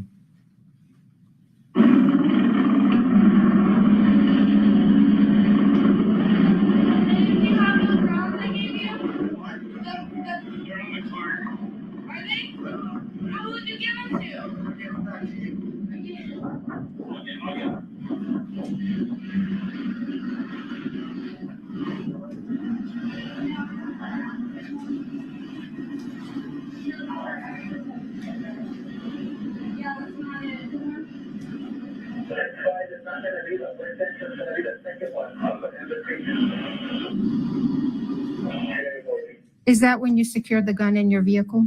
That is the front of my unit on the passenger side. Yes, it is.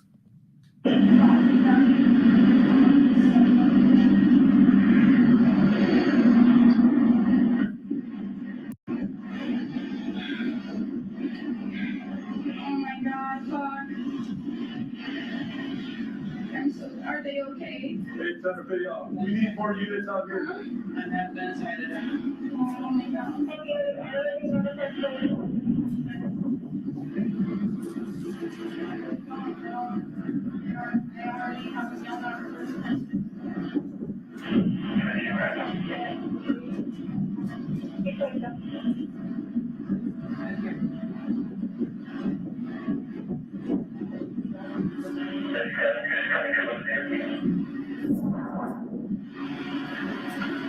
What is happening right now?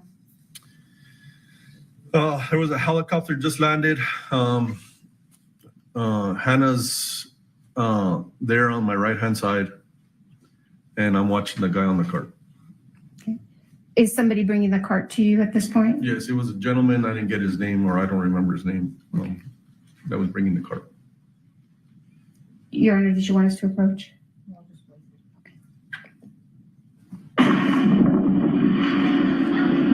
Are these around here?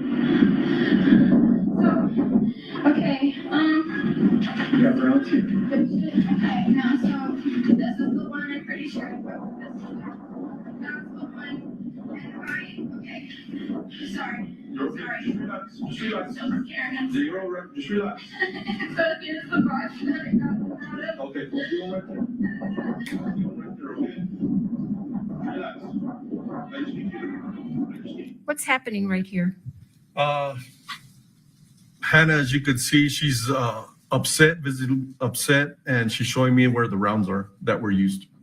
And was it the same rounds that you put in your vehicle? Yes, it is. Just relax, okay? I just need you to relax. Just please relax, okay? Just take deep breaths and relax. Can somebody get water for her?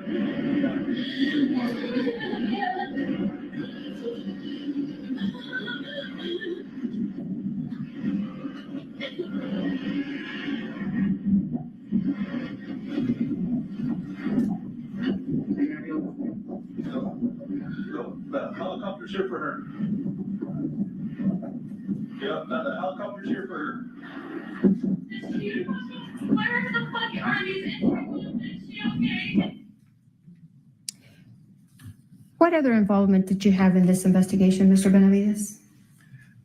That's all the involvement was, just trying to control the scene and taking care of Hannah and taking care of the evidence. How long were you out there at the Bonanza Creek Ranch? I didn't leave until about 8:30 that night, so about 6 hours.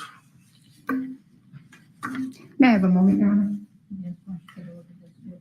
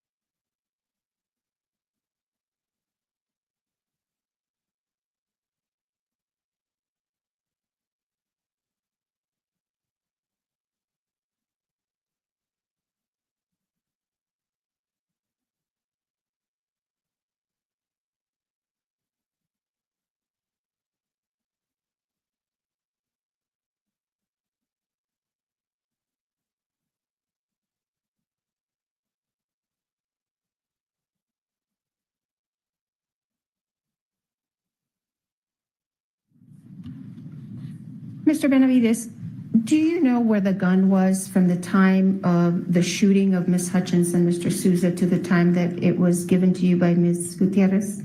I do not. And do you know who handled that gun from the time of after the shooting to the time that was given to you? I do not, other than Hannah handing it to me. May I have a moment, Your Honor?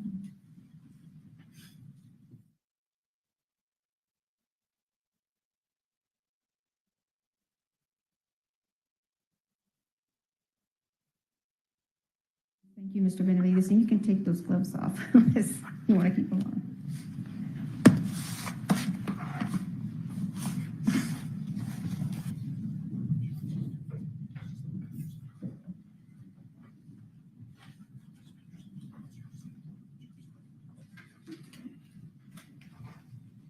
May I, Your Honor? Yes. Good afternoon, sir. Good afternoon. You know, when you get to the scene, you can hear yourself yelling in the lapel, "Where's the prop person?" Right? Correct. And when you get to the cart that we looked at, I think it's State's Exhibit 7, and if we could publish that when we can in a moment. But fair to say that the cart was sort of disorderly, right? Oh, it was a mess. Okay. And you don't know whether anybody moved anything before you got there, right? I do not. Okay. And you didn't see Sarah Zachary, the prop master, there, correct? No, I don't know who that is. And so when you first get to the prop cart, you eventually sort of leave it and go back to going to deal with other things, right? Well, the gentleman that was there, he told me that the gun wasn't there. There was a lot of guns on that. There was a couple of guns on that cart, but he told me I have to take him for his word because I wasn't there. He told me that the gun used in the church was not there. Right, but there was, and you anticipated, there were other guns on that. That is correct. Okay. And you left those firearms and you left them there and you went to do what you did next, right? Correct. Okay. And, you know, in a typical homicide scene, right, you probably wouldn't be walking away from all sorts of, you know, firearms, but this was a movie set, right? That is correct.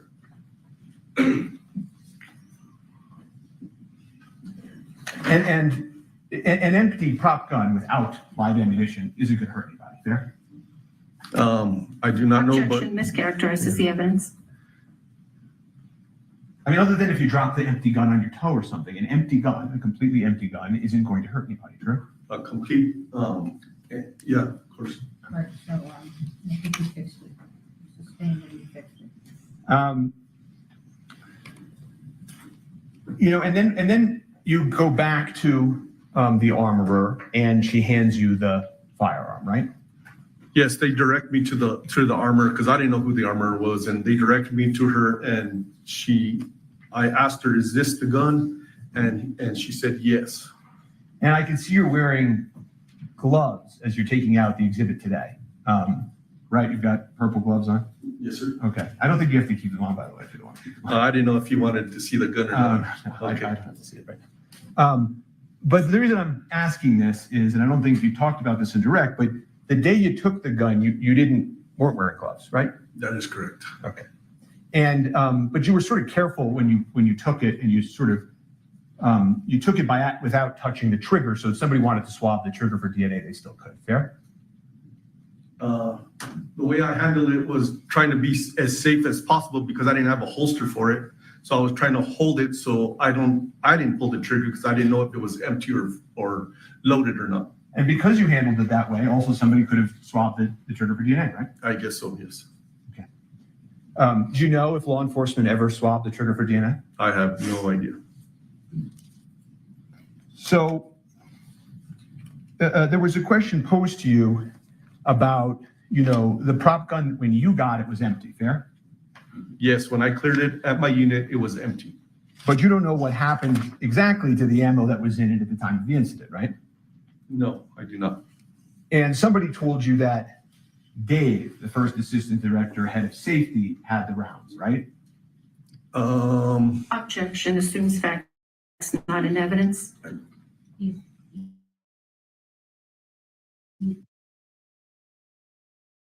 He's asked. Just a question, do you know that? I don't know who Dave is. I don't remember any of their names to this date, Okay. other than the victims. Well, do you remember somebody telling you that the rounds were back at the cart? I believe Hannah was talking to somebody and they directed it to that they were on the cart.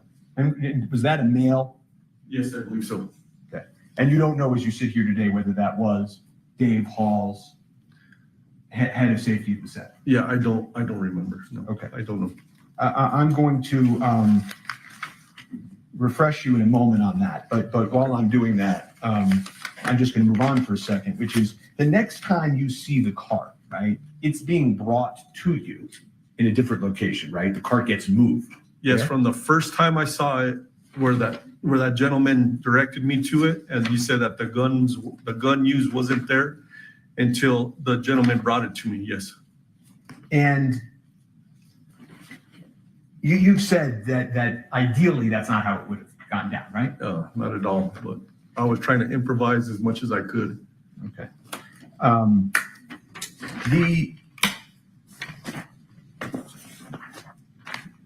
There were eventually, when you get the prop cart back, the sort of third viewing of the prop cart, there was ammunition on top of the cart, fair? Yes, and that's what I saw when I first saw it.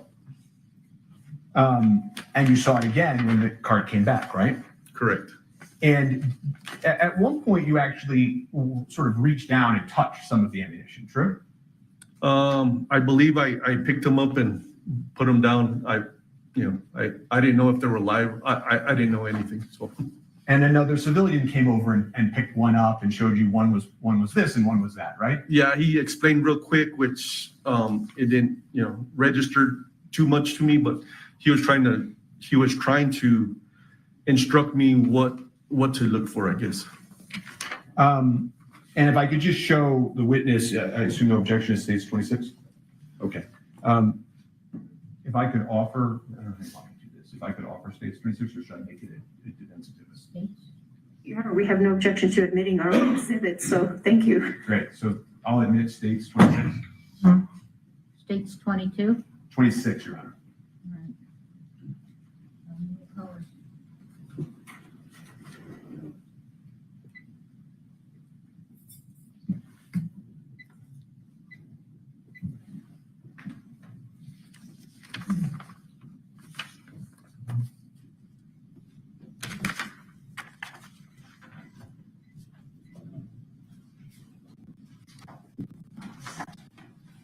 You see that on your screen, sir?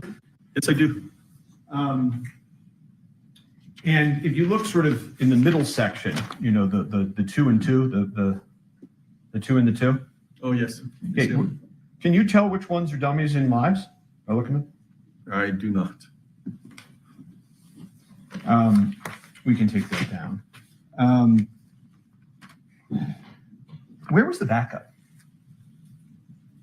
You're talking about a lot in direct about how, this happens and that happens. And I'm just sort of curious, where was backup? Backup is in. That's in, reinforcements, sir. So that you didn't have to try to manage all of this. So that day I had 7 deputies, including myself, on duty here in Santa Fe County.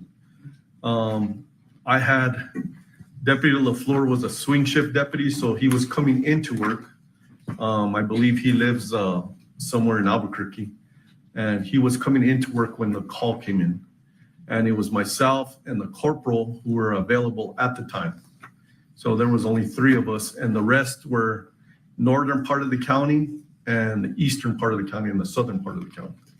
And you called backups for the state police, right? I did. And they, that request for backup was denied by supervisors, correct? As if I remember correctly, yes.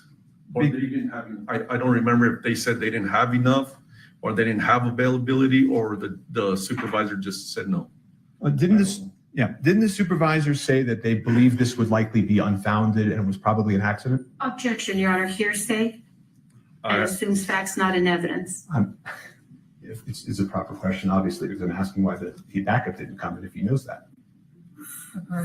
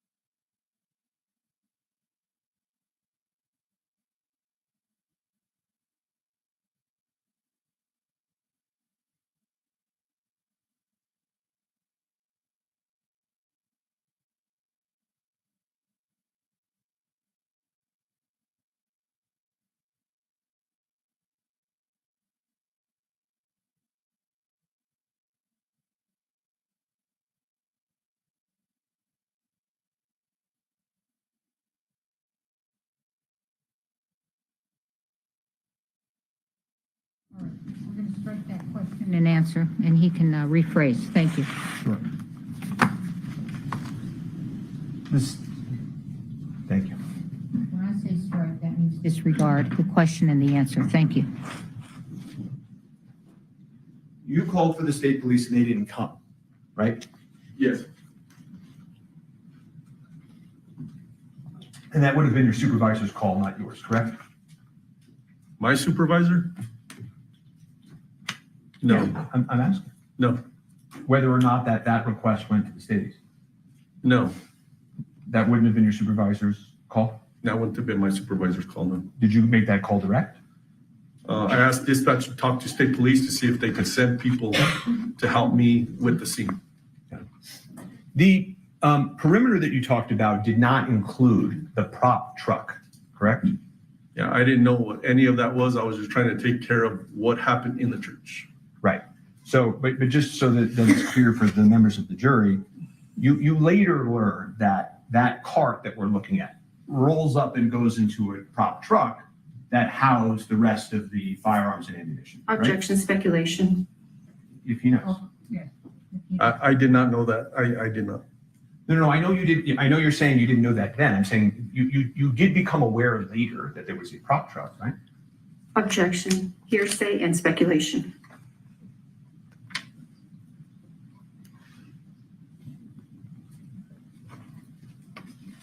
I think you asked an answer. Didn't you just ask that question? I can just move on to another if he doesn't know. Okay.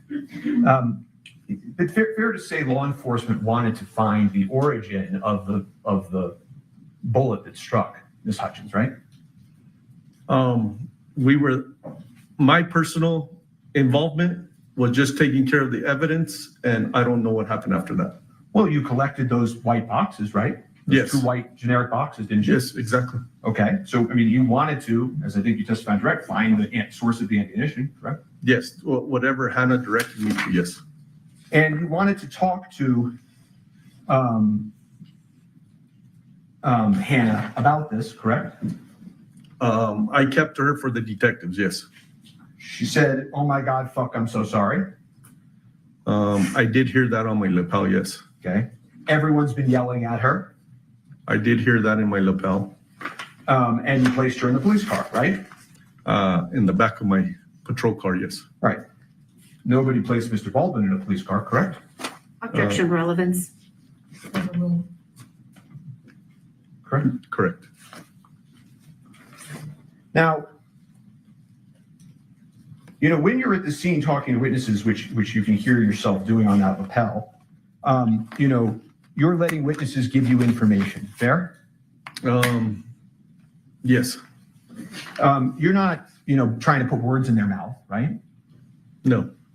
You're not cutting them off, right? I probably did some of them, but I try to listen to them, yes. Well, you're trying to look at the facts and circumstances and trying to figure out whether or not a crime occurred or whether this was an accident, fair? All I was trying to do was preserve the evidence for the detectives. That's all I was trying to do. And you understood that the detectives were trying to rule out that it was a crime, correct? Objection, speculation. Overruled. He can ask if he understood that or not. You understood from meeting with the detectives that they were trying to figure out and rule out if this was a crime. Well, that's our main function, is to see if there was a crime committed or not. So you agree with me, right? That's our main function as law enforcement, yes. Okay. You don't know how the live bullet got on the movie set? I do not. You don't know why the armor loaded into the prop gun. She didn't tell you that. No, I do not. And you don't know why the first AD failed to detect it? The what? The first assistant director, that guy Dave. Oh, I do not. I don't. Okay. And you still work for the Santa Fe Sheriff's Office? Do I still work? No, I'm retired. You've retired. Okay. I have nothing further for this witness at this time. All right, thank you. Redirect. Yes, Your Honor, briefly, thank you.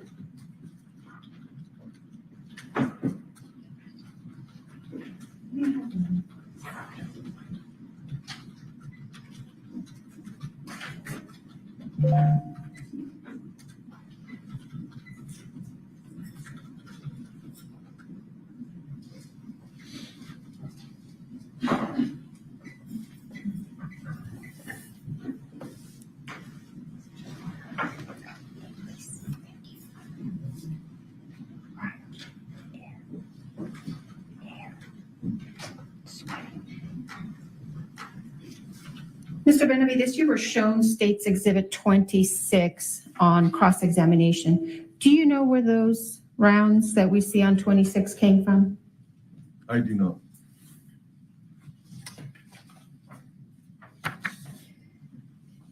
You testified on cross-examination that this cart was disorderly, I believe is what you said. It was a mess. Yeah, it was a mess. Was that cart in a place where it was visible to everybody who worked on that set? Objection. Also speculation. What was, if I'll rephrase, Your Honor, was it in a visible place? Objection. Vague. Unclear. Why don't you describe where you saw it? I believe it was next to a tent, and there was people all around it. Now, you were asked a question about leaving the cart, this prop cart, unattended. Did you leave it unattended where anybody would come and be able to remove and take things off it? When I took custody, when I saw the gentleman bringing it Yes, to sir. front of my unit, it Yes, sir. stayed right there, and nobody messed with it. No. Now, you were shown photos of the, let me show you State's Exhibit number 7, if I may.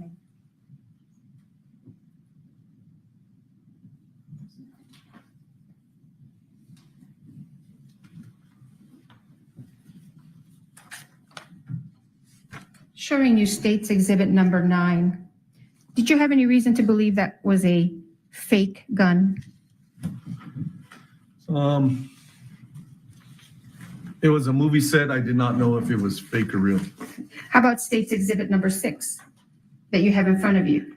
When you took that into custody, did you have any reason to believe that that was not a real gun? No.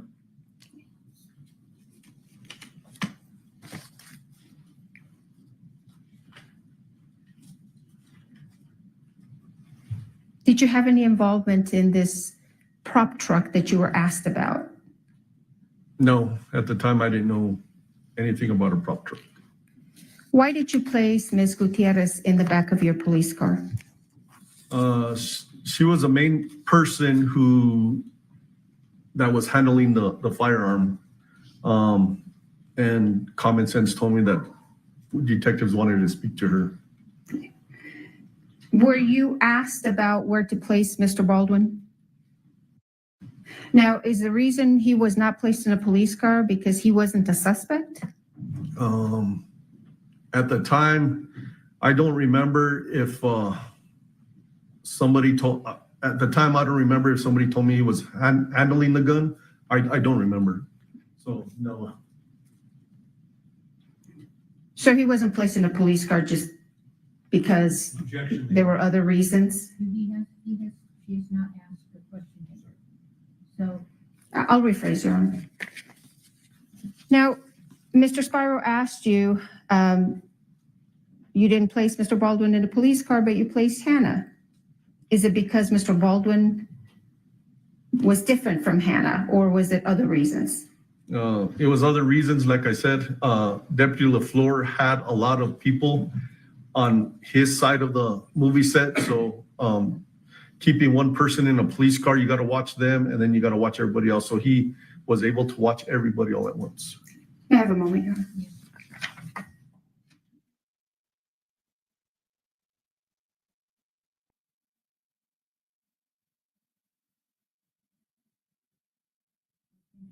Excused. All right, we're going to take our bathroom break. We'll be back at 3:15. Please don't talk among yourselves or anyone else about the evidence received here in court. We are in recess.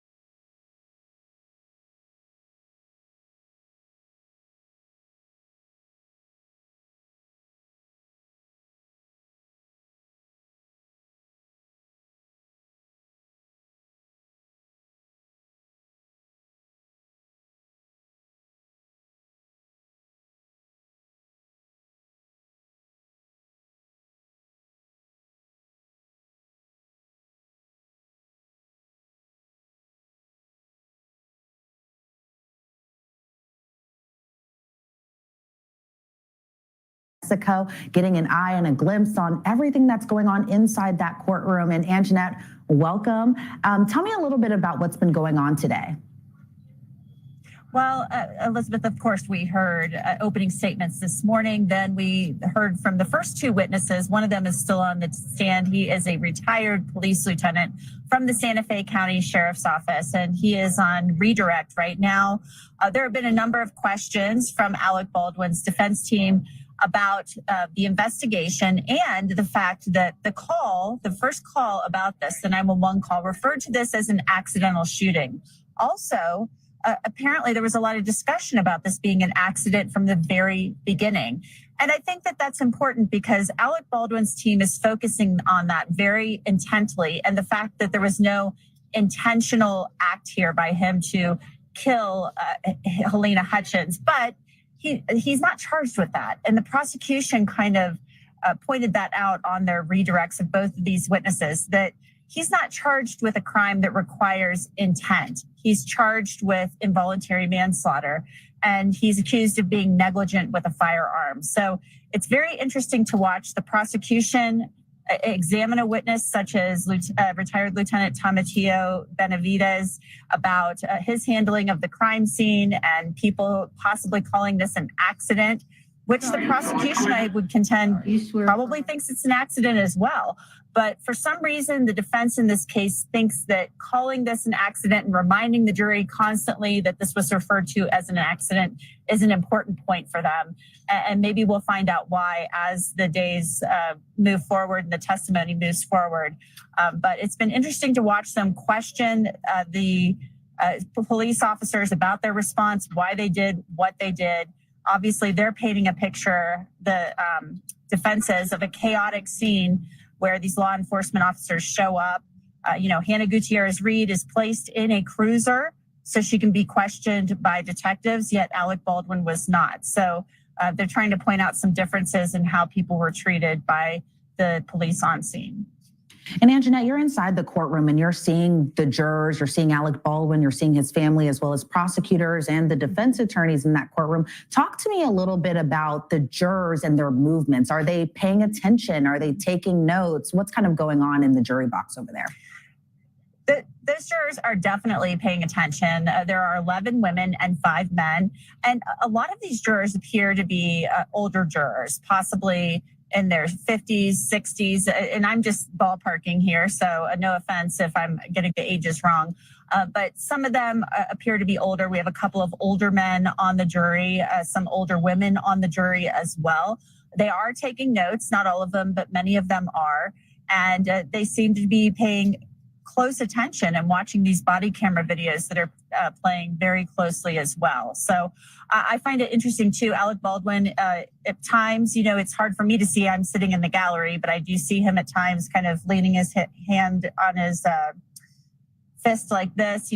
These days in court can be long and they can wear on you. His wife, Hilaria, is very tuned in to what is going on. She's looking up at the monitors and looking at the videos, listening intently to the testimony, as is his brother, Stephen Baldwin. So there's a captive audience here. And Anjanette, as we're slowly getting towards the end of day one, who are we expecting to hear from towards the end of day one, as well as possibly heading into tomorrow? Well, I think we may still continue to hear from more law enforcement. And it looks like they're starting at the very beginning of this story. And the beginning starts with the police response. So we're probably going to hear a little bit more about the police response, possibly then the medical examiner, and maybe even one of the detectives involved in the case, because it looks like they're starting in chronological order. We had Deputy LaFleur take the stand first, and then Lieutenant Benavides, who was his supervisor. He took custody of the Colt 45 and the prop cart, 2 very important key pieces of evidence in this case. And then we're, I think, going to probably, if we're moving in chronological order, we're talking interviews, police interviews next. So maybe we'll hear from Alec Baldwin's police interview very soon, which that's about an hour long or so. All right, Anjanette, thank you so much. We really appreciate it. And we know you have to head back inside that courtroom, so we're going to go ahead and sign you off right now. But thank you again for your analysis, and thanks for being inside that courtroom to give us that inside look in that Santa Fe courtroom. Thank you, Anjanette. All right, see you later.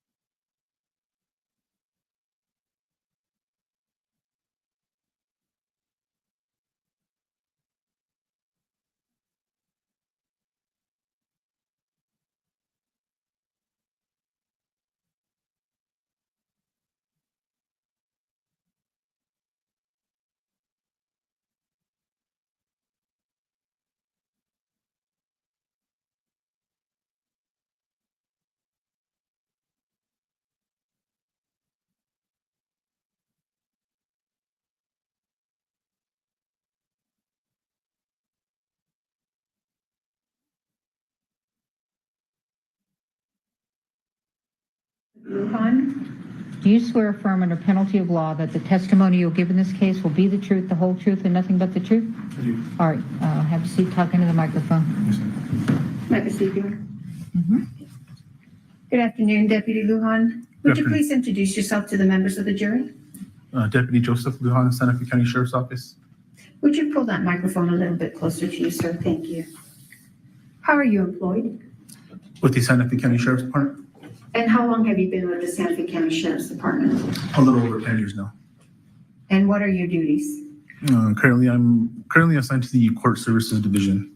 And how long have you been assigned to the Court Services Division? About 10 months now, I believe.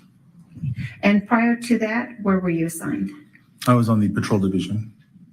And what does a patrol division do? We answer calls throughout the county, anything from DWI, crash investigations, criminal investigations, that type of thing. Were you on duty on October 21st, 2021? Yes, it was. And do you recall what you were assigned to do that day? Just normal patrol duties. And were you involved in the investigation into a shooting that occurred at the Bonanza Creek Ranch? Yes, it was. And what role did you play in that investigation? Deputy or Sheriff's Office personnel had already been dispatched to the scene at the movie set. Lieutenant Benavides advised that one of the persons shot was being transported to the hospital and requested a deputy respond to the hospital as well. Which hospital? The St. Vincent's Hospital here in Santa Fe. Okay. And was that deputy you? Yes, ma'am. Do you recall approximately what time you were dispatched or you went to the hospital? It was a little bit after 2 o'clock. And once you arrived at the hospital, where did you go? I arrived to the emergency room. And why did you go to the emergency room? We had been notified, or I had been notified through dispatch that the ambulance was transporting that subject to the emergency room. And so once you were in the ER, did you go into a room or did you wait in the lobby? What did you do? I arrived at one of the trauma rooms that's there at the hospital. What did you observe when you walked into the trauma room? A gentleman sitting on or laying on like a gurney hospital bed type thing in the upright position. He had an approximate half-inch hole to, I believe it was the right side of his shoulder. Do you remember his name? Yes, it was Mr. Joel Souza. Okay.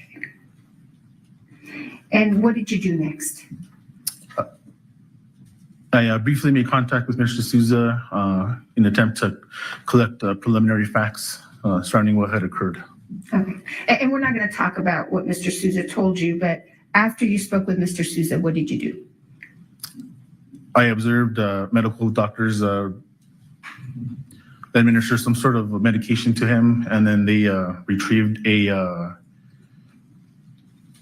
projectile from his shoulder. Okay. Were you watching this as it was taking place? Yes, it was. So did you watch doctors retrieve that projectile from his shoulder? Yes, ma'am. And what happened to that projectile once it was taken out of Mr. Souza's shoulder? It was placed into a plastic container. It was handed to me, and I kept possession of it. And where did you take it? It was in my possession until Santa Fe County Sheriff's Office investigators arrived, at which point I transferred it, I gave it to them. Do you recall who you gave it to? Yes, Miss Marissa Pop. I can't pronounce her last name. Yes, ma'am. And who is she? She is an evidence tech, crime scene tech with the Sheriff's Office. Okay. I'm going to show you what's been marked as State's Exhibit 14. May I approach you on it? Yeah. Objection.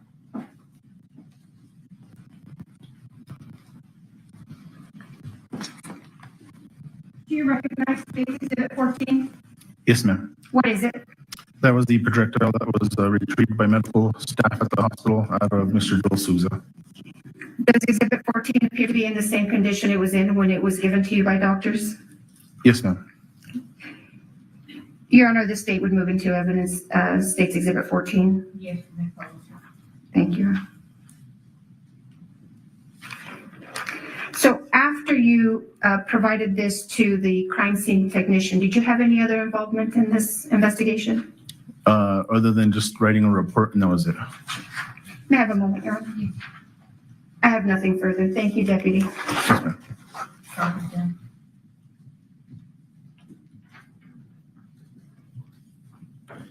Good afternoon, sir. You were the first member of law enforcement to meet with Mr. Souza, the director of the film, afterwards, right? I believe so, at the hospital, yes, sir. Right. And I think you told the prosecutor you briefly made contact with him to get some preliminary facts? Yes, sir. And he was willing to speak to you, right? Yes, sir. And he never once mentioned Alec Baldwin, did he? Objection, calls for hearsay. Not hearsay. Never once mentioned Alec Baldwin, correct? Objection, hearsay. All right, I don't think that, no, I'm going to overrule. He never, in describing the preliminary facts to you, ever mentioned Alec Baldwin, correct? Correct. No further questions for this witness. Any redirect? No, Your Honor. All right, thank you, sir. You're excused.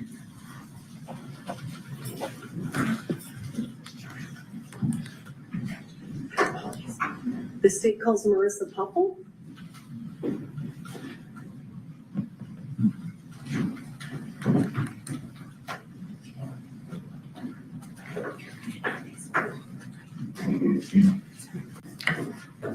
Yeah, she took it. Okay.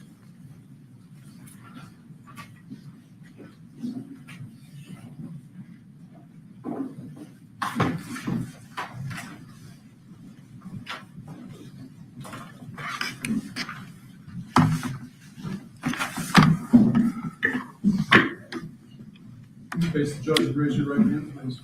Do you swear affirm under penalty of law that the testimony you'll give in this case will be the truth, the whole truth, and nothing but the truth? Yes. All right, thank you. Have a seat, tuck into the microphone.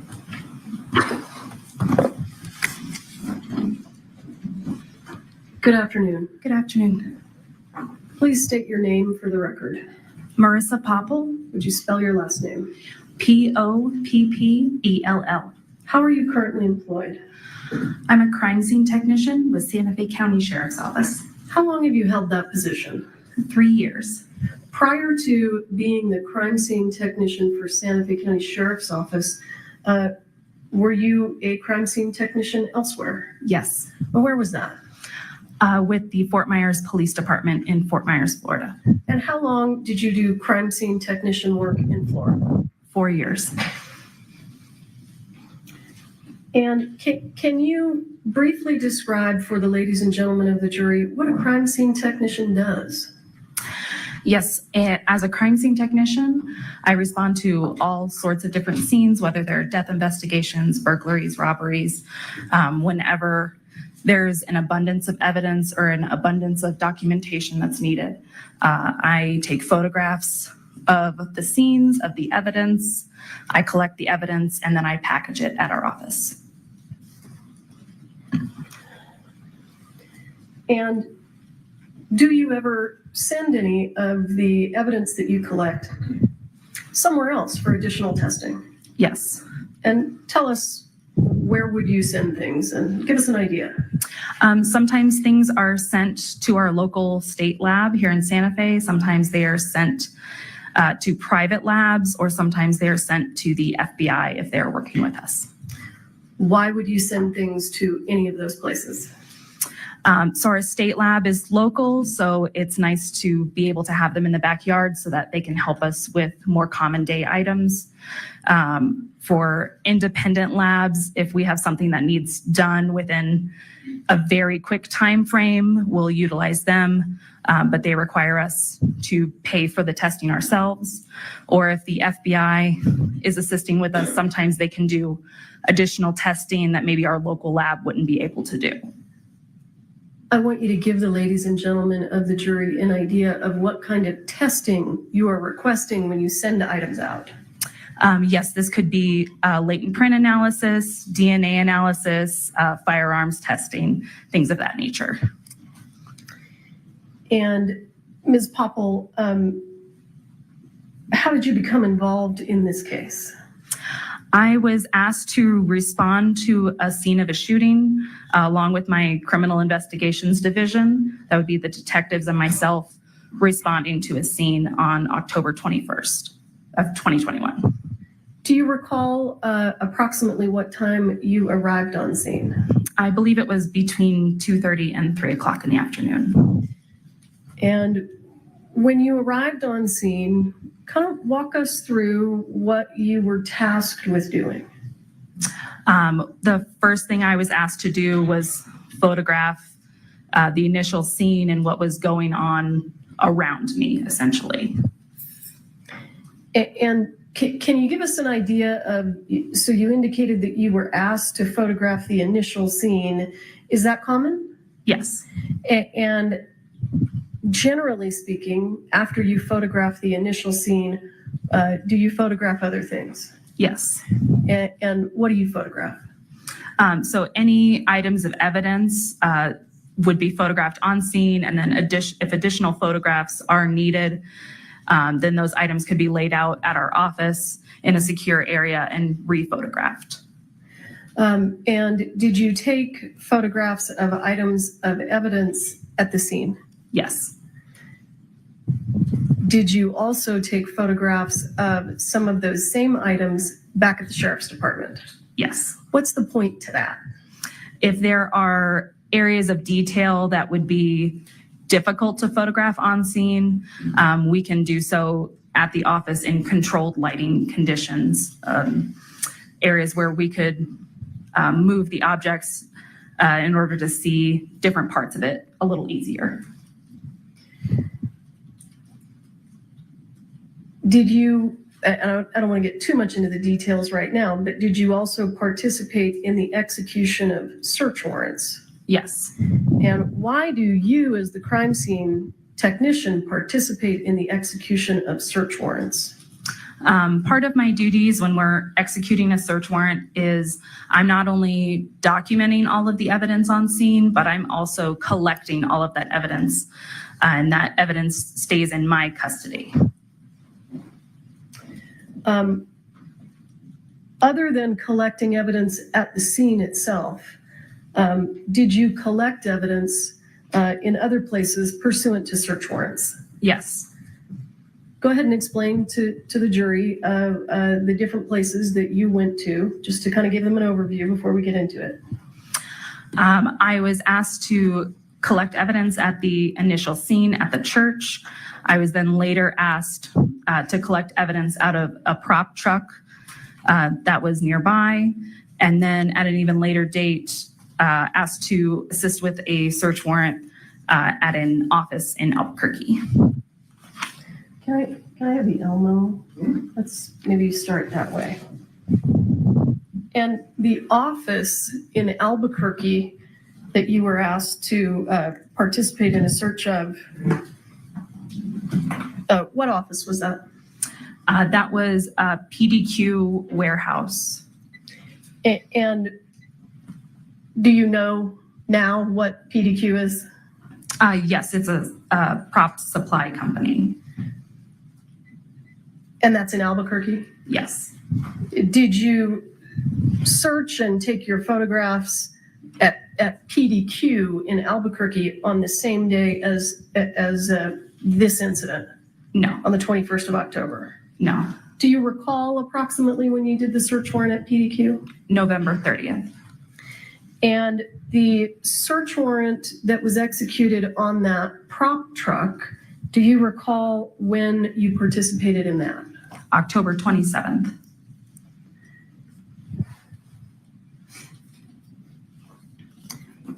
I'm going to show you what's already been admitted as State's Exhibit 7. Let's see if I need to adjust.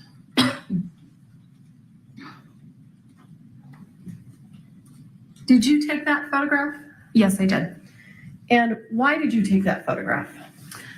This photograph is of the prop truck that was at our initial scene. Did you say, is this a truck? Or I apologize, a prop cart at our initial scene. Do you know what a prop cart is used for on the movie set? My understanding was that it was a cart that had some props on it. Do you know whether or not those props included real guns? I do not. Still today, you don't know? The firearms that are visible on this, one is a plastic gun and the other is a firearm that has a blocked cylinder. So it's not a loadable gun. So they're not usable firearms. Understood. Can you, if you recall, did you collect real firearms from the set of Rust? Yes. How many real firearms did you collect from the set of Rust? There was one firearm that was taken on the initial scene. But when you continued your searching, when you indicated you searched the prop truck, is that right? Yes. So let me back up. The initial real firearm that you took, where was it when you first saw it? And do we have number 6? What happened to the item of evidence? He's got it.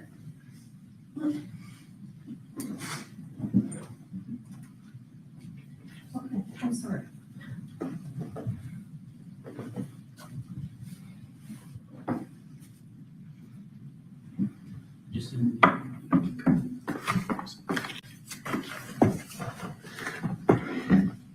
Ms. Popple, this is State's Exhibit 6, and it has previously been admitted into evidence.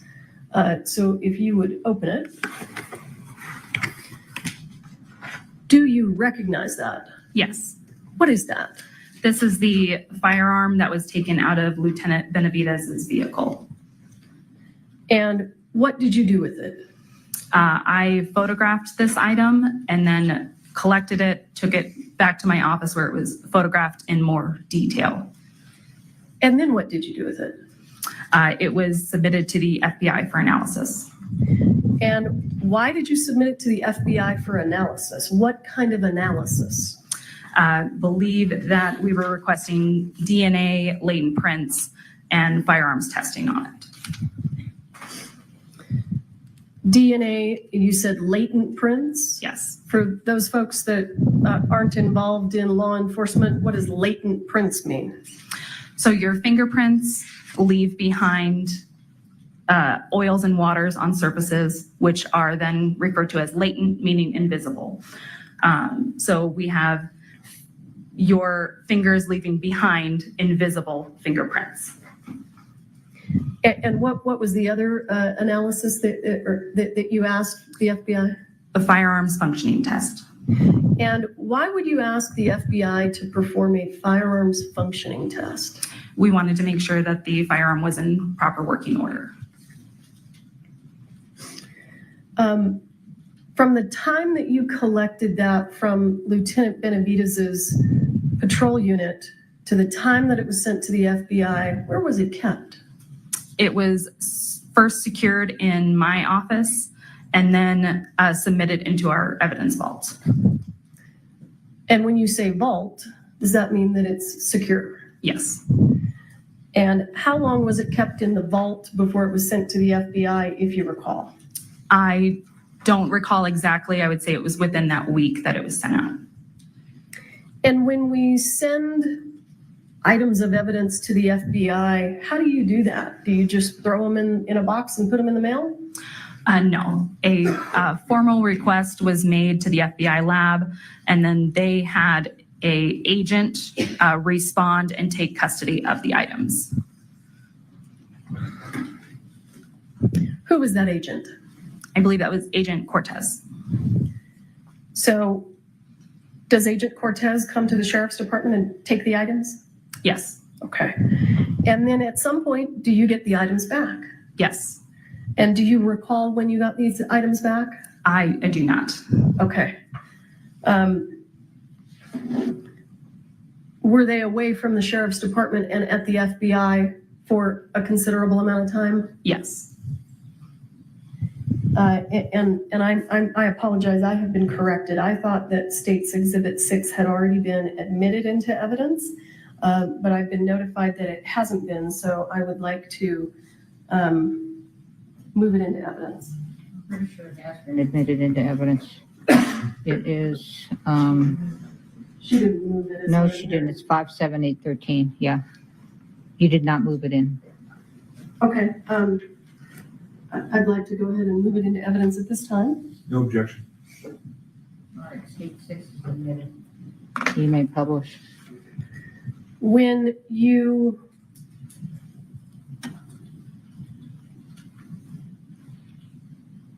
sent this firearm to the FBI, did it appear intact? Yes. At some point, did you receive it back from the FBI? Yes. Had its condition changed? Yes. Describe it just generally when you opened the box, what had changed about its condition? The cylinder of the firearm had been removed and placed separately, and there appears to be an internal component that was bagged in a small plastic bag separate from the firearm. Okay, and may I approach? I just want to, I haven't actually seen what's in the box. Yes.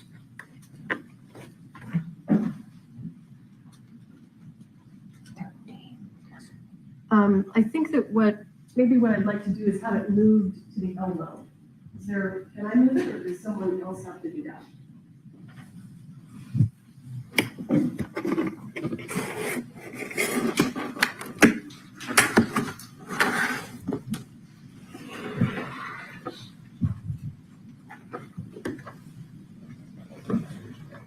You want to get the package?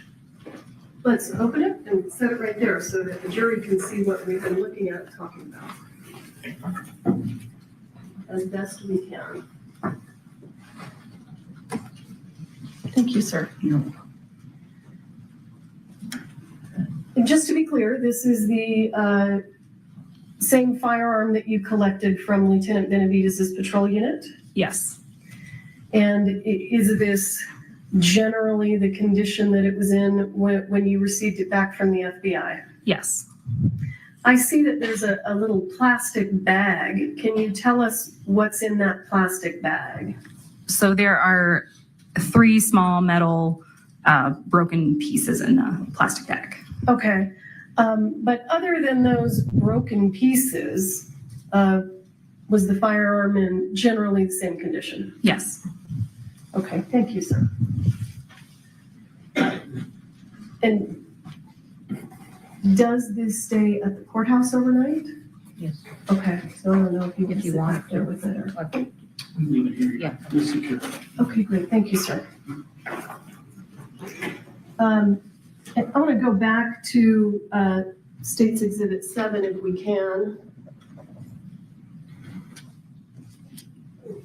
This cart, did you go through the items that were on it? Yes. And did you photograph them? Yes. Can you give the jury an idea of what's on that cart? Because it's kind of hard to see everything. There were multiple boxes of ammunition on the bottom section of the cart, bags, the fake firearms, gun belts with ammunition, earplugs, candy, a fanny pack with ammunition inside, just a multitude of items. Did that cart, did those items appear to be in any discernible order? No. Was there loose ammunition on the cart? Yes. And did you collect that? Yes. And when you collected that ammunition, did you take it back to the sheriff's office? Yes. And what did you do with it when you got it back there? It was then laid out and photographed.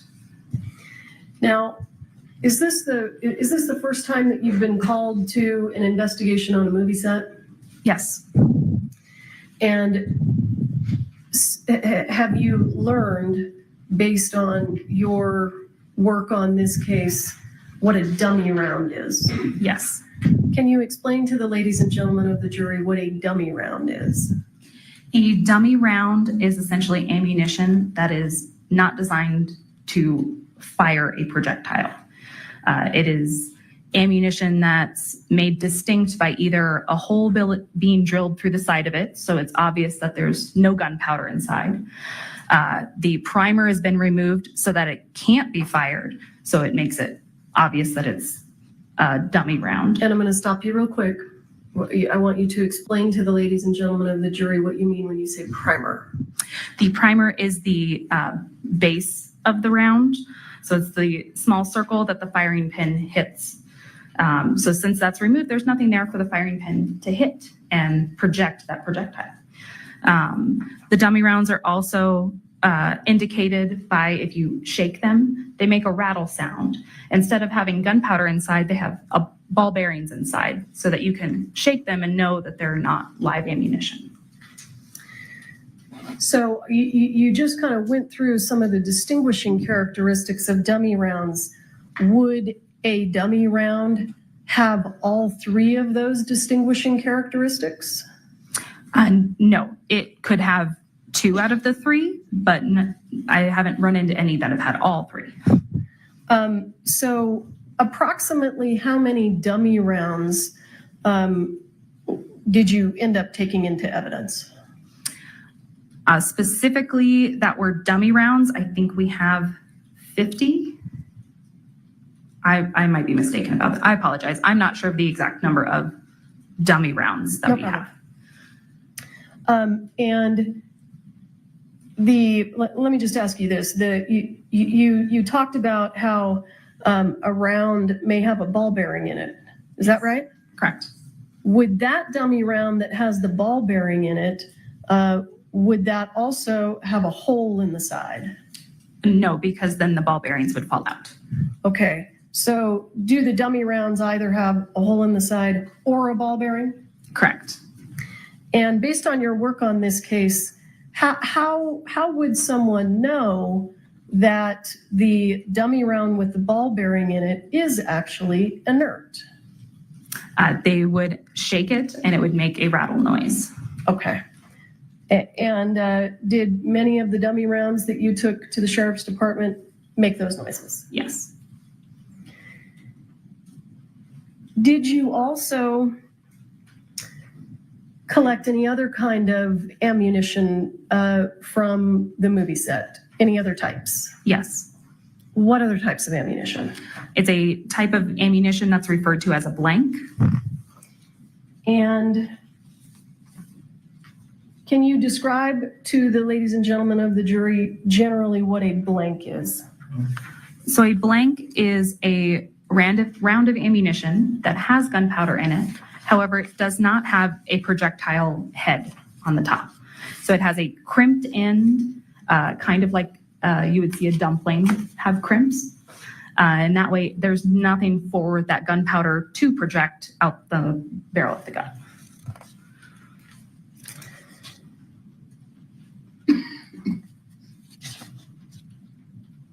And when you collected all of this ammunition, you took it back to the sheriff's department? Yes.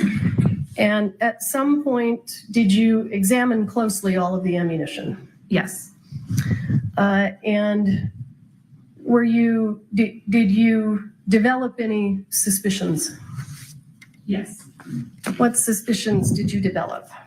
There were several rounds that, when shaken, did not make the rattle noise, and they all had a silver in color primer at the end instead of a brass colored primer. And did the primer appear to be intact? Yes. And did those have a hole in the side? No. You indicated that you had some suspicions about them. What was your suspicion? My suspicion was that they were live rounds. And what did you do with those live rounds, or suspected live rounds, rather? They were sent to the FBI for testing to see if they were live rounds or not. So you didn't take them apart there at the sheriff's department? No, I did not. Can you describe to the ladies and gentlemen of the jury what a casing is, or a spent casing? Once a live round is used in a firearm, the casing is what was encasing that round. So in a regular firearm is what would be ejected out of it, out the side. In a case of a revolver, it's what's left in the cylinder. So the projectile has come out of the firearm and the casing is what's left behind. Did you collect any spent casings from the scene? Yes. How many did you collect from the initial scene? 1. I'm going to show you what has been, I believe, previously admitted into evidence as State's Exhibit 10. Is that a photograph that you took? Yes. Let me make it, there we go. And can you tell us what we're looking at? Yes, this is a close-up image of the top of the cart. There was a spent casing on top of the cart, which is what we see up top here, where it has no projectile head on the end. And then there was another round next to it. Let me move this. As you sit here today, do you recall whether that round was the one that we're looking at that appears intact? Was that a dummy round or a live round? That was a dummy round. Okay. So in addition to collecting this ammunition, did you also collect other items of evidence? Yes. Did you collect any gun belts? Yes. And let me also ask you, and let me show you, if I have it here, I'm going to show you what's been previously admitted into evidence as State's Exhibit 12. Do you recognize that? Yes. And what are we looking at there? These were 2 boxes of ammunition that were inside of Lieutenant Benavidez's unit. So let's talk about exactly what we see in the photograph. Do you see the white box that says 45 long Colt dummies with a very small JS in the middle? Yes. Did you open that box? Yes. And what was inside that box? There were rounds inside of the box in a foam insert. Some of them were marked as 45 LC. Some of them were 4440 rounds. And what's the difference between 45 LC and 4440? They are different caliber rounds.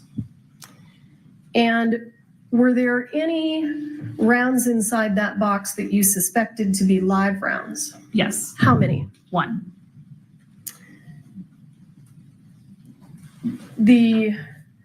Let me ask you this. How many rounds altogether did you discover that you thought were suspected live rounds on the set of Rust?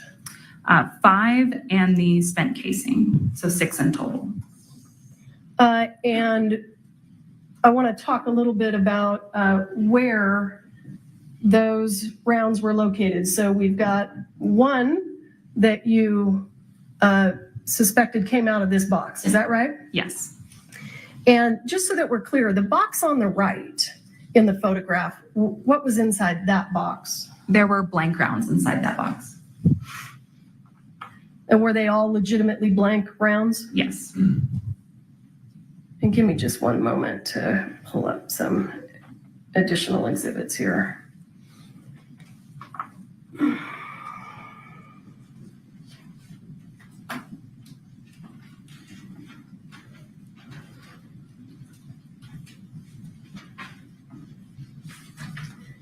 I think you testified that you collected some items of evidence from inside the church. Is that correct? Yes, correct. Did you collect any gun belts from inside the church? Yes. How many, if you recall? There was a gun holster, just 1 inside the church. And did you take that back? Well, the holster, was there anything unique about it? Was it just a piece of leather or did it have additional parts to it? It appeared to be a shoulder holster, so the one that would not go around your waist, but one that would go over your shoulder, and it had a fake knife attachment to it. And were there the piece of leather? Did the holster hold anything? Yes, it was able to hold ammunition. And when you collected that holster, did it have ammunition sitting inside of it? Yes. And the ammunition that was inside of that holster, did you closely examine it? Yes. And did any of that was in the holster cause you to suspect that there were any live rounds in the holster? Yes. How many rounds that were in that holster did you suspect were live? 1. And you sent that to the FBI? Yes. And based on your work on this case, do you know who was the actor who was assigned to that holster? Alec Baldwin. Can we go ahead and, I don't know exactly. Yeah, let's publish it. Oh, I'm sorry. Do you have any objection to the exhibits that I showed you previously? I certainly don't have to this picture. Okay, so I'm going to move for the admission of State's Exhibit 22 and ask for permission to publish. All right. Hearing no objection, case 22 will be admitted to be published. Did you take this photograph? Yes. And what are we looking at here? This is the interior of the church, and it is a close-up of some of the benches or pews that were inside of the church. And what is, do you see something leather there? Yes, on the second row of benches, there's a jacket and a holster. Is that the holster that we've been talking about? Yes. Is that where it was when you collected it? Yes. And I would like to show you what has been previously marked as, give me just one moment. I think it's 12 and 13. Mr. Spiro, do you need to go through these with me? If you just show me the picture quickly, I'm sure I have no objection. Okay, so I'm gonna have to unplug, or do you? Oh, no, I can pull another cell. Okay, I'll look at this one quickly. well, but it's gonna come up on the screen, so I don't wanna publish it. I'll look at it and then I'm sure it's- No, but as soon as I move it, it's gonna come up on all the screens. Okay. Here, let's do it that way. I have no objection to exhibits 12 and 13. Thank you. And how about let's do 15 and 16? No objections to 15 and 16. 17? No objection. 18? No objection. I'm happy to stipulate that whatever this investigator Popple recovered at the scene. Well, we need a little more identity, but it's 12, 13, 15, 16, 17, 18. There's hang on, there's a little bit more than that. It's 19, 20, 21, 26, 27, 28, 29, 30. We have 31, 32, 33. Okay, so what's missing is so you're not doing 22, 23, 24, 25, right? 22's on the screen. All right, what about 23, 24, 25? I didn't hear you name those. There's no issue. The only one. I just want to get the numbers. This becomes a problem later. 23 is already in evidence. What were the other ones you had? 24, 25. I don't think I'm, all right, I'll go ahead and do 24 or 25. Wait, No objection? okay, so 22 is in evidence. I don't have 23. You don't either, do you? What do you mean? Well, we've been keeping track and we don't Right, have. so I think that, I think this is what we're moving into evidence, 23. Okay, just, I don't need to be, yeah. 22 is already in evidence. Or maybe it's, here, what number is this? Because I'm looking at the same picture that's up here. That's, I think she's tested the church benches. Oh, that's not it. 22 is the church bench. Mhm. What's up on the screen? 7 and 8, so that's wrong. That is 22. You can see in the lower left there. This one on the screen? We can't see on the lower left. Oh, exhibit 22. Okay, 22. Yes, it is. All right, so Stand here with me so I can. let me just clarify. All right, 13 has already been admitted. 12 has already been admitted. 26 has already been admitted.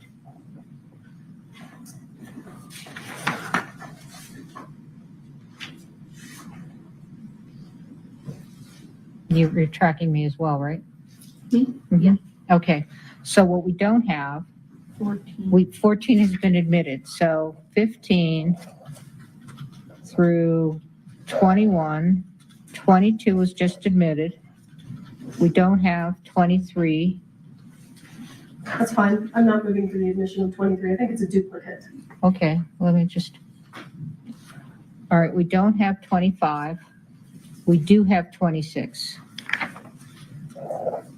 Right. So did Okay. you want, so you said, what about 25?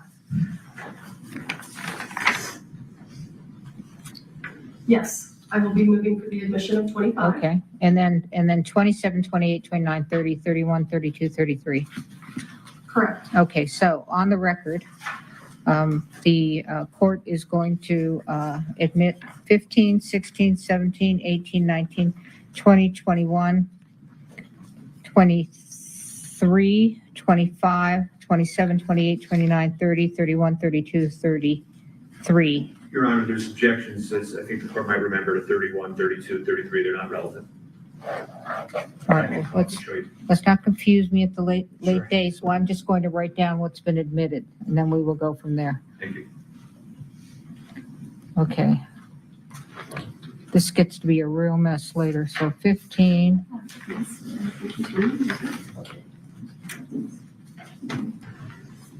So we've got 15. Sorry to slow us down. 17, 18, 19, 20, 21, 23, 25, 27, 28, 29, 30. And you're objecting to 31, 32, 33. Yes, Your Honor, we've discussed that issue. And I believe the court reserved ruling on it.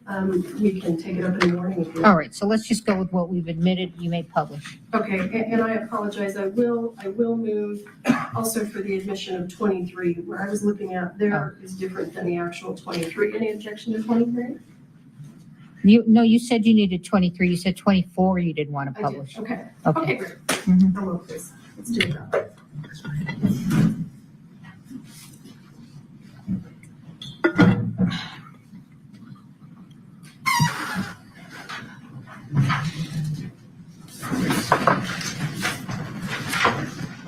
Okay.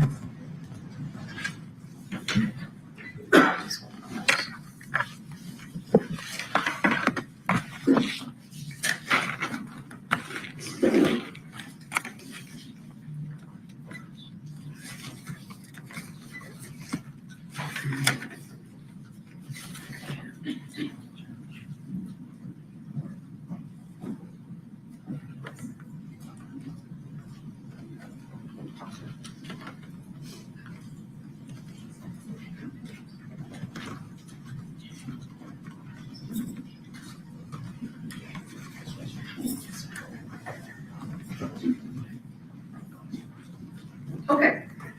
Ready? Not yet?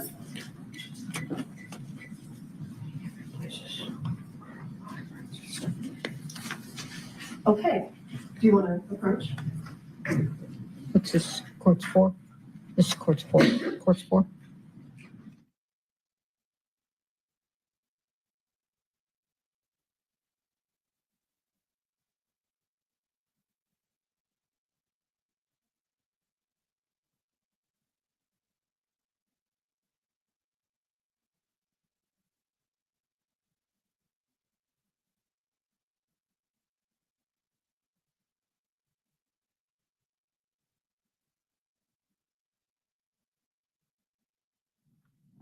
Ms. Popple, I'm going to show you what has been marked, and I think these are all stipulated too, so we've just moved these into evidence. I think we're just collectively moving them into evidence, and I can go through them now. Okay, State's Exhibit 15. Ms. Popple, do you recognize that? Yes. What is that a photo of? This is a close-up of the rounds that were in the holster that we were discussing. Mr. Baldwin's holster. Yes. I see, how many silver primers do you see there? There are 2. And which one did you suspect was a live round? The one that's closer to the center that has a cleaner look to it. This one here? Yes. And the one that was on the left that has the silver primer, when you examined that, what happened? When that one was examined, it was determined to be a dummy round. Do you know who provided that dummy round to the setup rust? I do not. Okay. Other than Mr. Baldwin's holster, were there other gun holsters that you collected? Yes. And were there other holsters that contained what you suspected to be live ammunition? Yes. How many others? There was one other, a gun belt that was located on top of the cart that had a suspected live round. I'm going to show you State's Exhibit 16. Can you tell us what we're looking at there? Yes, this is a close-up of the gun belt that was taken from the top of the cart, and it is a close-up specifically of the rounds that were inside of it. And was the suspected live round the one with the silver primer? Yes. We talked a little bit about that box of ammunition the box of dummies that you took out of Lieutenant Benavidez's unit. I'm going to show you what's been marked as State's Exhibit 17. Do you recognize that? Yes. And can you point us to the suspected live round that you testified to inside that box? Yes, it's the round on the far right with the silver and color primer. This one right here. Yes. And I think you testified that there was some loose ammunition on the top of that prop cart. Is that right? Yes. And did you collect all that? Yes, they did. You took it back to the sheriff's department? Yes. Any of the ammunition that you collected from the top of the prop cart, did you suspect any of that to be live ammunition? Yes. I'm going to show you State's Exhibit 26, which I believe was previously in evidence. Do you recognize that? Yes. And did you take that photo? Yes, I did. So what is this a photo of? This is an overall photo of all of the loose ammunition that was collected from the top of the cart. So these 6 items here at the top, what are those? Those are all blank rounds. They have the crimped end. So they're missing the projectile. Yes. Do they ignite? Do they make a sound? If you know. Yes, they do. Do they have gunpowder in them? Yes. What are they missing? Just the projectile? Correct. And these here on the left, these 2 rounds that look very much like each other. Were you able to determine whether those were dummies or suspected live rounds? Those were dummy rounds.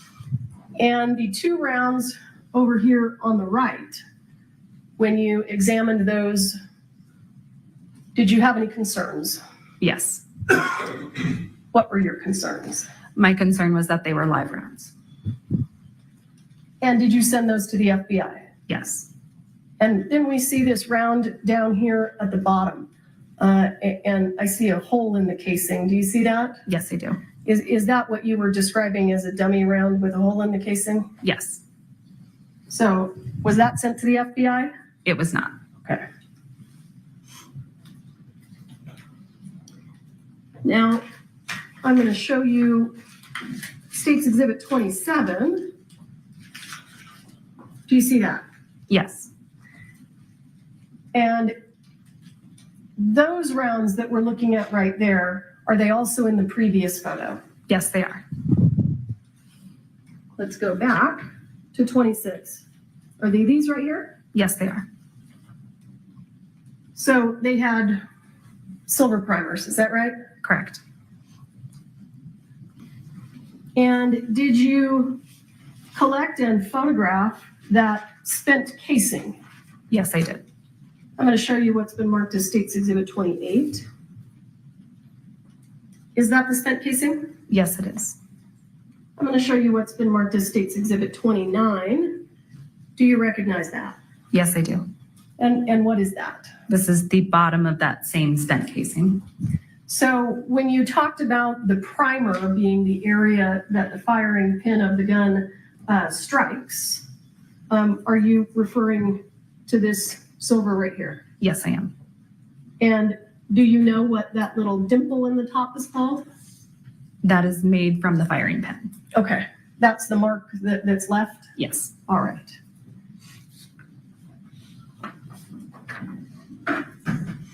Now, when you ultimately conducted a search of the prop truck, did you collect additional ammunition? Yes. And was there any live ammunition found in the prop truck? No. Or any suspected live ammunition, rather? No? No. So what kind of ammunition did you take out of the prop truck? We took blanks and dummy rounds.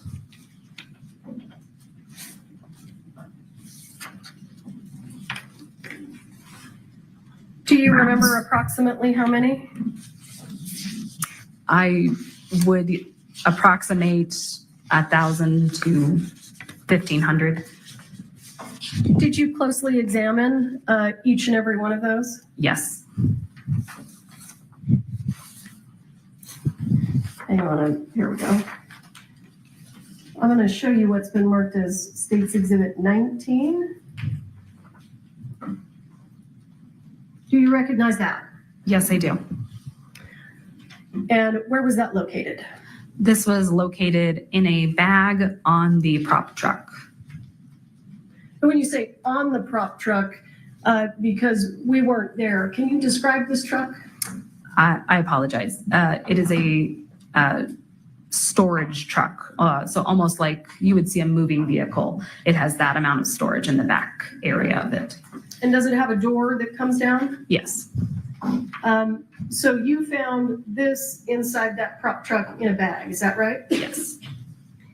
And did you go through the contents of this box? Yes, I did.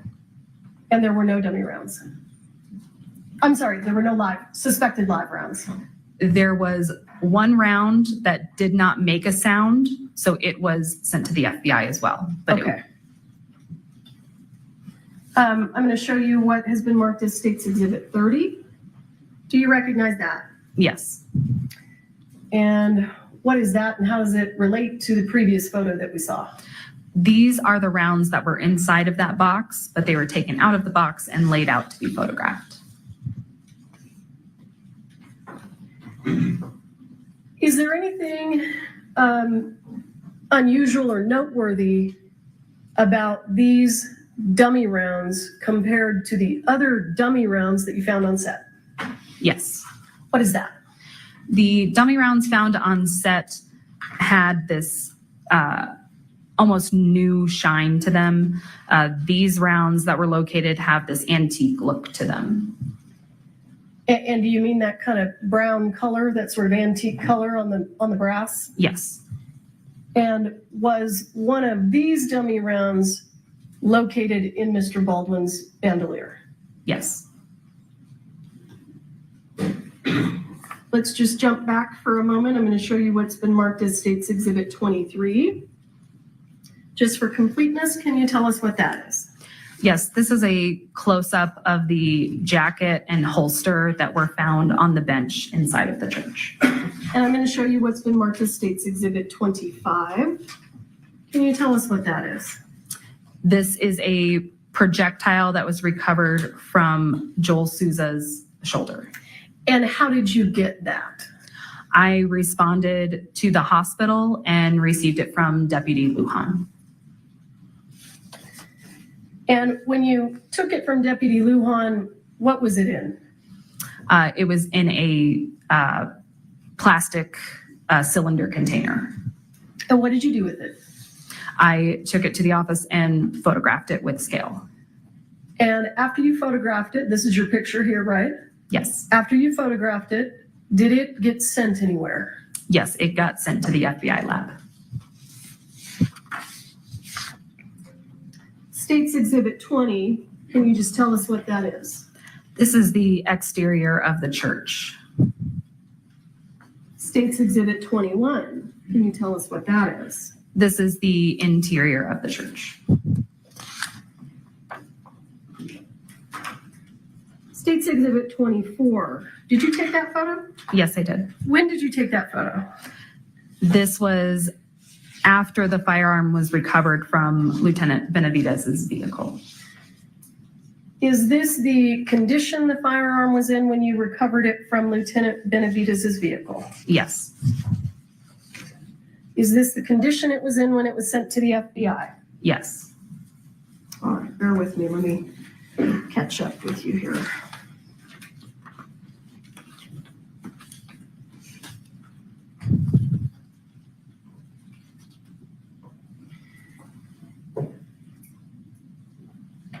Did you participate in making the decision about which items of evidence were going to be analyzed at the FBI? Yes. And let's go through the items of evidence that were sent to the FBI for analysis. State's Exhibit 24, we understand it was sent, correct? Yes. And I think you testified previously that you sent it for DNA testing, is that right? Yes. And without talking about specifically that testing, did you get results back? Yes. Did you, I think you indicated that you sent it for functionality testing, is that right? Yes. And did you get the results of that? Yes. And then at some point, did you participate in a discussion or a decision to have additional testing done on this gun? I believe I was part of that conversation, yes. Okay. And so was additional testing of this gun requested at the FBI? Yes. And do you recall generally what that requested testing was? I'm uncertain as to what they phrase it as, but I believe it was a drop test. Okay. Was requested. And what did you intend them to test for? That the firearm, whether or not it would be able to go off without the trigger being pulled, I believe. Okay. And did you send some of the boxes of ammunition to the FBI? Yes. Why? We sent all of the suspected rounds, suspected live rounds, to determine if they were in fact live rounds. One additional round was sent that did not make a sound to determine whether or not it was a dummy round. And I believe that in the case of the box that was recovered from Lieutenant Benavidez's vehicle, they wanted it in its entirety. So we sent them the entire box. Okay. And when you're talking about the box, are you talking about the box that we saw earlier that said 45 long Colt dummies with a JS in the middle? Yes. And what kind of analysis did you want done on the box? Did it have anything to do with the box itself? We wanted latent prints completed on the box itself. Okay. And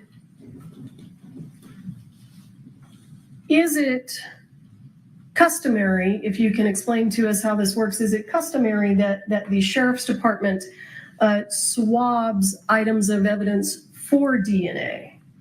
There are times where we will swab items for DNA. However, most labs, when we are requesting that they assist us, they want the items in their entirety. So they want to complete the swabbing themselves. So with regard to State's Exhibit 24, which is a photograph of the firearm, with regard to that firearm, did you swab it for DNA? No. Why not? Because we were sending it to the lab and that determination had already been made, we wanted to send it in its entirety to the lab. So was it swabbed at the FBI? Yes. And in terms of, it sounded like you did another search. You did a search of a business in Albuquerque. Is that right? Yes. Do you know why the Sheriff's Department wanted to search that location? It was my understanding that because the owner of that business had assisted in supplying dummy rounds to the set, that we wanted to ensure that we weren't finding any additional live rounds. And to determine that, we needed to search that warehouse as well. And what was that person's name, the person who owned that business? Seth Kenny. And was Mr. Kenny there when you conducted the search? Yes. And did you find live ammunition inside that business? Yes. Visibly, in terms of the details of the ammunition, did it appear to be identical to the live ammunition that you collected from the set of Rust? No. What did you do with the live ammunition that you collected from PDQ, Mr. Kenny's business? It was sent to the FBI. Why? What were you asking them to do? We were asking them to compare the gunpowder inside of the rounds found at PDQ to the gunpowder found inside the live rounds on set. Why? We wanted to determine if they originated from the same place. And did you get the results back? Yes.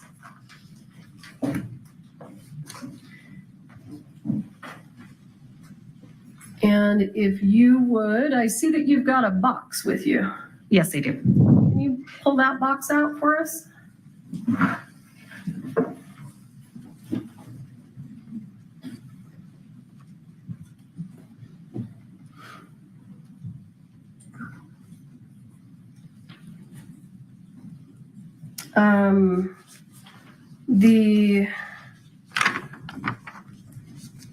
May I approach? Yes. Let's have a look at what's in your box.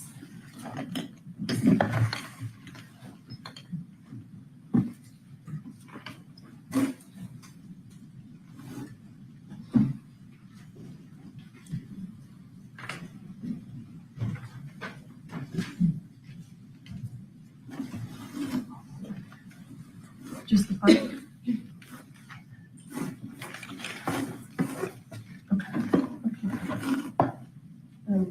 Can you get into it?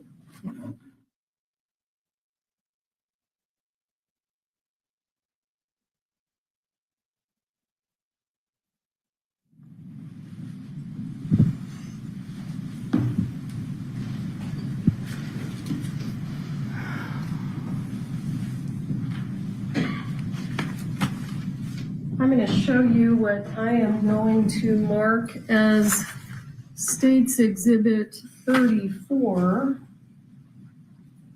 Mr. Spyro, do you want to have a look?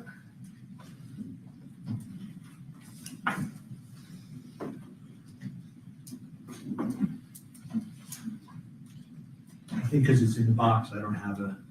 Do you want to come up here and have a look?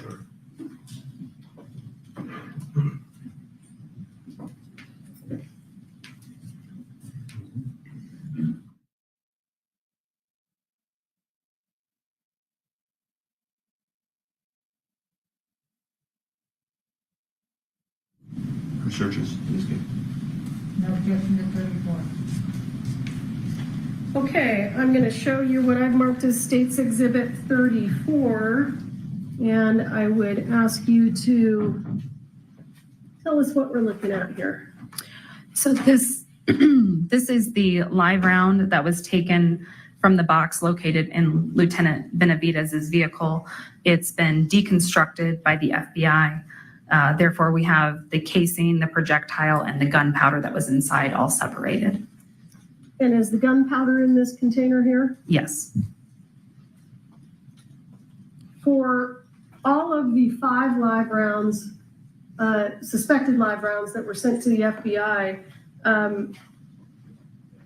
were they all disassembled by the FBI? Yes. And were they all returned to you in this condition? Yes.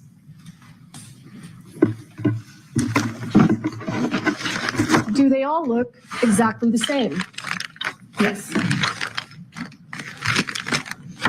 I'm going to move into evidence States Exhibit 35, 36, 37, and 38. Your Honor, if I could just ask one clarifying, just to find out the date of that, just so I know, because I haven't examined this. The date of what? When she received them back, or the date around, I think she- approximately is fine. Do you know approximately when you received them back? I do not. I have that back at the office, but I don't have it on me at the moment. Can you give us an estimate? Was it a month? Was it a year? I would estimate 6 months to a year. That's fine, Your Honor, thank you.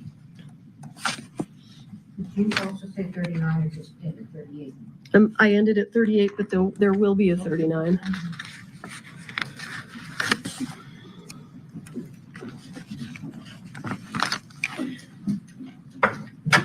You said they all look the same, right? Yes. Is that true also of the powder in the little container? Yes. It all appears to be the same. Correct.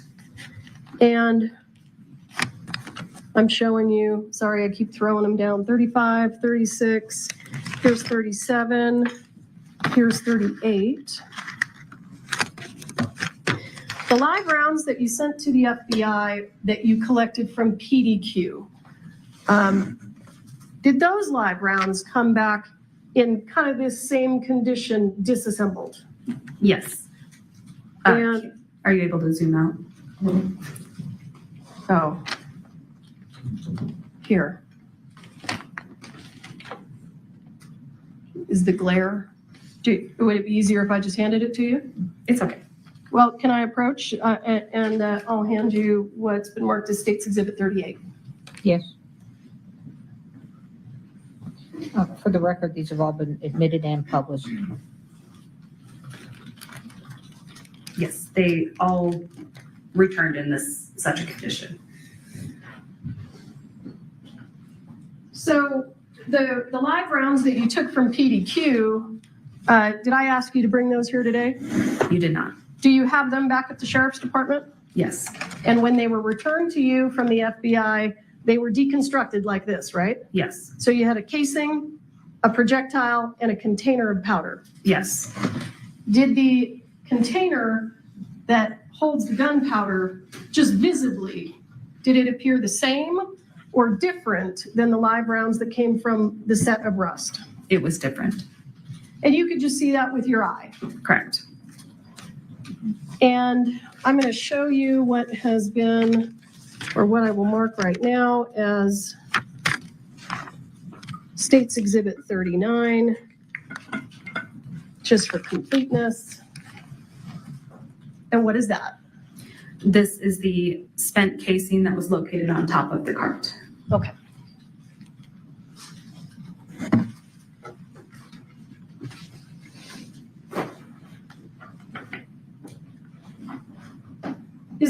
anything else that you did in this case, generally?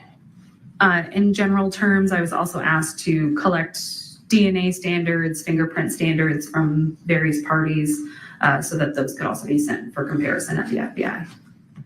And what parties did you collect DNA standards from? I collected them from David Halls, Hannah Gutierrez, and I believe Lieutenant Benavidez as well. Did you, I'm sorry, do you know whether or not a DNA standard from Mr. Baldwin was collected? It was collected by another agency. Okay.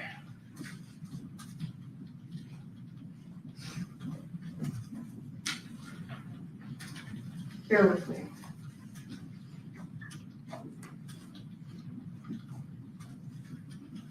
When you took the firearm out of Mr. Benavidez's patrol unit, did it appear to be damaged or modified in any way? And not that I was able to see. And let me go back to State's Exhibit 21. What are we looking at there? This is the interior of the church after I've laid down evidence markers. So just explain to the ladies and gentlemen of the jury so that they know what are evidence markers and where do we see them in this picture so they can make sense of what they're looking at. Evidence markers are utilized so that when we go back and reference photos, we can easily determine where things were placed in a scene, or where things were when we went there. So in this photo specifically, any numbered areas were physical items of evidence or possible evidence that was collected by myself. Any areas that are marked with a letter were areas of suspected blood that were also swabbed and collected. And just to be clear, the evidence that we've looked at that was photographed, all of these, is that all the evidence in the case? No. And the items of evidence that you brought in the box, that's not all the evidence in this case, right? Right. Do you still have all of the evidence? Yes. And where is it? It is in the evidence vault at the Santa Fe County Sheriff's Office. So if anyone wants you to bring it in, Do you you can still do that. have Is all that of the right? evidence? Yes. Yes. All right. And where is it? It is in the evidence vault at the Santa Fe County Sheriff's Office. So if anyone wants you to bring it in, Do you can still do that. have Is all that of the right? evidence? Yes. Yes. All right. And where is it? It is in the evidence vault at the Santa Fe County Sheriff's Office. So if anyone I wants you to bring it in, Do you still have all of the right? evidence? Yes. Yes. All right. And where is it? It is in the evidence vault at the Santa Fe County Sheriff's Office. So if anyone wants you to bring it in, do you still have all of the evidence? Yes. And where is it? It is in the evidence vault at the Santa Fe County Sheriff's Office. So if anyone wants you to bring it in, do you still have all of the evidence? Please don't talk about yourself And or where is it? anyone else about the evidence we keep here for. Don't hit on, don't be looking at anything about the child, anything about the subject matter, either on TV, verbally, research, whatever. News accounts, what the caution I told you. Okay? At 8:30, according to Steve Hayes, how look at it, thank you. At 8:30, according to Steve Hayes, how look at it, thank you.